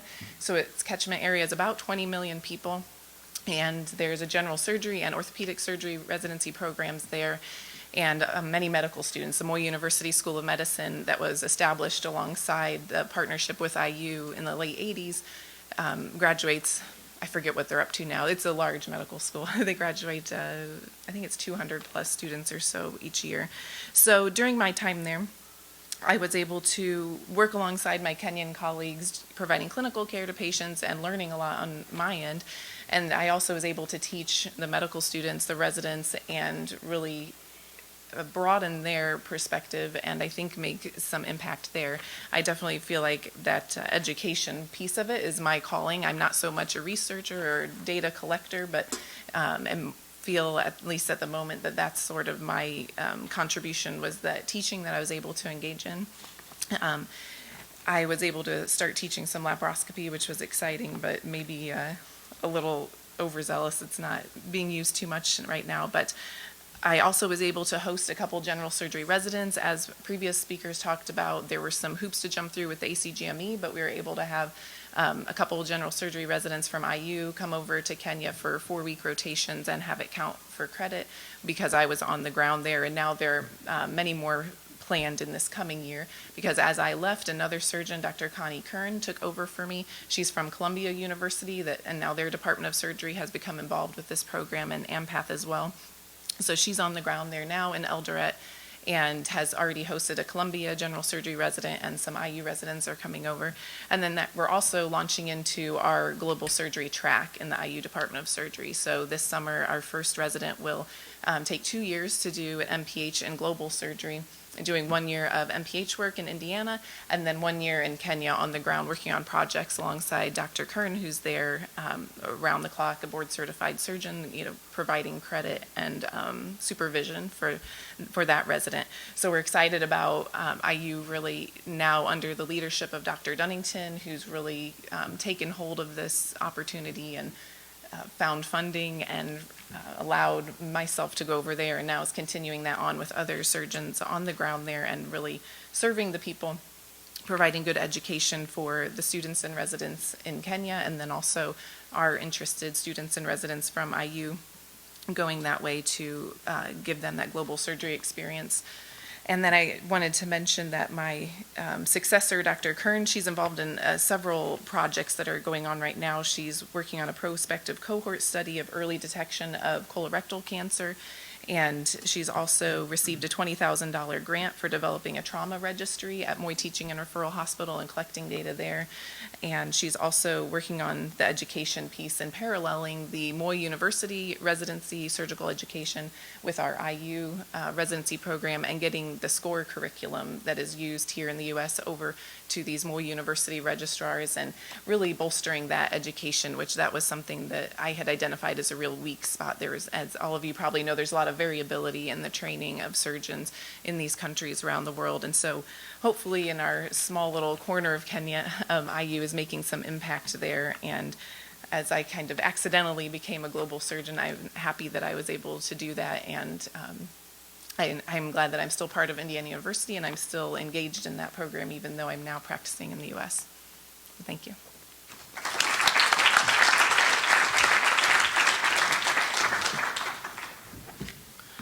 It's actually a phenomenal, as I sat there and listened, she says, I don't do any research, and yet you listen to the impact that's beginning to happen is quite dramatic. So that's great. Let's invite Dr. Jindal up, who, no, I did not forget. We'd like to invite him to come up and share his experiences.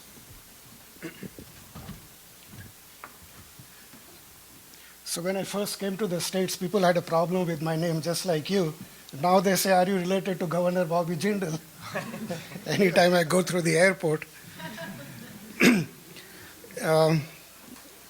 So I got into global surgery by accident, like many other people. But I did not want to write grants, because to write a grant is very difficult. They want preliminary data and evidence-based medicine and all sorts of things. Extremely difficult. And it's very depressing when you get turned down by Fogarty and so on and so forth. So what we did was to form a public-private partnership with the diaspora, like hyphenated Americans, Indian Americans like me, Guyanese Americans, and so on. So we never have a problem with funding. And so this is, we have a bigger program in India, and we were asked by the current Prime Minister, Modi, when he was the Chief Minister or the Governor of the state of Gujarat. So we get invited, and we form these public-private partnerships, and with this publication coming out. So we are transplant professionals in the DOD. We have now Drexel, physician, nurses, and the diaspora. In fact, we get so much funds from the diaspora who have been very successful that we turn down. We don't want any more funds anymore. So the power of the media, I got into this surgery accidentally, in which he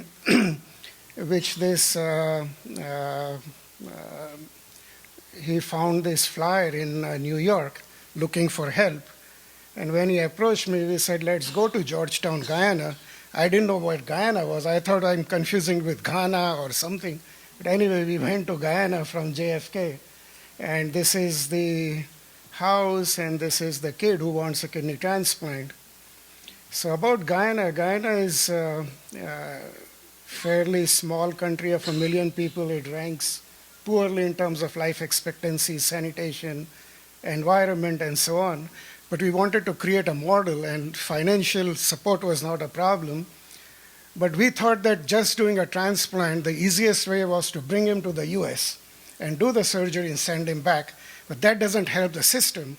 So what we did was we met the Minister of Health, and he said it's not possible, because if you start doing hemodialysis and offering everyone dialysis, it will take up about 70% of the budget.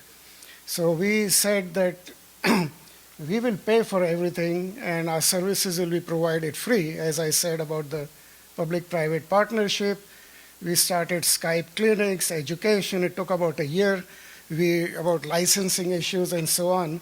The first thing we said was local people were a little suspicious that you want to send your residents to train, and we didn't want that. So we said only licensed US board-certified physicians will come initially.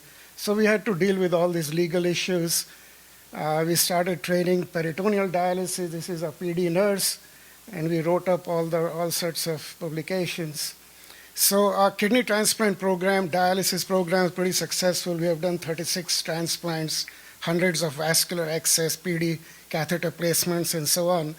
We have trained the local surgeon, there's some ethical issues as well, into doing single procedures. So instead of doing a 2-year fellowship, they do just kidney transplant, dialysis, access, and so on. So the second part, or the third part is, we thought we should develop cornea transplants as well. So a couple of my colleagues in Walter Reed, they're cornea transplant surgeons, and they told me that you're going to Guyana, we have excess of corneas in the US, because corneas are stored for 45 days, and the incidence of corneal diseases, such as trachoma, vitamin A deficiency, and so on, has gone down. So we could use these corneas in the Caribbean countries. So what we did was, the cost is prohibitive, just like kidney transplant. And as I said, there's an enormous need. There are no eye banks in the entire CARICOM countries. So these are 15 countries in the Caribbean. So we started a parallel mission with cornea transplants after we had a very mature kidney transplant and dialysis program. And we started with an education mission, teaching, and so on. Now we have done 46 cornea transplants. These are ex gratis US corneas. My colleagues, Dr. Pasternak and Dr. Waller, have come and done. And again, we have trained the local eye surgeon into single procedures, so he can do cornea transplants successfully. He's done about 16 cornea transplants now on his own. There are some pictures. We always involve the local physicians. So this is Dr. Waller, this is a local physician. They examine together. This is Captain Patel, myself, Waller, and the philanthropist who comes with us. So the fourth part of the program was that when we started doing this high-end surgery, we are not treating the basic hypertension and diabetes, which leads to kidney failure and complications of diabetes. So Captain Patel, a friend of mine, he and I had initiated a program in India, as I mentioned earlier, which is called the CUGH project, in which we train high school students into measuring blood pressure and blood sugar. Again, this is all entirely funded by the diaspora, both in India and Guyana. And for this is the purpose of the CUGH project. We screen remote villages for diabetes, hypertension. We follow them very closely. The program has now been extended a little bit into sanitation, water purification, a little bit of environment. As you see, these students get 10 weeks of training, competency. Is my boss, Colonel Burkett is here. So he came with us to see both in India and Guyana how the program is done. Lindsay Baines is here. She's a psychologist. She has come with me to India a number of times. So we invite observers to come and see what we are doing and critique us. So this is the field work. So this is groups, and they go into remote villages. We are doing some work with the environment, some data which is coming out on diabetes, hypertension. The last part people said about advocacy and press. So this is the president of Guyana, so we meet with him regularly. This is the Prime Minister of India. So, and this is the press conference. Every time we go, we have a press conference. We sensitize the newspapers to the local. So this is the Health Minister of Guyana who's giving a CME with us. We're running out of time. So just two buzzwords in global surgery. One is infrastructure. So this is the infrastructure. The entire system has been upgraded, dialysis chairs, MRI machine, and so on. And the other buzzword is sustainability. So I think we have achieved that as well. Kidney transplants and cornea transplants are being done by the local physicians. Our team used to be 14, 15 people initially. The first visit, we even took a US attorney with us in case we get sued and we can't come back. But now our team is very small, just 4 or 5 people. And we do a lot of telemedicine as well. So at the end, our work will be mainly telemedicine. And we have written a number of publications documenting our work. The other is that I have been invited to address the CARICOM countries, the ambassadors in Washington, D.C. And now what has happened is that Guyana has become the hub for CARICOM countries. So people from Jamaica, Trinidad, and so on, they come to Guyana for cornea transplants and kidney transplants.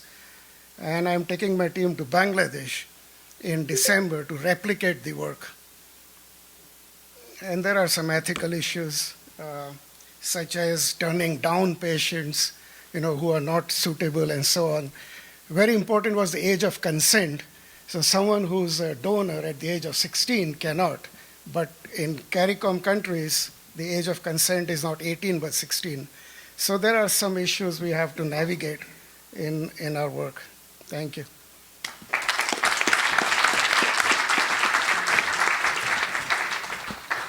Thank you very much. It's very interesting as we go from emergency and essential surgical care to kidney transplant and corneal transplant. And I guess I always ask people, what is essential if you're blind? What's essential if your kidney's not working? And it's amazing to see what happens in the system that we develop, something like that, how it develops healthcare in general within those areas. I think it's phenomenal. So I'd like to invite Dr. Drum to come up and finish our panel here this morning, and thank you very much.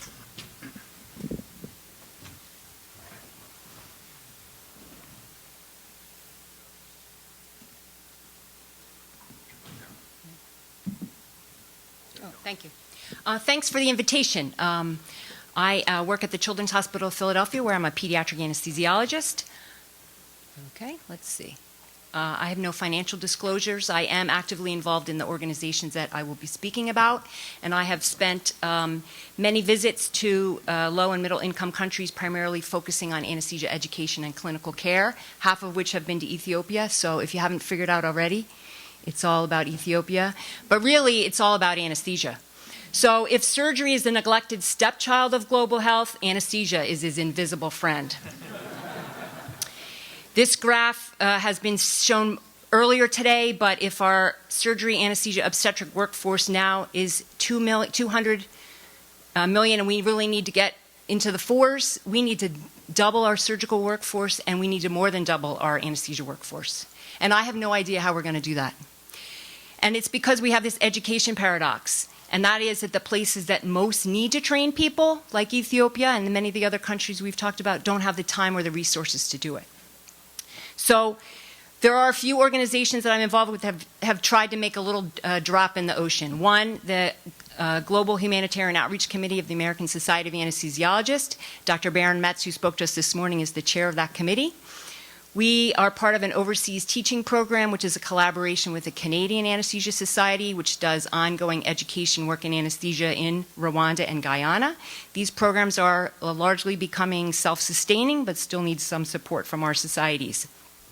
We also have a resident international anesthesia scholarship program where we send U.S. anesthesia residents for a month to a low-income country.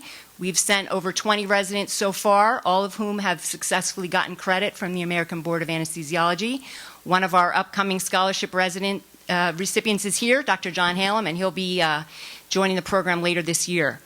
We also have a Global Scholars Program, which allows young anesthesiologists from low-income countries to come to the annual meeting of the American Society of Anesthesiologists for continuing medical education, for networking, for mentoring, to develop really lifelong collaborations, and for us to enable them to become leaders in their own countries.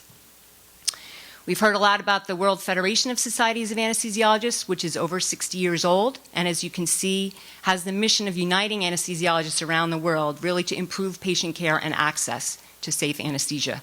There's 135 medical societies that are members. The ASA is the largest component of that.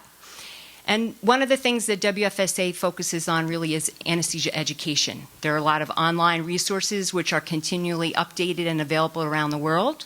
There are fellowship programs, teacher training, short courses that you heard about earlier, the SAFE courses, and the scholarship programs. For example, in the recent World Congress of Anesthesia meeting in Hong Kong in 2016, we had 50 scholars from around the world, low and middle income countries, who really came and were able to benefit from being in that setting.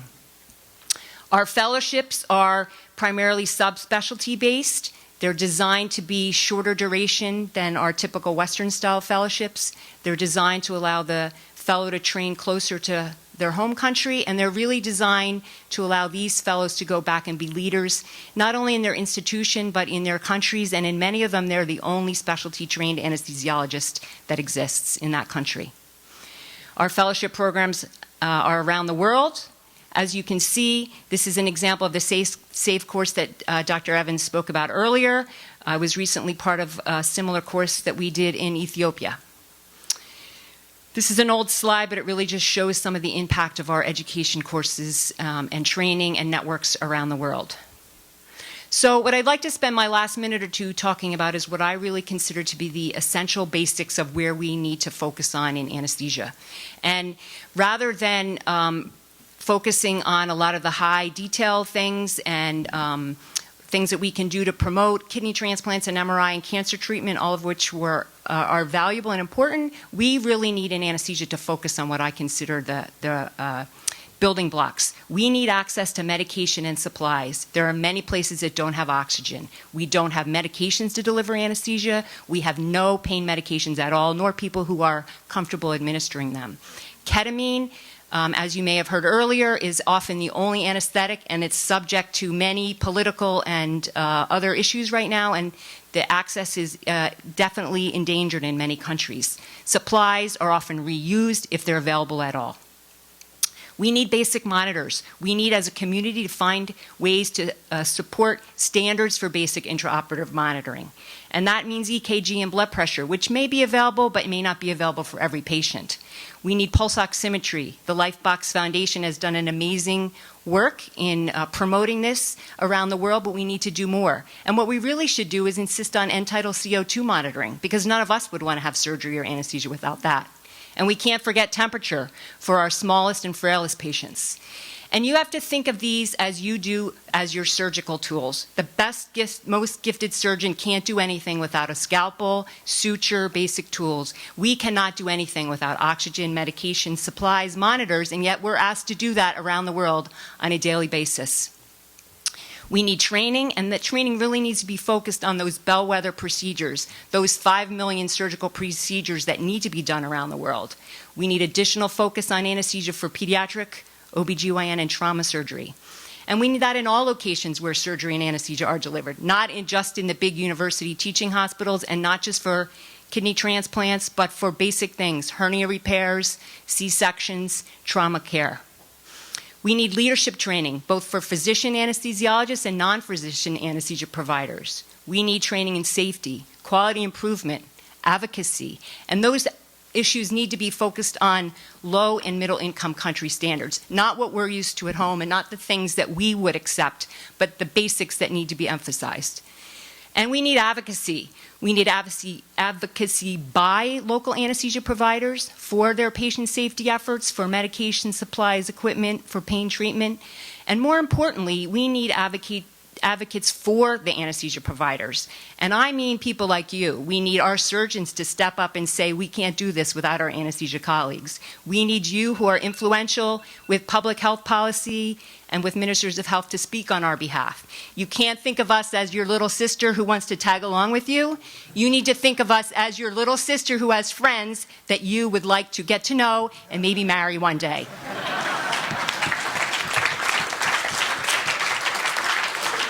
And if you're so inclined, we'd love to have you join us, fund a fellow, and help us in our goal to provide fellow education around the world. Thank you.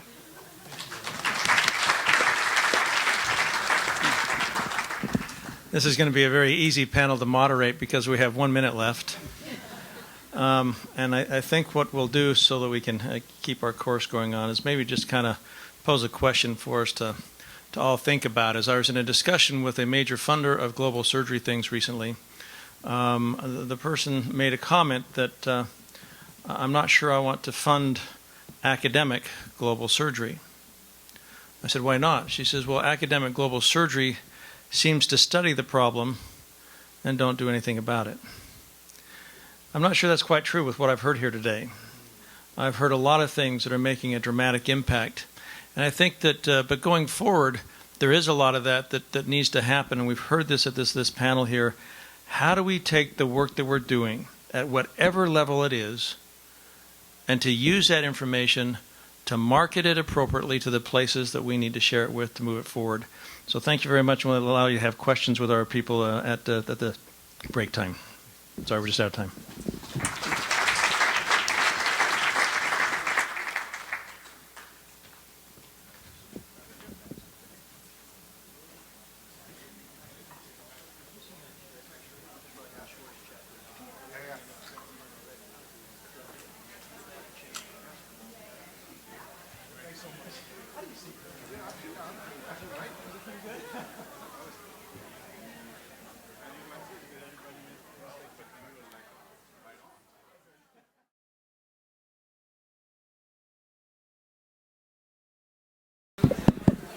Hello. That will save time.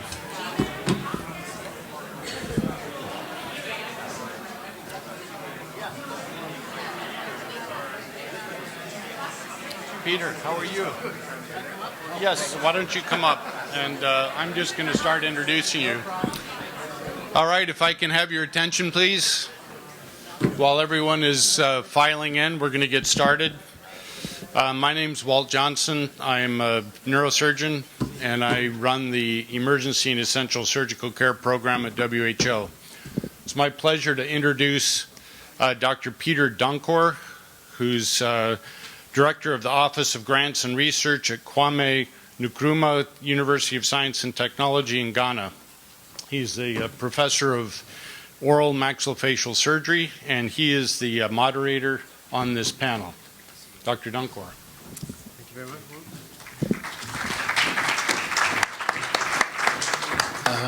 Thank you. Thank you, Walt. I dropped my notes. This session is looking at technology, innovation, and research in global surgery. And so we've assembled some panelists who have varied interest in the field.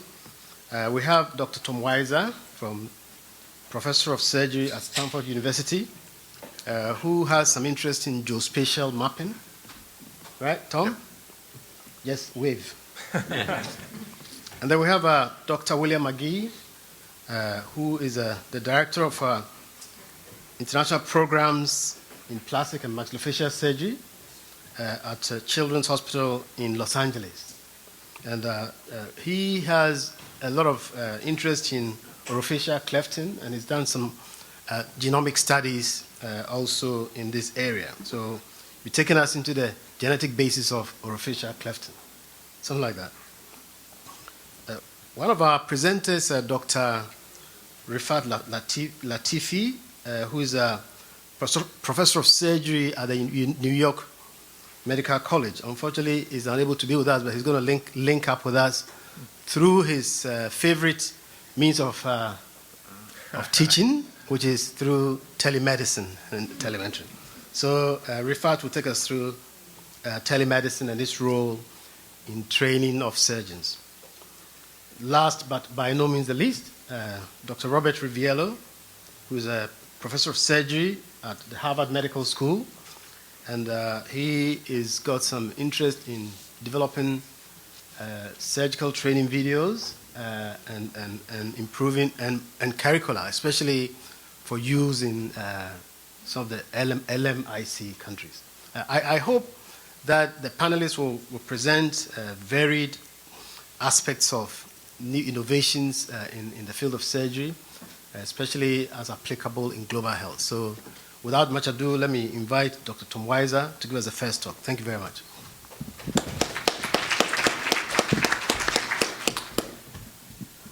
Oh, sorry. So it's a pleasure to be here and to talk with you. I'm going to talk a little bit about geographic information systems, which is really a very bland and boring topic. And so the truth is all this stuff has already been published, and so you can read about it. So really I'm just going to tell you a little bit about some of the theory behind it and what we hope to do with this kind of platform of information. So I've got a couple of disclosures. Oh, you can't even see them. So I'm a trustee of Lifebox, and Lifebox has been funded by the GE Foundation for our Clean Cut program. That's not related specifically to the work here, but there is certainly overlap. Oh my goodness! Can you key up either? Thanks. So the geographic information systems, essentially, what people think of when they think of that is as a mapping platform. And the nice thing about geographic information systems is it allows you to place data and information in geographic space, but also in time. And so you can actually start doing interactive visuals and use data in multimodal ways. So it's a system designed to capture, store, manipulate, analyze data, and present spatial and geographic data. And it uses latitude, longitude, altitude type coordinates, so everything ends up getting placed in a map. And then whatever else you want to incorporate in terms of data can be incorporated onto that geospatial coordinate. It relates to real physical locations, and any variable can be overlaid on the top, and it has huge and broad implications. So it's been used in business, it's used in global health, it's used in real estate development, it's used in all sorts of different industries. It has been fairly well used in some of the early public health work. It's never really been well used in surgery, or what I would actually call any facility-based medical care delivery service. And so I'm going to tell you a little bit about some of the work that we did. So a couple of things to note first. When you think about geographic information systems and if you think about distance, there's an interesting construct with distance, and most people, when they first start using GIS platforms, they think of what is called Euclidean distance, which is straight line distance. The fastest the distance between two lines. The truth is most patients don't travel that way. They actually travel over what's called Manhattan distance, which is you have to go around buildings, and you have to go around over bridges and around lakes, and so you can incorporate road infrastructure and transport times into your visualization system. So we first started some of this work using data that we had from Zambia, and this was done by incredible work by Kendra Bowman, who's right now a pediatric surgery fellow, and she went to the Ministry of Health, and they identified all 109 surgical facilities in Zambia, and then she proceeded to follow up on every single facility, visiting them individually, interviewing the stakeholders there, and doing kind of a situational analysis of what their infrastructure was like at each of the facilities. So when you place all those facilities on a map of Zambia, and then you import population data, these are all open access databases, so you import population data and overlay it, and then you import transportation data from something like OpenStreetMaps, which is again an open access platform. What you see is this map that shows that actually about 85% of the population of Zambia is within a 2-hour distance of an identified surgical facility. So that's fantastic. That's great surgical coverage, actually, for a country that has a lot of resource barriers.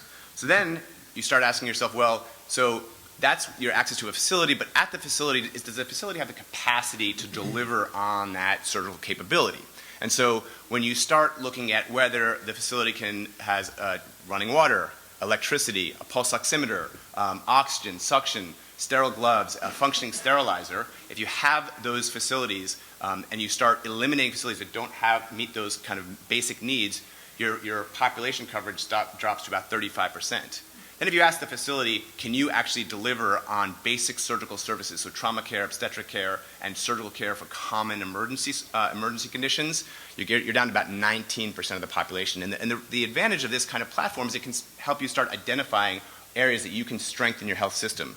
So this was done by Barclay Stewart and his colleagues in Ghana. What they did is they looked at the ability of facilities to provide surgical care for some of the bellwether conditions, and then they started identifying areas where, with minimal resource additions to facilities that already exist, how much would that change access? And so they identified, using this type of geographic information system, 5 facilities that if you upscale them, the bricks and mortar already exist, if you upscaled them, you would increase by about 15 to 30% the population coverage. So going from about 60% to about 80% population coverage just by upsourcing those 5 facilities. The nice thing about this is that it's fairly scalable, and I'm getting a 2-minute warning sign. So we just published this about 2 weeks ago, or it came out online in the Bulletin of the World Health Organization. What we looked at was 7 different countries and a sampling of district hospitals that are providing surgical care. And then we looked at the same kind of analysis where we looked at what's your access, assuming that the facility can provide everything, and then what's the access when you start incorporating other components that are necessary to provide surgical care. What we found was that of the 120 hospitals that we ended up evaluating in these 7 countries, only about 34% of them actually met these minimum resource requirements. And an average of 2 million people per country lost access to surgery when you started including these basic fundamental resources, with this huge range, anything from about 500,000 people to, in one country, over 50 million people lost access to care. And so I'm going to blow through these slides. So, so this is what you can do with, once you have a data platform, you can look at Bolivia, you can look at Ethiopia, you can look at Guatemala, and these are all done because the platform is already built. And the hardest part now is just making sure that the data that you have are viable data that work across countries and settings, and that come to you in some kind of standard way. So I think that's the end of this slide talk. But basically, the idea being that there are solutions that can help ministries, that can help with advocacy, that can help facilities lobby for specific resources when they can start showing how their ability to provide surgical care and anesthesia care can actually affect a population's ability to receive that care. So, thanks so much. Thank you.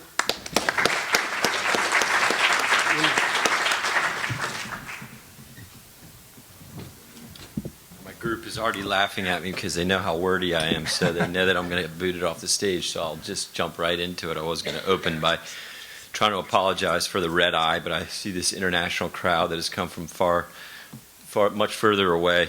I want to thank the group for inviting me, specifically Catherine. She was very sweet on the phone. We talked for some time, and it's very impressive what everybody's accomplishing. Wrong way. I live in Venice Beach, California, right outside Los Angeles, and it's now the home of Snapchat, Facebook, and Google. So there's a lot of innovation going on. I'm fortunate to hang out with people who are in those fields who give me advice. And one of their greatest advices is focus on people's strengths and not their weaknesses, and you'll have a lot of success. I think in the topic of innovation in 5 or 7 minutes, which is very difficult, our greatest innovation is actually teaming up with nonprofits. We see a lot of synergy in universities and nonprofits working together, and I think that's only going to get stronger and stronger. I'm very excited about it.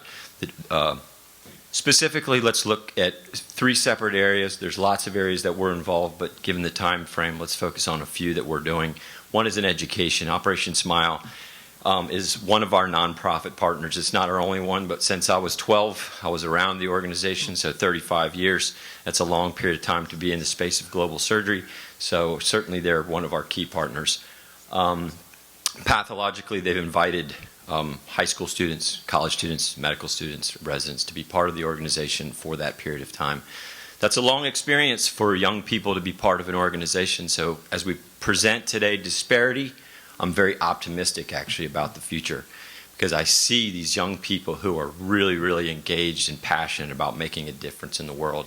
And so I think our future is very bright.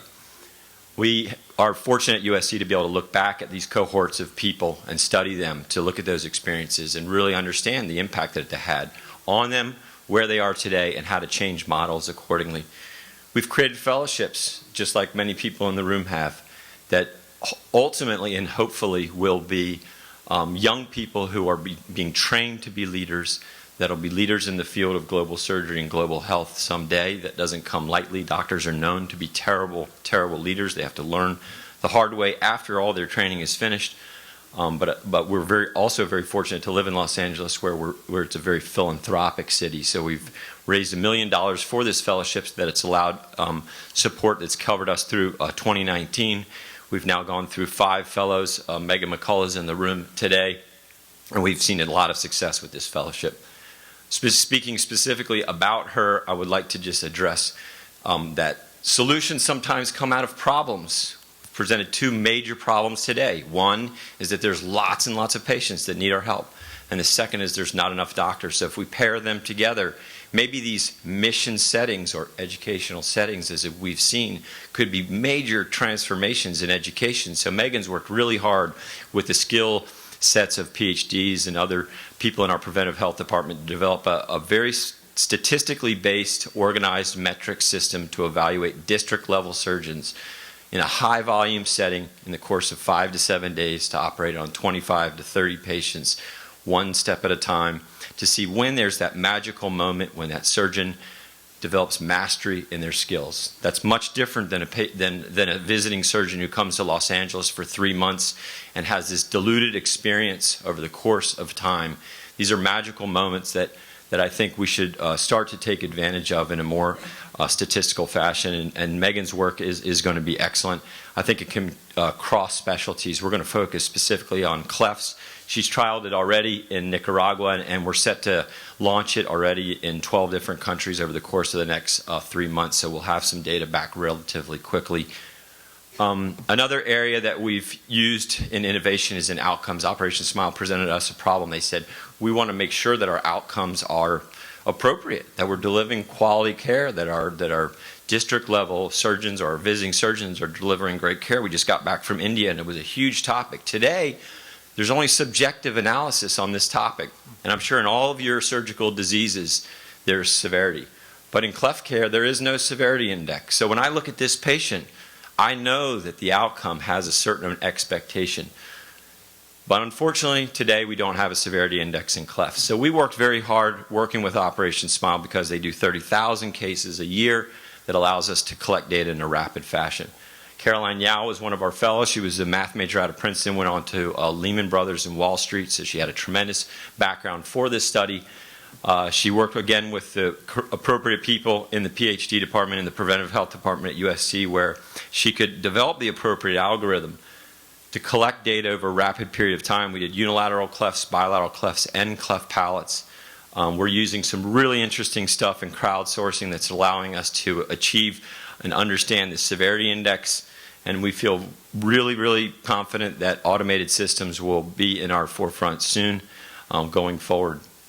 We think that mobile technology and these automated systems are going to allow us to capture our data back more rapidly in our patients across the globe.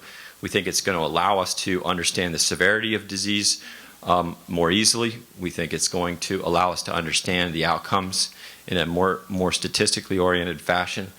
And I think that this type of transformation is going to come out of companies that are in our backyard. The last thing I'll share with you is a genetic study. I think we have to look at disease, and I think through the eyes of the beholder. And a surgeon, they look at it one way, but a geneticist would look at it a totally different way. So we used Operation Smile because they do so many cases a year. We work with the PhD departments to develop what was originally a GWAS study, a genome-wide association study. So we did a case trio with mothers, dads, and babies of both cases and controls, looking at the environment and the gene.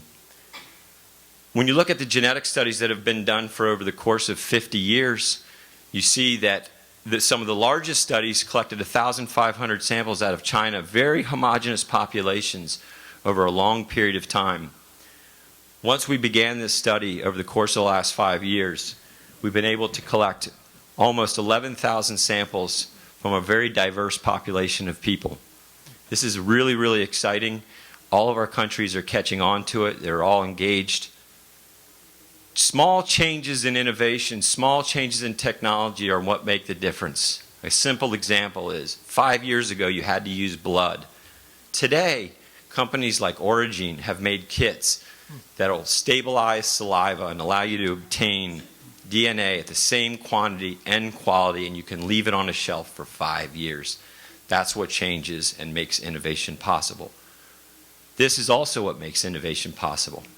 15 years ago, whole genome sequencing was $100 million.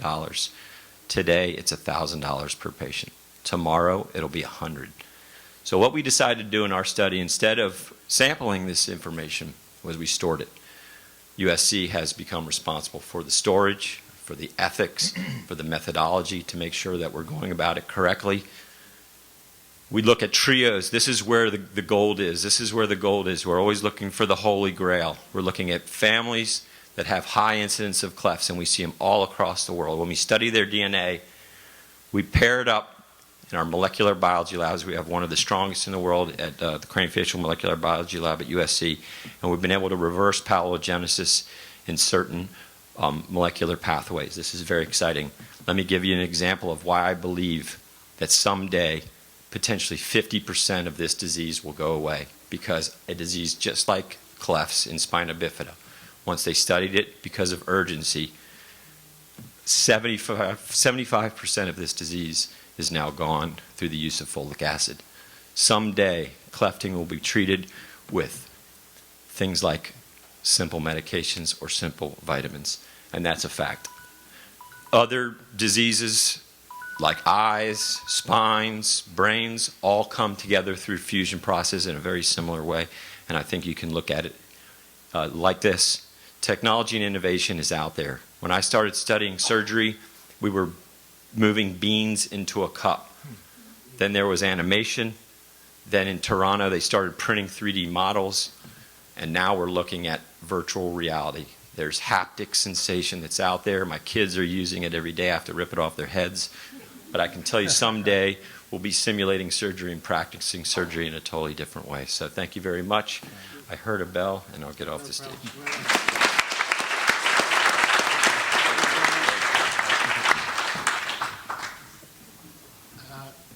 I think the Rifat's presentation is by Telelink, so we'll get Robert's presentation next. Thank you.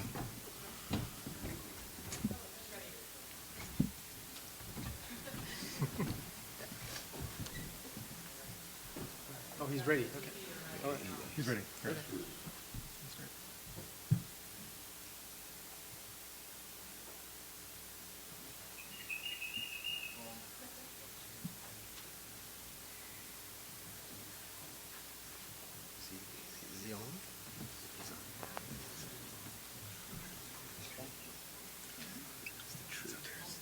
Dr. Latifi, we can't hear you.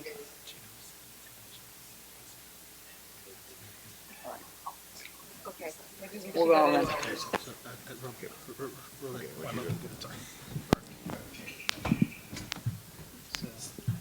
Innovation and We've been having some technological pieces. Well, good afternoon. I'm Robert Riviello. Thank you to the organizers for allowing me to participate in this. My talk's going to be about innovation in surgical education, and this represents work from the University of Rwanda together with Harvard Med School and Brigham Women's Hospital. So it's April, so congratulations to all you UNC people.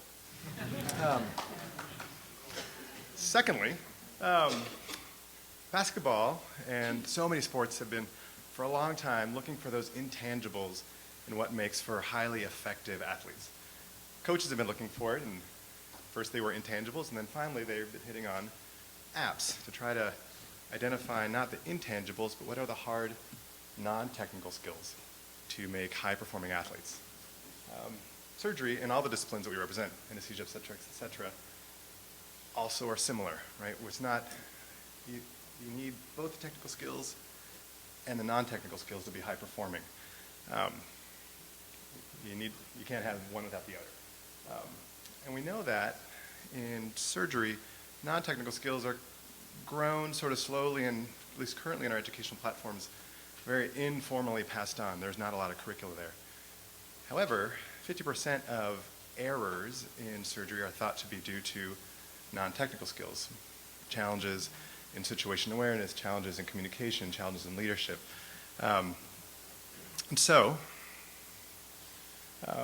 about 10 years ago, Steve Ewell and his colleagues out of Scotland identified the field of non-technical skills in surgery. They sort of pulled it from other high-risk industries, airlines, et cetera, and categorized these skills in two major groups, the social skills and the cognitive skills that underpin technical expertise and medical knowledge. So that's non-technical skills. Then they said, but we don't have a mechanism by which to train and to assess surgical trainees to develop those technical skills. So they developed the NOTS taxonomy. NOTS means non-technical skills for surgeons, not non-operative, which is what I always want to say. And it's essentially a taxonomy. So there's 4 categories of skills: situation awareness, decision-making, communication, teamwork, and leadership.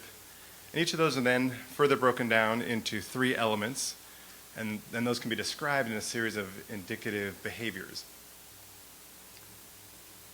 That framework was designed for this kind of operating room, highly technologically complex that you'd find in Scotland, you'd find in the US.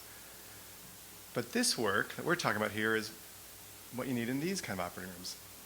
Also very complex, I would argue, but not technologically complex. There's other complexities to navigate, to manage. And so the questions for today is that non-technical skills for surgeons that was elucidated in Scotland and Europe and the US relevant to limited resource settings? And can a system like that help us in surgical education and capacity development? So we sought to sort that out, and frankly, the person who led us on this path was George Takiruta, the head of Department of Surgery, who went to Scotland for a simulation seminar and said, we need NOTS. So we did a systematic lit review to looking for non-technical skills teaching in low-income settings, and we did a series of structured interviews of providers in Rwanda. And what we elucidated from that is the main difference isn't the skills, but it's the variabilities in the context, variability in human resources, language, human capacity. And so from that, we developed a series of teaching videos and incorporated it into a curriculum. So those videos were shot on site at the University Teaching Hospital Kigali by a video crew school from Kigali. And then that was packaged together with a broader curriculum, and then most recently taught at a day-long course in Kigali with the University of Rwanda.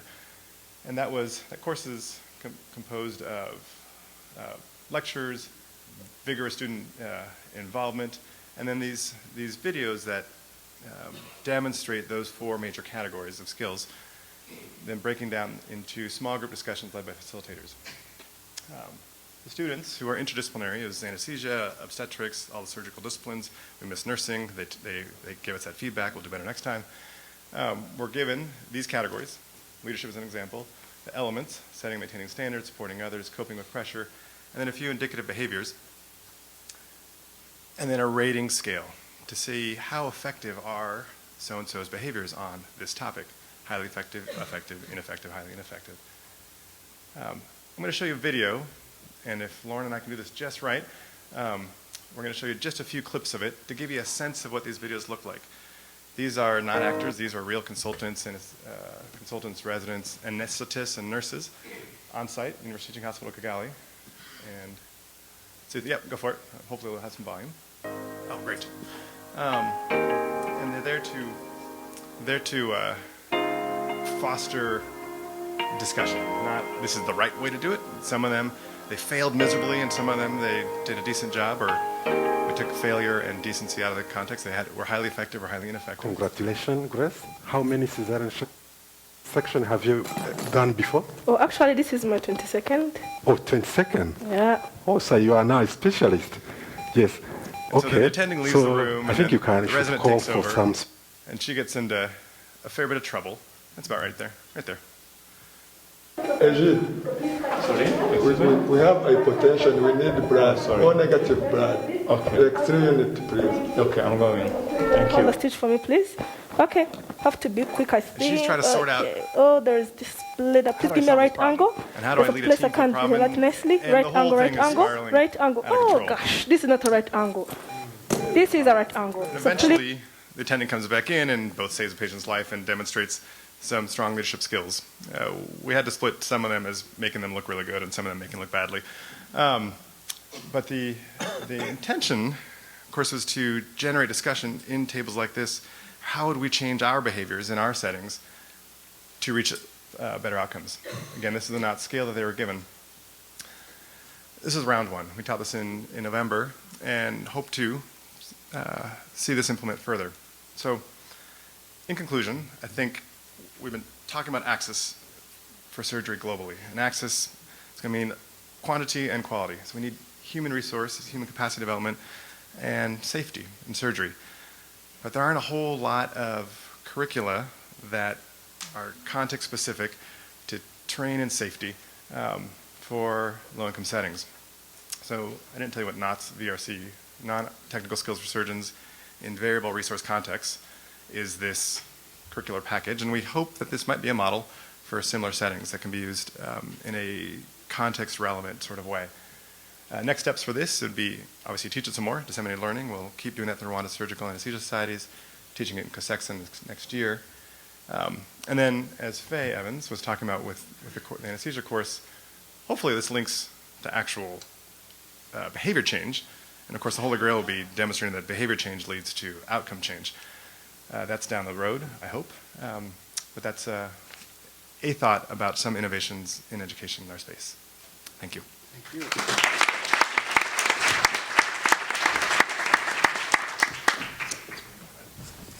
Thank you. Are we ready for? Sorry.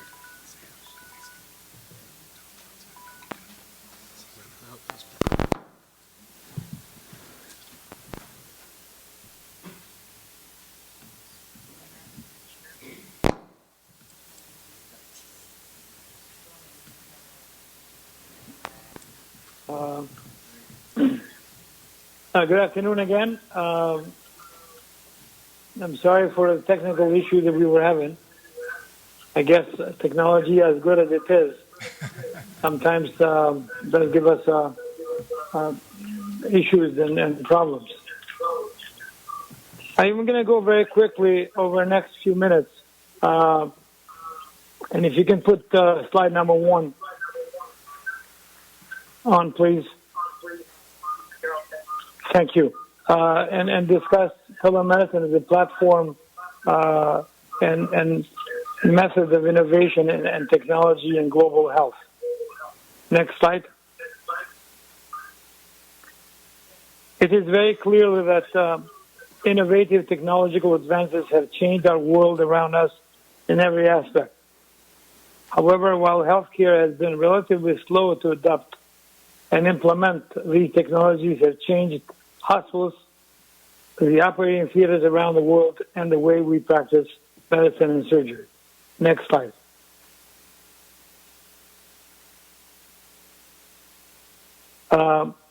I was really lucky that in 2000 suggested that we create an international virtual e-hospital as a model to rebuild medical system in the post-war Kosovo, where I'm originally from. And needless to say that my life has changed significantly since then. Next slide. So the idea was to create medical diplomacy whereby we disseminate telemedicine and e-health in developing world. And by this time, we had come up with this initiate, build, operate, transfer strategy. Excuse me. That it really makes possible sustainability of the programs. Every one of us who had worked in foreign countries or in developing world knows that the majority of the projects end the day that fundings end. The computers get removed, the offices get adopted, and the project goes kaput. So we thought that we should create a methodology whereby we'll be able to ensure sustainability of these programs. Next slide, please. Another way, we were trying to change the delivery of the existing medical care by bringing together a new coalition of partners with innovative boundaries and clear vision, and create a modern and efficient medical system that will prevent morbidity and death and improve lives. Well, this is a huge goal, but if you don't have big goals, you will never get even into small ones. Next slide, please. So this is the main slide that I can spend days on it, but this is really our strategy that we have published a few times. The initiation phase is we perform a needs assessment on the country, identify the most important medical and educational problems, identify local champions, solicit input from all local and international stakeholders in the country, and create true partnership with local stakeholders, especially with the government. The second phase, and this can last really 1 to 2 years, you should not be in rush just to get in front of the cameras and say that we started telemedicine program. You should really have all the ducks in a row before you do that. Once you create that phase, the initiation portion, then the building phase starts. You create a telemedicine network, you build a telemedicine center with all necessary space for electronic resources and education activities, establish electronic and medical library, and empower local personnel to independently run the program. In other words, when you leave the country, that should not be closed. It should be still operational. Now, again, this may last 1 to 2 years, depending on the funding, depending on the capacity, local capacity. And a third phase is the operation phase. This is probably the longest one because, and it's kind of mixed with the building phase as well, because You ensure functionality and the leadership of the program. Add clinical programs. For example, excuse me, in Albania, we started with basic telemedicine exams, and then we added all the way to teletrauma and neurosurgery. So it really depends on the country and the country needs. But you add clinical programs as you go. Report results in the peer-reviewed journals, and of course, the local partners are part of that. And ensure good public relations and transparency. Improve through continuous feedback and new evidence. And the final phase, which is a kind of bittersweet phase, is the transfer phase. You ensure that the telemedicine program has become an institution of the country, now belongs to Ministry of Health or whoever runs the health system. In all our three countries, in Kosovo, in Albania, and in Cabo Verde, and now in Vietnam, a fourth country, all health systems is run by the Ministry of Health. So now they are part of their system. And really, you have built the clinical capacity, you have built the leadership, and other countries are ready to take over.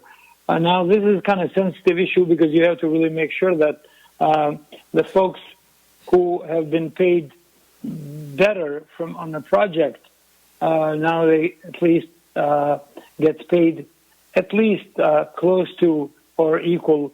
Otherwise, they may leave and move on to a different project. Next slide, please. I'm just going to go very quickly. This is initiation phase from Pristina in Kosovo in 2002 to Praia, Cape Verde in 2012. I'm not sure you can see it clearly, but the gentleman in white clothes in Cape Verde is Dr. Ron Merrill, my mentor and a gentleman who is responsible for my telemedicine activities around the world. Next slide. So the building phase, I'm just going to really go quickly through this. As I mentioned before, you build the auditoriums, you do training rooms, research resource or educational rooms, electronic library, and training and education of individuals to run the programs independently. Next slide. Operating phase is kind of add more programs are implemented in all-inclusive approach, development of leadership in each hospital or center. Key leadership personnel are identified, trained, and empowered, and raise the profile of the program to the best of your ability and ensure and establish credibility. If you don't really do honest work, it's very difficult to have credibility. And finally, continuous education and advancing of staff and personnel. Next phase. Next slide, I'm sorry. The operation phase is quite complicated. Continuous medical education program in distance, doctors, nurses, IT personnel, management. We have electronic virtual library, Hinari. I urge any of you who has not tried this to try it because it's really amazing. And obviously, you had a teleconsultation. Next slide. This is a cartoon of the telemedicine program in Kosovo. Has been open since 2002 and has 7 centers in a relatively small country. Next slide. This is Albania. We have 28 centers now. And we actually, Kosovo program has been part of the government since 2007, while Albania, we just transferred this in December, and we'll see how that's going to work out. Next slide. Finally, this is a cartoon of all the islands of Cape Verde or Cabo Verde. And we actually, this cartoon is missing one more center. We had 11 centers in San Diego. Okay, good. Next slide. So I think the future, the telemedicine is here to stay, and really no better way to provide patient-centered care than telepresence at any time. Next slide. I thank you for your attention, and I'll be very happy to answer any questions by emails or otherwise. Thank you.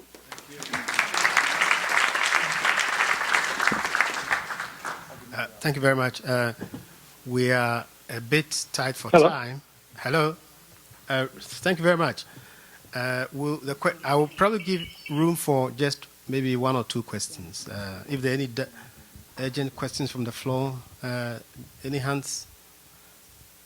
No questions. Well, my question to the speakers, just for short responses, is that how do you envisage scaling up some of your innovations? Thank you. So, so for some of the GIS work, we partnered with the Population Health Sciences program at Stanford. Our partners on the programming side are actually building out a huge data architecture on the backside for the entire population health services enterprise. So, like hundreds of millions of bits of data that you can then incorporate in a kind of a simple user interface. So again, it's kind of like I don't want to be too kind of wonky, but the idea is that you can open access research to anyone who has a question and can access data in a way that answers their questions and queries in basically an open access platform. I don't know. For the dissemination of the NOTS curriculum, I think our plan is to identify young, energetic, new surgeons, anesthesiologists, obstetricians who want to keep teaching this, train the trainers, and then expand through COSEXA to study whether teaching leads to behavior change, leads to outcomes. Not sure yet. Well, I guess I'll just answer it very generally that one thing someone taught me once is you can take a great idea poorly executed or a good idea well executed, so scaling requires execution.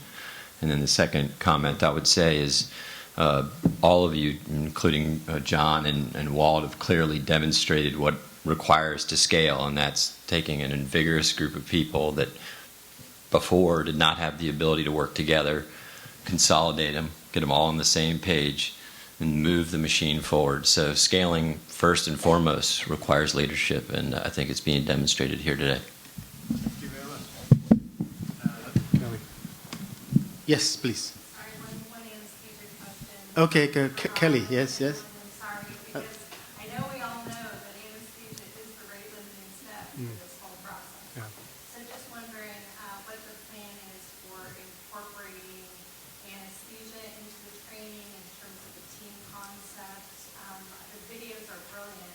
Love the idea, and would love to know if you plan to have an anesthesia technician come in or a team training within Rwanda and elsewhere.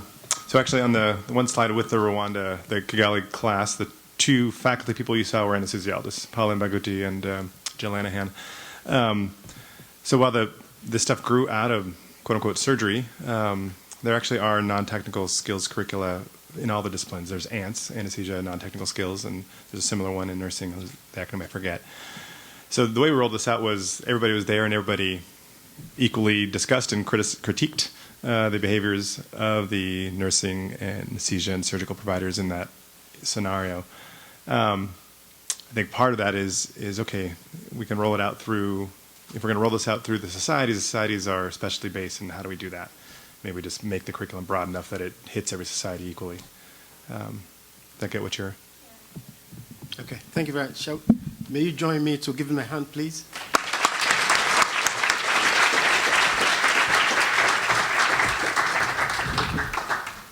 So I would invite the next panel, Financing Global Surgery, to come up to the table, and we'll be here shortly. And if you don't know Walt already, and I'm sure everybody does, Walt is the head of the Global Initiative for Emergency and Essential Surgical Care at WHO. and is a fearless leader in many aspects of our work.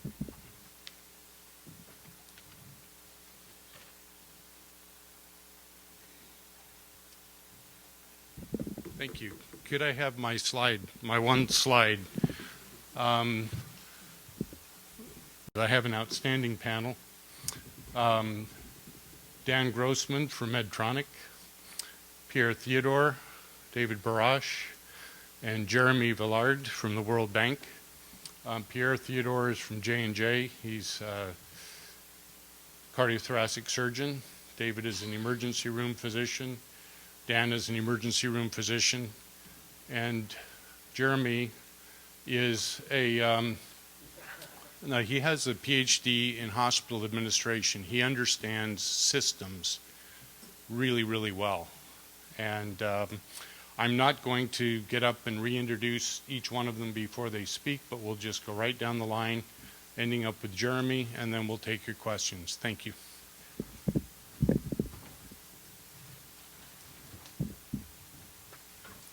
Thanks. Good afternoon. Daniel Grossman. I do not have any prepared slides. Just some background on me. I'm actually as I said, an emergency physician, but I'm a global health fellowship trained and then sort of left and went to industry while also continuing to practice medicine. And I liked the med student question from prior. There are all kinds of pathways you can take to creating impact in global health. And many of those are in academic facilities, and many of them are through, in my case, using the resources of a really big company to solve problems that I'm passionate about. That's how I ended up at Medtronic. I'm actually not really going to talk about financing surgery. I think actually that the role of industry is to be sort of forward-looking in new ways of getting procedures or therapies or products out there that are locally appropriate, and adapting business models to be appropriate for the environment they're in. So one thing that Medtronic is doing is not concentrating on the product, the medical device anymore, but instead we are building cath labs, we are building operating theaters, and we are going to governments and we are asking them in public-private partnerships to outsource their operating theaters to us. It turns out governments or even private hospitals are not that good at operating something like an operating theater. They do not have the expertise to do that. So if you outsource that and let your clinicians, your nurses concentrate on what they're best at, you can actually create operating efficiencies from that. So we have started to build and buy cath labs and are doing that around the world. We have invested in a private equity fund that is buying and tying together hospitals in West Africa, in East Africa, and in India, and taking training models where you take a surgeon from Nigeria and have them train in India. So we are now one of the owners of the 5th largest hospital chain in India. So we're trying to create new models of healthcare delivery, not by necessarily donations, but by creating networks that look different than a place where you would see a traditional medical device company work in the past. We also, of course, are doing training. So we have training centers in Turkey, in Brazil, and of course that is to train people on the surgical equipment that we create. As surgeons, you all likely know Covidian, which is now part of Medtronic. And for me, that's really exciting because now we get a breadth of other surgical problems to work on.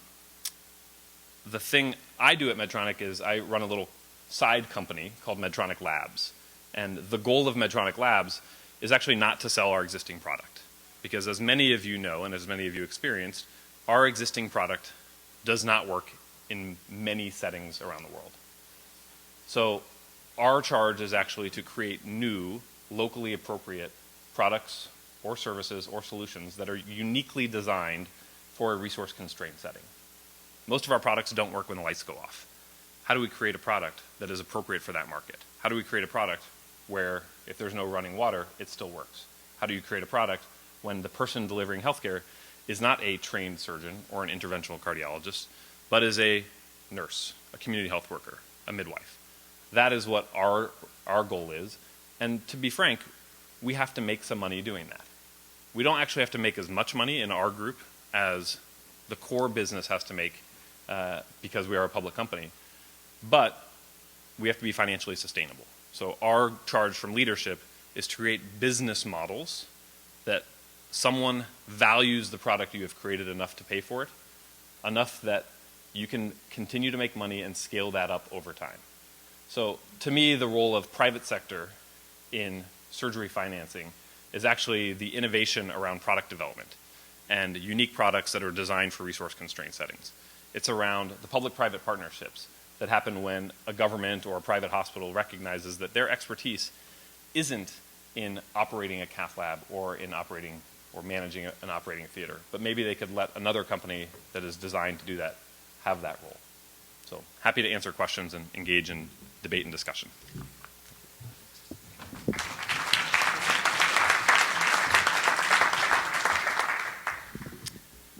Good afternoon.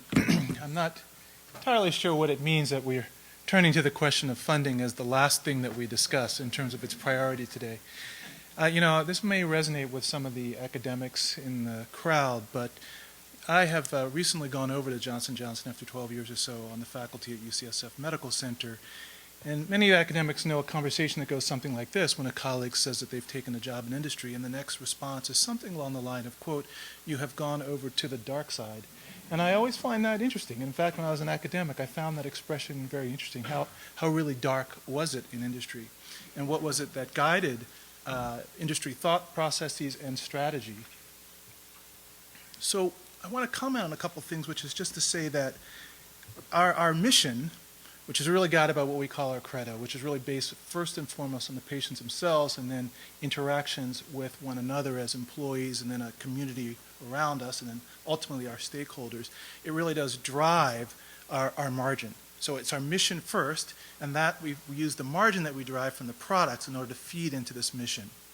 And I say that one of the reasons why I think we're a critical partner here is that our company is present in approximately 175 countries right now. We have 250 operating companies. We have 165,000 employees.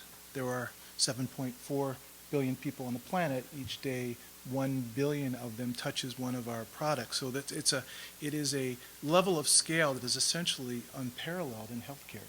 So we think if we really do talk about improving access to surgery, excluding strategic industry partners is probably not going to be effective. So when we look at the SCG framework, we sort of tried to figure out where could we specifically have an impact around global surgery. And there are three specifically that we focused in on in terms of good health and well-being, or SCG number 3, and then gender equity at number 5, and then partnerships we think is very important. Because governmental affairs is such a critical part of our business, and our capacity to drive revenue and our capacity to drive reimbursement through governments, we can use that same sort of activity within the company as well with respect to global health priorities. So again, if we look more specifically at essential surgery, we tried to ask what would our specific aspiration be. And our specific aspiration is around adding on to the number of patients who have access to surgery, those that are currently excluded by the Lancet criteria that John mentioned earlier today, by 50 million people within the next 5 years. That is our goal, and we hope that you will be our partners. And how do we go from just a general aspiration, a whole lot of people? Do we just give you a number of dollars that we will commit? Well, instead we're going to sort of suggest how we're going to do it. That is, for example, turning to ecosystem strengthening. We'll go through what this means quickly in a second. Workforce development, service delivery, and advocacy. So if we take a specific issue, say for example rectovaginal fistula as a focus of activity in surgery, we can ask ourselves, for example, are we capable of reaching out to, within of that 50 million people, 100% of the patients in a low resource targeted area? Are we capable of reaching 100% and training 100% of the surgeons that are capable of repairing rectovaginal fistulas? Can we put together training and fora for the clinicians to meet each year to interact? And can we deliver to approximately 80% of the patients within that catchment area? You know, I wanted to, this is the Central Plains area of Haiti. My family, I'm of Haitian descent and do work through the platform of Partners in Health on occasion, and through St. Boniface Healthcare Foundation in Haiti. This is the Central Plain area in 2010. This is what the Central Plain area looked like in 2016 after the construction of the hospital. I put this up not to say this is such a great success story. It is indeed a success story, but there also are significant lack of success. I don't use the word failure, but lack of success also with this attempt. And it's curious that surgeons are excellent at standing up in a forum not too dissimilar from this when we make mistakes and explaining what we have done wrong. And that's exactly what we do in industry. If we make a bad investment, we have to explain it to our shareholders. We have to explain a write-down as a result. And so I think one of the things we can learn is to turn to the efforts that we've made and ask ourselves what mistakes have occurred. What sorts of, for example, the brightness of the lights in the operating room in Mirabelais, or the size of the operating rooms in Mirabelais might be considered to be too large as we move on to the next building effort. I wanted to draw attention to a specific organization that I think is of significant value that John Muir would know well. Build Health International helped build both the hospital in Mirabelais and an additional hospital in Fond du Blanc, Haiti, another town in the southern peninsula. And I just put here just a comment here by Paul. I guess Paul Farmer's become like, you know, Madonna or Cher, where you can just kind of give just the first name only. But that, so that, you know, BHI is attacking poverty and the means of aspirations. Acceptance and decaying and poorly built infrastructure is inevitable and tolerable by designing and building and maintaining high-quality hospitals, clinics, and labs in settings from Haiti to Rwanda. And I put this out there because it's just about 3 weeks ago where I was able to see one of the healthcare institutions built by Build Health International and operate in the Surgery Center, where you really have a quality of surgical delivery that comes to mimic what we would consider first world standards in low resource settings. You really can't talk about a wicked problem without someone showing some sort of Venn diagram, so I felt obligated to put one in. But really what I wanted to draw attention to is that if you look at the different categories of academia, healthcare delivery platforms, philanthropy, private and corporate, didn't seem like format didn't work out quite well on this one.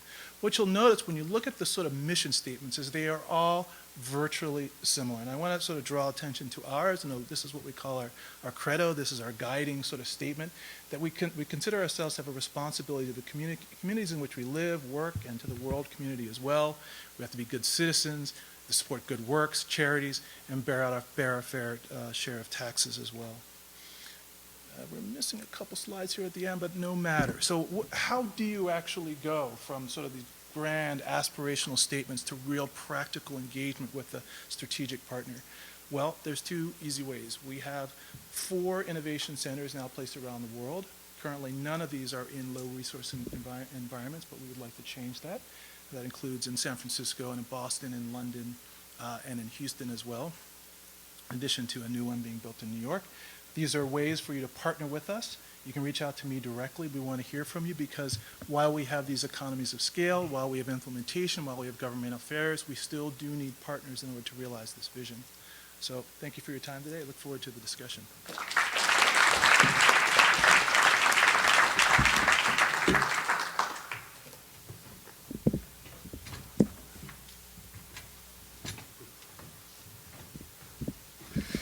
Good afternoon. I think I figured out why the crowd is still here, Pierre, because they want to talk about funding.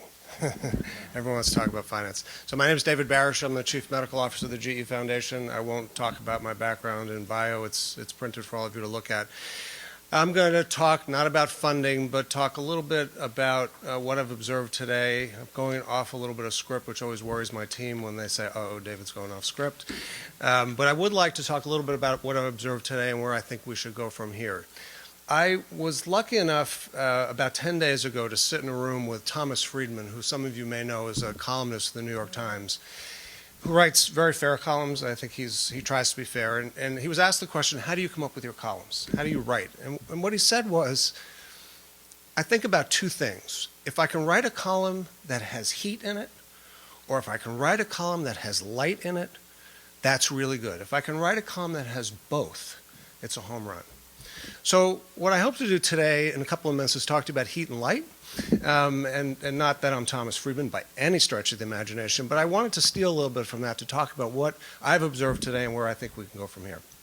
There's been a lot of light here today. I think there's been a lot of really good information. People are doing tremendous work. There's tremendous leadership. There's great innovation. In terms of heat, there's a lot of smoldering. And I think in my next couple of minutes, I'm hoping that I can talk about a couple of things that we do and the work that we've done, and then conclude by maybe just pouring a little bit of gasoline on the smoldering fire, if you will. So by background, what I do at the GE Foundation, I lead our global portfolio as well as our U.S. portfolio. Our global portfolio is entirely focused on safe surgery. How we got to safe surgery is a good example of leadership and maybe just a little bit of somebody using Twitter in an effective way. About, I think it was September of 2014, I sent a tweet kind of ignorantly about surgery, and I'm not even quite sure what the tweet was. And sorry, John, I have to say it, but John Muir was direct messaged me back about 20 minutes later and said, we have to meet. And so there's an effective use of Twitter.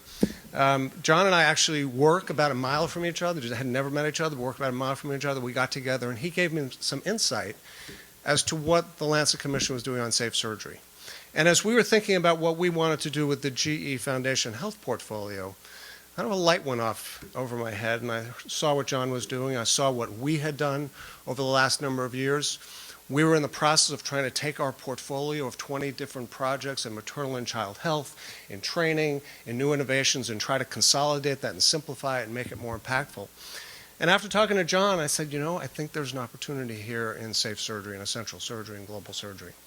And so I didn't sit around very long. I like to work quickly and kind of think like a startup and get going. I came from the startup business, so think like a startup.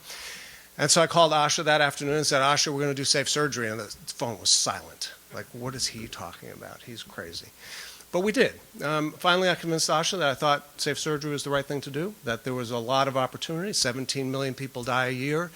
$12 trillion over the next 15 years was going to be spent ineffectively around safe surgery. We needed to do something. And there was some white space there. And we had some expertise there.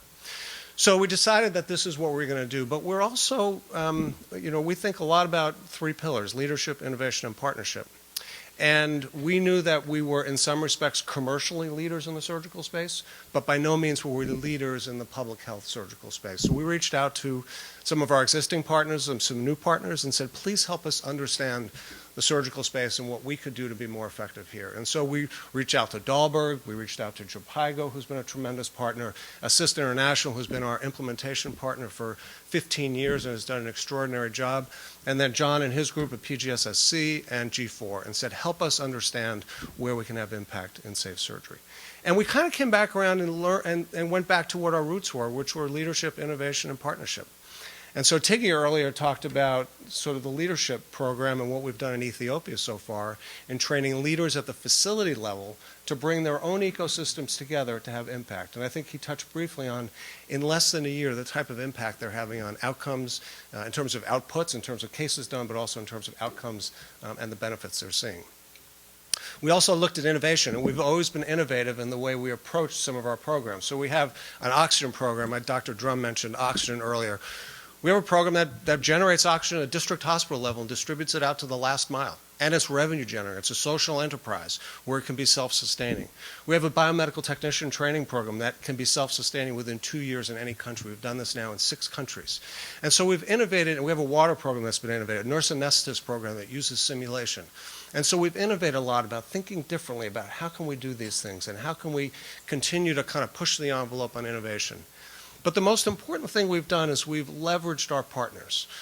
The GE Foundation is a small group of 5, 7 people who really can't get out there into the field and do the work that needs to be done. So we've partnered with the groups that I've mentioned and talked about with them about getting into the field and partnering with local partners to actually deliver the services that are being done. So to us, that structure is really important, which leads me back to the funding piece and a little bit of the gasoline on the fire piece, a gasoline on the smoldering embers piece, if you will. If we're going to hope to get funding at the level of funding that you see for the Global Fund, $33 billion over the last 10 years. So we've invested $25 million in safe surgery. I think J&J's been about the same. I don't know Medtronic's investment, but we've all invested some amount of money in the millions of dollars in safe surgery. This won't scratch the surface. What we need to do is get on the level of the Global Fund, get on the level of Gates Foundation, get on the level of really big funders to move the needle in safe surgery. The only way to do that is to do that together, to do that with a single voice, and to do it in the way that we call it a mission, we can call it a movement, we can call it a coalition. But if we live here today without having thought about how we actually create that coalition, how we actually partner with the people sitting at our tables, how we actually come out of here with a mission, sadly, I think we would have lost an opportunity. This has been a great day. It's been shed a lot of light. There's a lot of smoldering embers. A little bit of gasoline. Don't go out that door until we commit to making a difference, commit to lighting a fire, commit to doing something together so we can actually raise the level of capital, the level of funding that we need to make a difference and move the needle. And with that, I'll take a seat.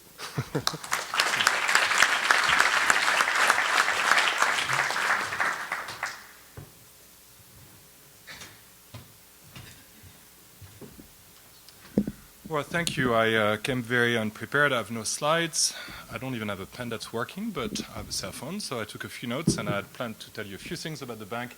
But actually, I was quite inspired by what you were saying about the gasoline. So I thought that maybe what I can do, and to keep our discussion lively, is maybe just to share a few thoughts, maybe which is a continuation of what you were saying about what this group can do actually to push forward the issue of global surgery. I think that, reflecting, and I've been at the bank only about 2 years. I have a background as a hospital administrator. I'm no surgeon, but I've worked in hospitals for several years, and also in research and public policy. But what's very interesting at the bank is that you have an organization that's relatively large, that has a portfolio of lending to countries that's worth about 60 billion a year, about 200 billion every 3 years. We work through 3-year cycles. And, our health portfolio is worth about $12 billion, working in 100 countries. And at the same time, it is so little compared to the development problems that we're trying to deal with. And I think that's the same issue that, your companies are dealing with. How do you push a global movement with investments that are consequent, that, are strong commitments from your organizations, but are very small? And so I think that, at the bank, the strategy that we developed and was released about 2 years ago at the Addis Ababa global meeting on financing for development was really the strategy to go from billions to trillions and say, what we bring to the equation is important, but it's not important in and by itself. It's important if we can leverage it.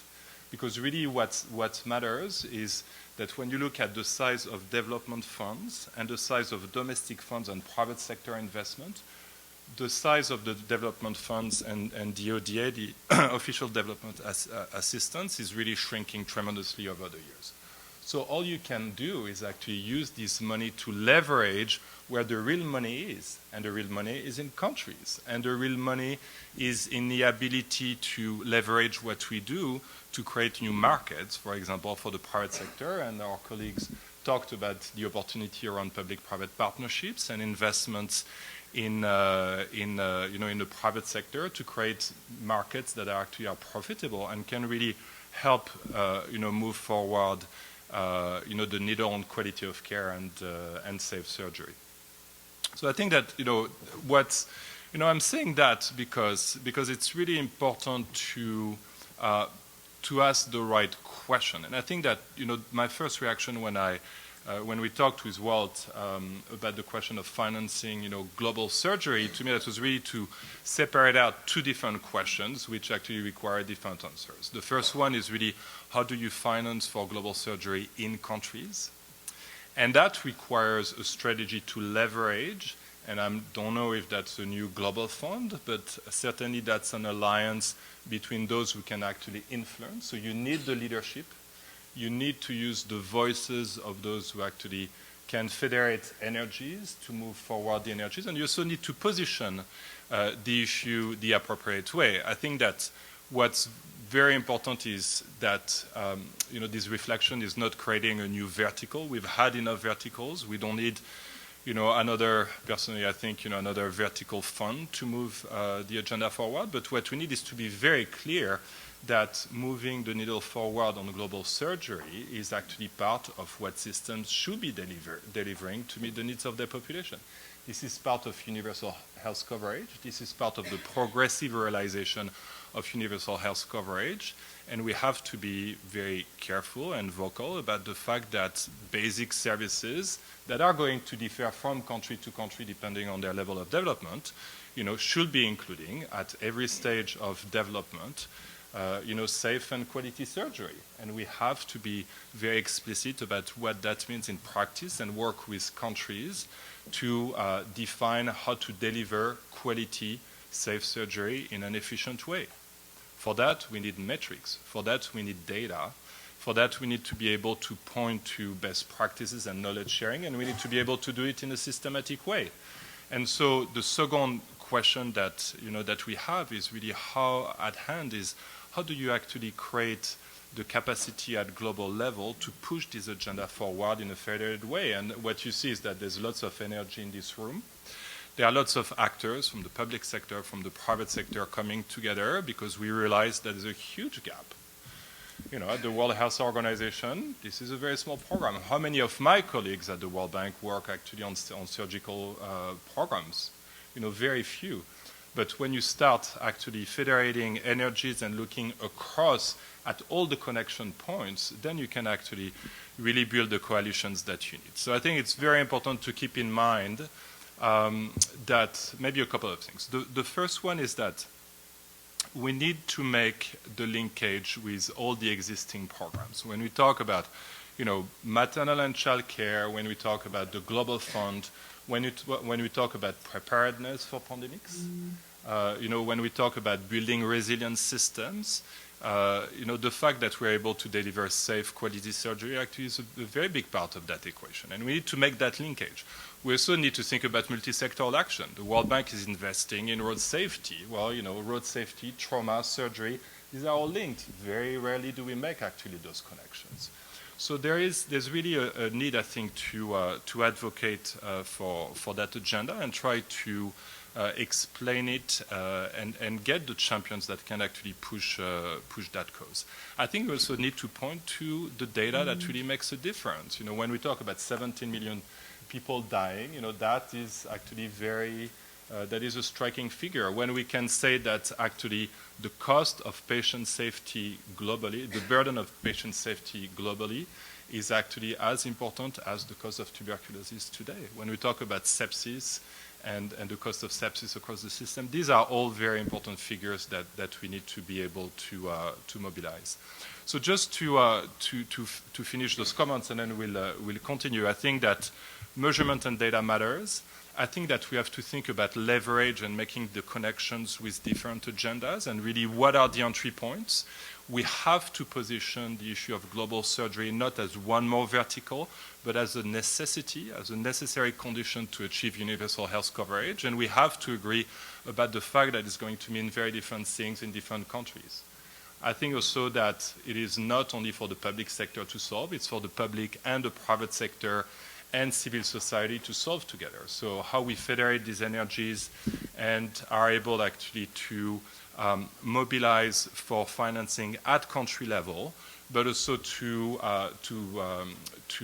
get the funding at the more global level in terms of producing all the important global public goods will be very important. The very last figure I would say is maybe just make a reference to this point from Larry Summers, who said very recently that there are about $22 billion that are spent every year on official development assistance.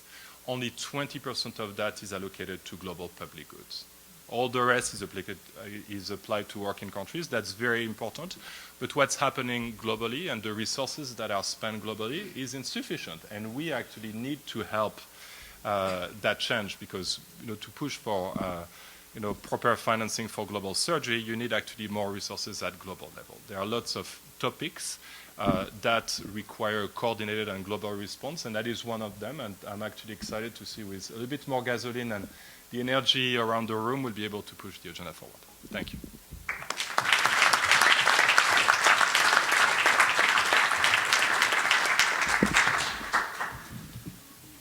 I think we have some time for questions. I would like to start, since as a moderator I have that choice. Dan, can I ask, when you say you invest in cath labs and operating rooms, and we're talking about the surgical ecosystem, is that just one part of the ecosystem, or are you investing in a whole system that includes an operating room or a cath lab? Yeah. So we, it depends on the scenario, but there are, you know, the way I think we should be pushed, and the way we're increasingly doing it is that a lot of the hospital system components are being outsourced. So we will, and today this is in developed markets, in the future in emerging markets, we will own the ICU. How do we create the ICU infrastructure, all the systems, all the care pathways, and all the tools that need to be used for that? We're going to be agnostic of whose equipment gets used in the ICU. It can be Philips eICU, it can be a GE product, we don't care. The movement for a Medtronic is away from the widget, the product that gets used, and it's to how do you own the outcome for the patient in the most effective, least costly, most efficient way possible. And for us, that means starting to manage the ecosystem in which care is delivered. We believe that is a key role for us to play to make sure that the patient has the best outcome. And you've moved that from the developed market setting where we own contracts in the UK and in Europe to now owning contracts for operating theaters or cath labs or hopefully in the future ICUs in Nigeria or in Kenya as well. Great, thank you. All right, I'd like to open it up. I'm sure there's a lot of questions. Anyone? Yes, ma'am, Liz. So, in my many trips to Ethiopia and other countries, we all have our programs that we're invested in, we think are really important, and we would love to find ways to expand them, make them grow, self-sustaining, get funders. And then we hear about people like these corporations that have a lot of money, and we all wish we could get them to want to buy into our projects. But I'm sitting here thinking that what we really need is a complete mindset shift, and that is we are not in an Olympic gold medal swimming race. We are trying to teach people how to swim so they don't drown. But how does somebody like me impact that? I'm not smart enough, I don't have the resources, but I spend day in and day out with surgeons and anesthesiologists in Ethiopia who can't get a syringe and oxygen and people to do their work. That's what I'm left wondering. Any volunteers? So I'm going to start by saying that I think that the assumption that companies have a lot of money is a false assumption. And like, guys, it's not true. Yes, we are a $28 billion company in 160, wait for it, in 166 countries with 88,000 employees. But what you have to keep in mind is that and this is, David is a much more inspirational speaker, and I tend to say things that get everyone all riled up. It's really different being part of a public company that has to account for every dollar and what you do with that dollar and how you get it back. David has the benefit of being Chief Medical Officer of the GE Foundation, which can therefore have a different goal and a different vision than sort of a company that has to have that has to recognize returns. My response to you, Dr. Dunn, is while you were talking actually was I want you to come to us every time a patient dies and tell us this patient died because of X, Y, Z. I want to send a team of my biodesign, human-centered design people to stand in those operating theaters and watch what the problems are and then come up with novel solutions for your setting instead of assuming that what we have created is the right product for you. We want the problems, and we want to come back to you with a solution that is lower cost, more appropriate, and better designed for your setting. And that's what I think our role should be, and that's how together we can actually make that work. That's why I am doing this, and that's what I got geeked out about that made me come to Medtronic, frankly. just make this a quick comment that I think it's a mistake to assume that a private company interest and public goods are necessarily mutually exclusive. I mean, we really do seek to find partners who recognize that at the end of the day, as they expand access to care, that it also provides entry into emerging markets as well for corporations. And in that way, if you will, sort of the appetite of the company becomes a driver to participate with what you might consider to be public goods. So I just would encourage you to try to create what you might determine, or might call win-win situations around global surgery priorities. And I'd like to comment, Dr. Drum, as well. So I don't entirely agree with Dan's comment, but I think he'll understand why I'm disagreeing. We do in fact have on the scale of the way you look at money, the private sector has a fair bit of money that's out there. The reality is it's not a lot of money to move the needle in the issues that we're talking about. As I said, we committed $25 million to global surgery. That's not going to touch the very, very, very first cell of the epidermis on this problem. So it's going to take a lot more money than our $25 million or anybody else's investment in global surgery to truly substantially move the needle. And answer your question about how you can get what you need to address your patients on the ground, which I think is really what we struggle with every day, is that I think, and it's kind of what I was getting at, is I think we need to become a better ecosystem in this room about how you take your problem and find partners with a similar problem here and begin to elevate that to a level where it does get some attention. It does get some attention from whether it's the private sector or other donor funders or potentially commercial investors, as Dan was talking about. And if there's a commercial opportunity there, you can be sure the private sector is going to be willing to invest much more quickly. So there are different ways to approach it, but our amount of monies, which seem like a lot, are actually not a lot of money on the global scale, which is why I encouraged all of you to create a coalition, a movement, whatever you want to call it, to get the attention at that global scale. Jeremy? I'm going to take the problem a little bit differently, because to me it's very fundamentally a public policy issue. I think that there is a very profound inability to articulate the issue correctly and have the conversation with the right people.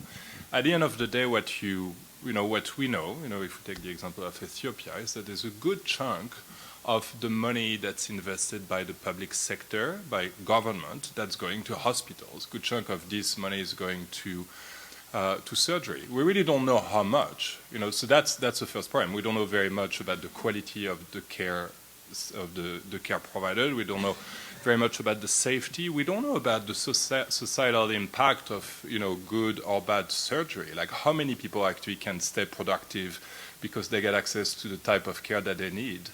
And so as long as we are unable to have an articulate conversation with, frankly, more than a Minister of Health, a Minister of Finance, to be very clear about what type of efficient services, and I think efficient, I also think about safe and good quality, we need to meet the needs of the people.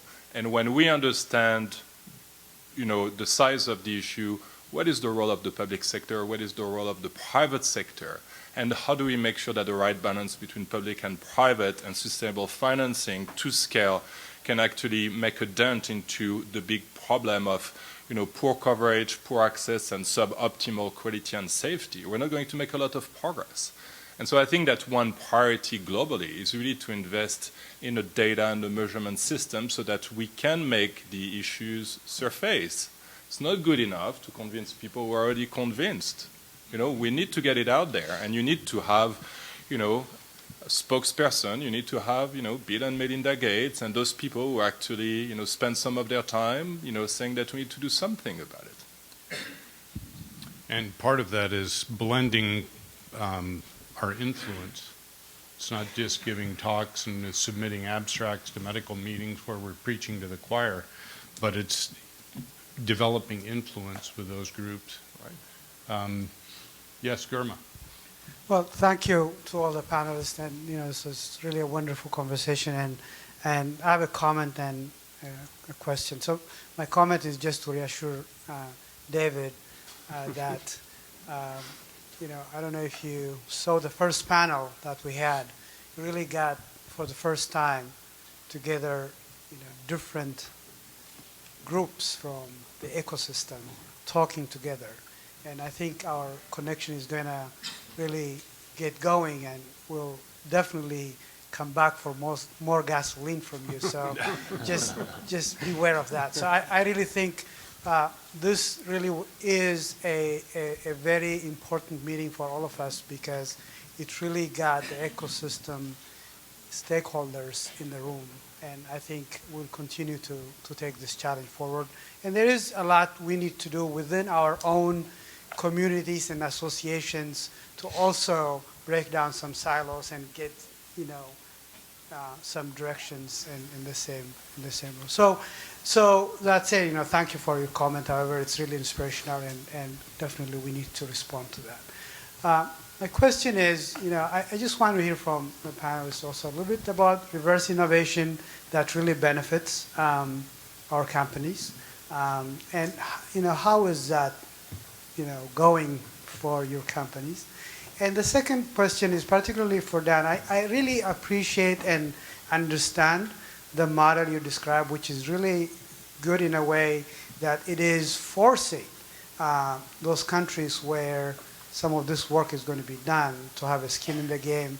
I mean, this is not free, and it's not, so which is, I think, a big motivator. So, however, in the development phase, how much are you engaging them, and how much ownership do they have locally? Because to sustain it, it's important. So thank you for you guys' time and comments. So I'll answer your last question first. The model is a human-centered design model, and that means you go and you spend time and you watch and you learn and you see what the problems are and you work with them. You co-create. So we've spent much of the last 3 years at Dr. Donker's, Professor Donker's hospital in Kumasi, Ghana, where, and this is not surgery, but we spent time with the cardiology group there, just determined that they couldn't manage a large population of patients with hypertension with 10 cardiologists in the country. So we created with them, co-created, going back and forth, testing with patients, nurses, doctors, a model of care that we could roll out in Kumasi, Ghana. And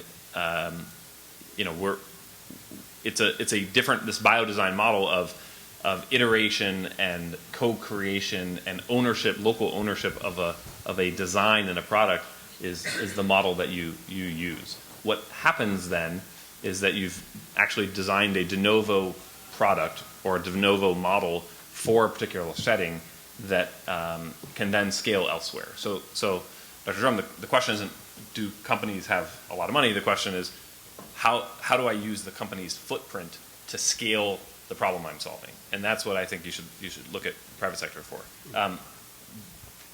I would probably let David answer the reverse innovation question if he wants, or do you want me to do that?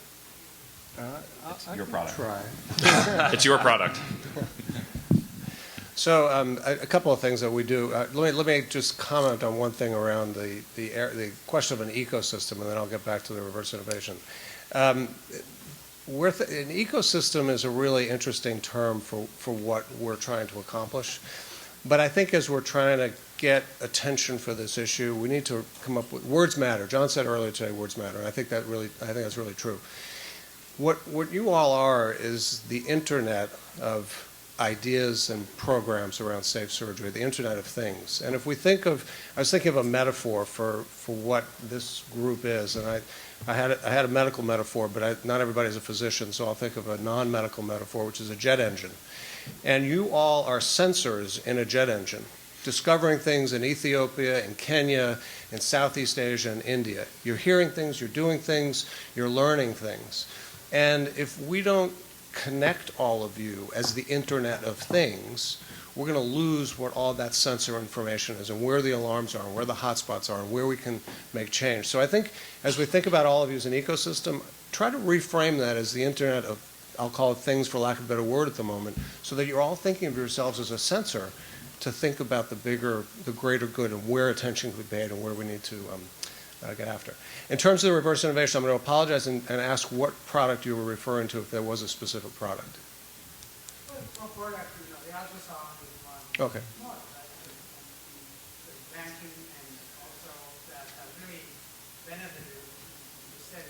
Yeah. So we've benefited from reverse, I don't want to call it reverse innovation, I'm going to call it in-country for country, which is really about innovating in India, innovating in Eastern Africa, innovating in country to see what the needs are and developing products that address those needs that then we can actually use not just in those regions but globally. So I worked for what was called the Life Care Solutions business within GE, and we designed monitors in China, in India, that were designed for use in those environments. But they were no less in terms of their capabilities, their sophistication, their opportunities to take care of patients than the highest end monitors we developed for the highest end developed world customers. It's interesting. I'm sorry. What we discovered was that in developing those products, which were excellent for in-country use, our developed world customers wanted to use them too. And so we have innovation centers in country that are doing this, not just for in country, although it was originally designed that way, but it becomes something that the developed world uses as well. You know, I just want to mention, time is very short, I realize. I just want to make a brief comment that one specific example from J&J, I just don't want people to leave thinking that the corporation looks at this, how will we, at the end of the day, will we generate profit from investing in low resource environments? I think that would be an incorrect message. So I just want to leave you with one specific example around a drug that we've released called bedaquiline, which is the first drug released in the last 40 years for multi-drug resistant TB. We make no money out of it. However, we've actually, much of the funding that supported the R&D actually came from public sources. So we were actually to use, if you will, the machinery of our R&D, our internal scientific processes, and public monies to drive us to this new drug, which we released onto the market. And I just want to make sure that I don't leave you thinking that if you don't have a great business model, then we won't engage. We just need to understand the benefit.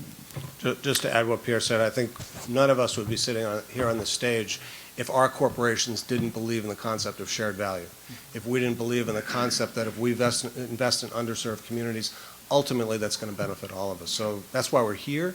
That's part of our credo, to use the J&J term, and I think the vast majority of private sector organizations feel that way. And Pierre, we no longer think you're on the dark side.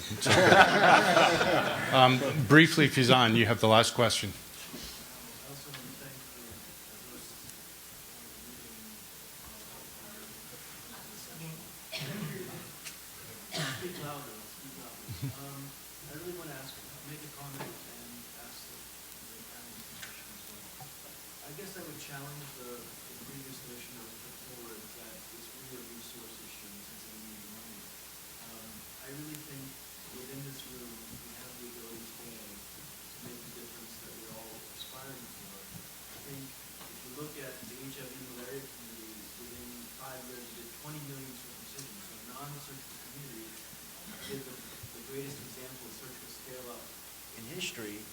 Why can't we as a group do 100 million more operations in the next 5 years?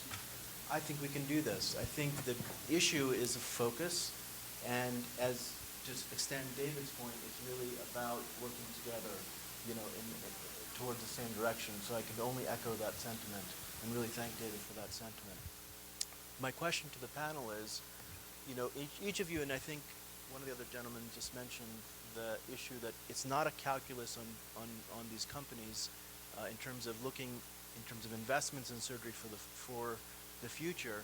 But I would ask you, how should we as a community be helping message that internally in terms of your companies? There has to be, I'm sure that, as you said, you're responsible to your shareholders. What is the calculus that you make? You've made investments at the $25 million mark, each of the panelists over the immediate future. How do you evaluate the return on investments for your shareholders? And if you can make a comment about that.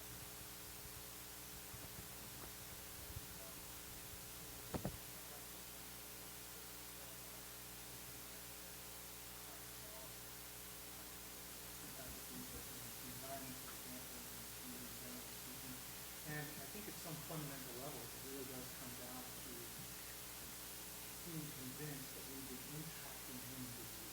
I know that sounds straightforward, that sounds but we really do take that into consideration. With the service platform that you are bringing to us, we think they're meaningfully impacting the lives than we're motivated to do. It's not strictly speaking to an arithmetic accounting practice. Determine engagement. Fazan, I'll answer with two hats on. One is from the GE Foundation perspective and then GE as a business. From the foundation perspective, our triple bottom line is really impact on the ground, number one. We really want to see lives saved or have an opportunity to save lives with the philanthropy that we do.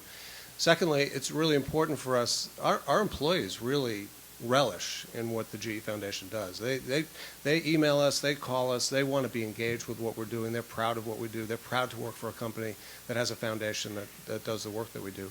And then quite frankly, there is an opportunity for us as a corporation to do goodwill. And there is goodwill when we do the work that we do, whether it's in Kenya, Southeast Asia, or Africa. From a business perspective, it's very much along the lines of what Pierre said. We know that if we invest, and we have a sustainable healthcare solutions business which covers Africa, India, and Southeast Asia. And they know that if they invest in their communities in primary care and referral care and do the things that they need to build that infrastructure, number one, they're going to save lives. And number two, they're building healthy communities that become future employees. They become eventually paying customers, and they're responsible for them as patients. And so I think, it's part of the culture and the part of the way we think to go after that, even though there is, at the end of the day, a for-profit motive on the commercial side of the business. And I'll just echo that from the Medtronic point of view. We are like you're talking about, a mission-driven company, and I didn't sort of get it until I came to Medtronic. You talked about being a garage company. Medtronic started when, back in the day, guys, pacemakers used to be these really big machines that were plugged into the wall. And a little kid died when in Minnesota when the power went out, and he had a pacemaker plugged into the wall. That happened in my clinical practice in Liberia, and the opportunity to impact lives is a real deal at Medtronic, and that's what motivates people to drive towards something that has a different set of returns or looks different than things traditionally do. And I think that's a big deal for companies to engage employees and to try to create that impact. Great. Ruben's had his hand up a long time. I'm sorry, we have no more time, but Jeremy wanted to have the last word. I'm going to Sorry, put a bit Ruben. of gasoline on my colleagues here because they're very good at taking the mic faster than me. Hey, that's the private sector. That's okay. No, I mean, more seriously, trying to think a little bit creatively and going back to the idea of, trying to leverage the environment in which we work. I think that certainly from our standpoint at the bank, we see that governments in low and middle income countries, they're really hungry to get support to fix their hospital care. And that includes the surgery.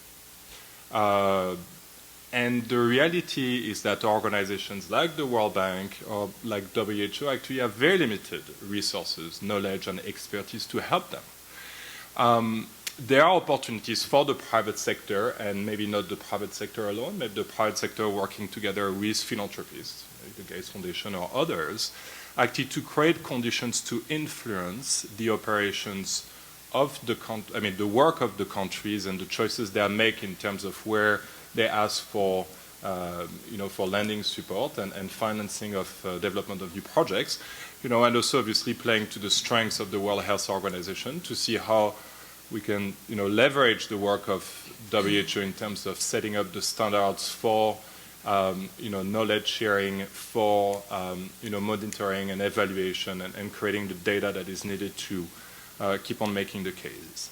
But I think that if you think about the bank, and that happens in the pharmaceutical industry and in some other industries that come together, they create actually incentives for countries to direct their investments towards specific programs. So you take, it's a very simple case, your industries come together with philanthropy, you create a trust fund with some financial incentives for countries. So for example, when they take a loan, if a country decides that they want to have better results on safe surgery, they will have some financial advantages. So we'll leverage some of this funding to get a buy down on on their loans and on the interest rate. And so you create actually conditions to motivate the countries to direct their priorities in that sector.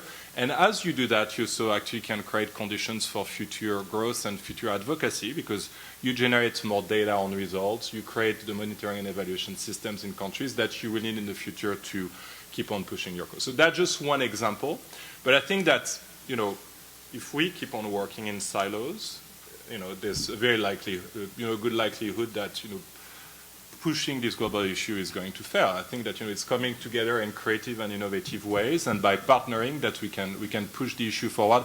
And I would suggest we try to leverage the strengths of the different organizations. Development banks in what they do, the private sector in what they do, the WHO in its normative role. And that's by bringing that all together, I think that we can really push the issue forward. Well, the last word I'd like to say is just to remind you that WHO does have its limits, but the only limit as far as accepting funds is from the arms industry and from tobacco. So I want to thank the panelists. Thank you for all your comments. I hope you stick around so we can ask more questions. You're welcome to stay up here. I just have a few closing remarks. You're welcome to stay if you like.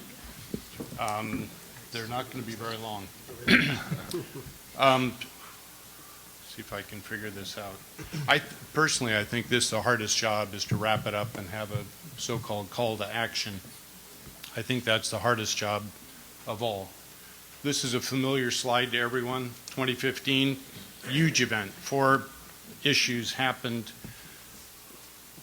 That, with all the enthusiasm, momentum towards global surgery and anesthesia right now, how do we wrap that up? Well, honestly, cases have all been made.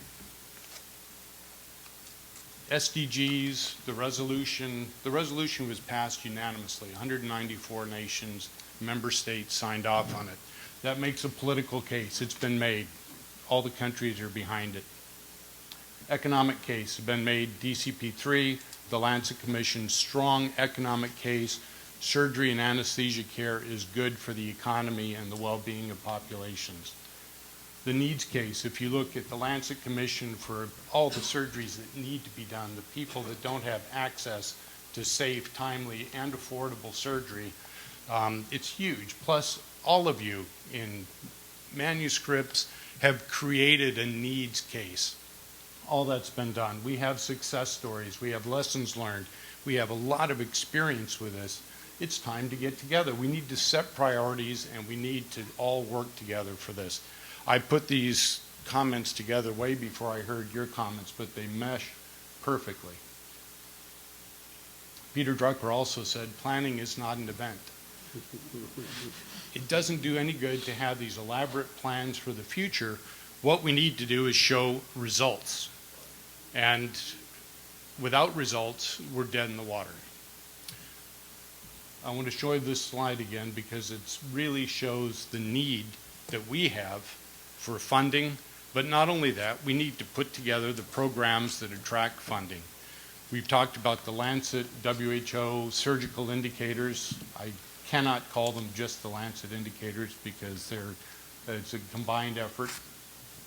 And the ones that were placed on the World Development Indicator list, we need to keep that going. How can we make ministries of health find data collection so attractive that they can't resist it? We have to give them the ability to do it, we have to give them the tools to do it, and we have to support them in every way. This is from a handbook rather, for the National Health Workforce accounts that Jim Campbell and his group is putting together at WHO. This is 8-05 on the surgical workforce. All the metadata, if you will, for the surgical indicators. We're collecting this, we're starting to collect this data, and we want to develop national surgical, obstetrics, anesthetic care plans for each country. That's our goal.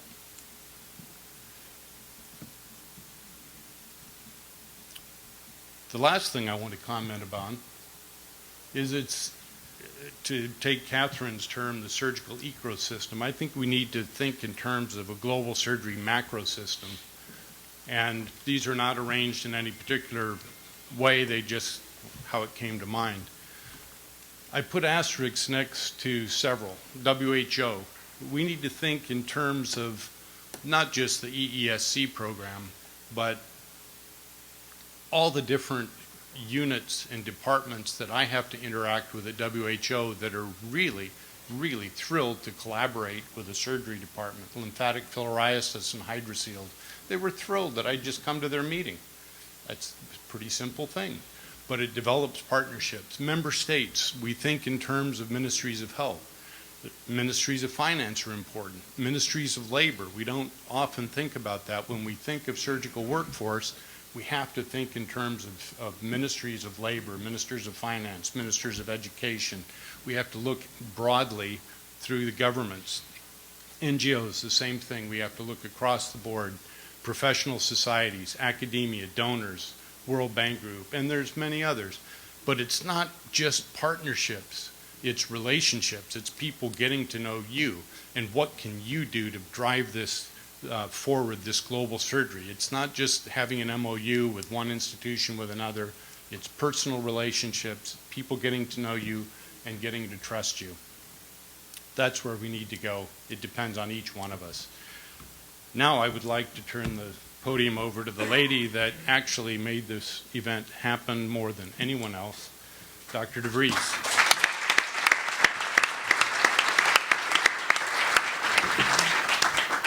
Well, thank you. I don't have much more to say. I'm just winding it up here with a couple of closing remarks. But I think what I've heard everybody say is that we need more. We need more data. We need more funding. We need best practices. We need good examples of the practices that have worked well, the partnerships that have worked well. And we've had so much good information today that people have come out of the woodwork. It's not just the usual suspects. There are people here who we haven't heard before, and we want to hear more. So I guess my takeaway is we need to get out. We don't do lunch. As a community, we don't do lunch. We're in the operating room. We go in early, we come out late, we don't mix with the regular community. By the time we get home, we don't know anybody other than ourselves. We need to get out. We need to get out and do some advocacy. That's not just with the politicians, that's with the business community. Some of those business community people turn out to be in Rotary. They turn out to be in our own communities, and they have their own networks.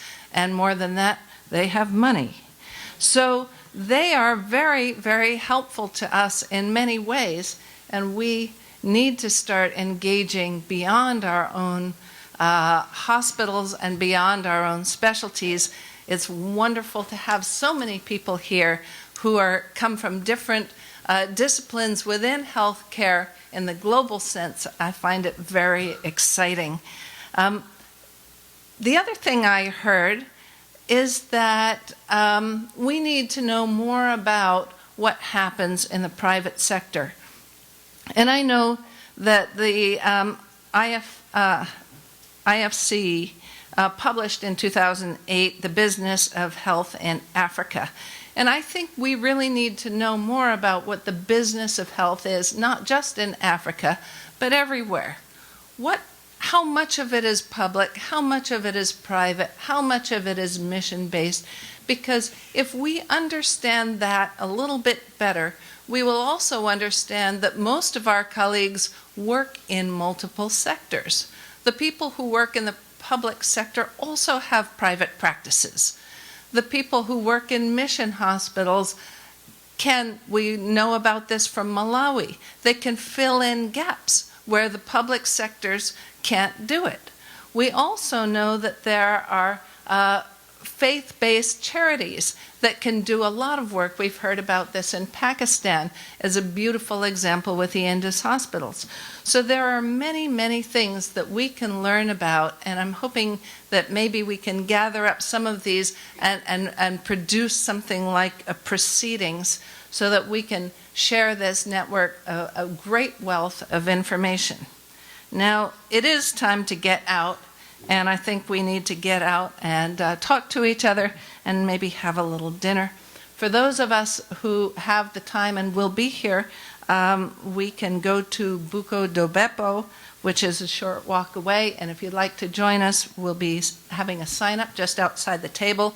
And then one last thing is at the World Health Assembly in Geneva on May 22nd, there will be a G4 advocacy event.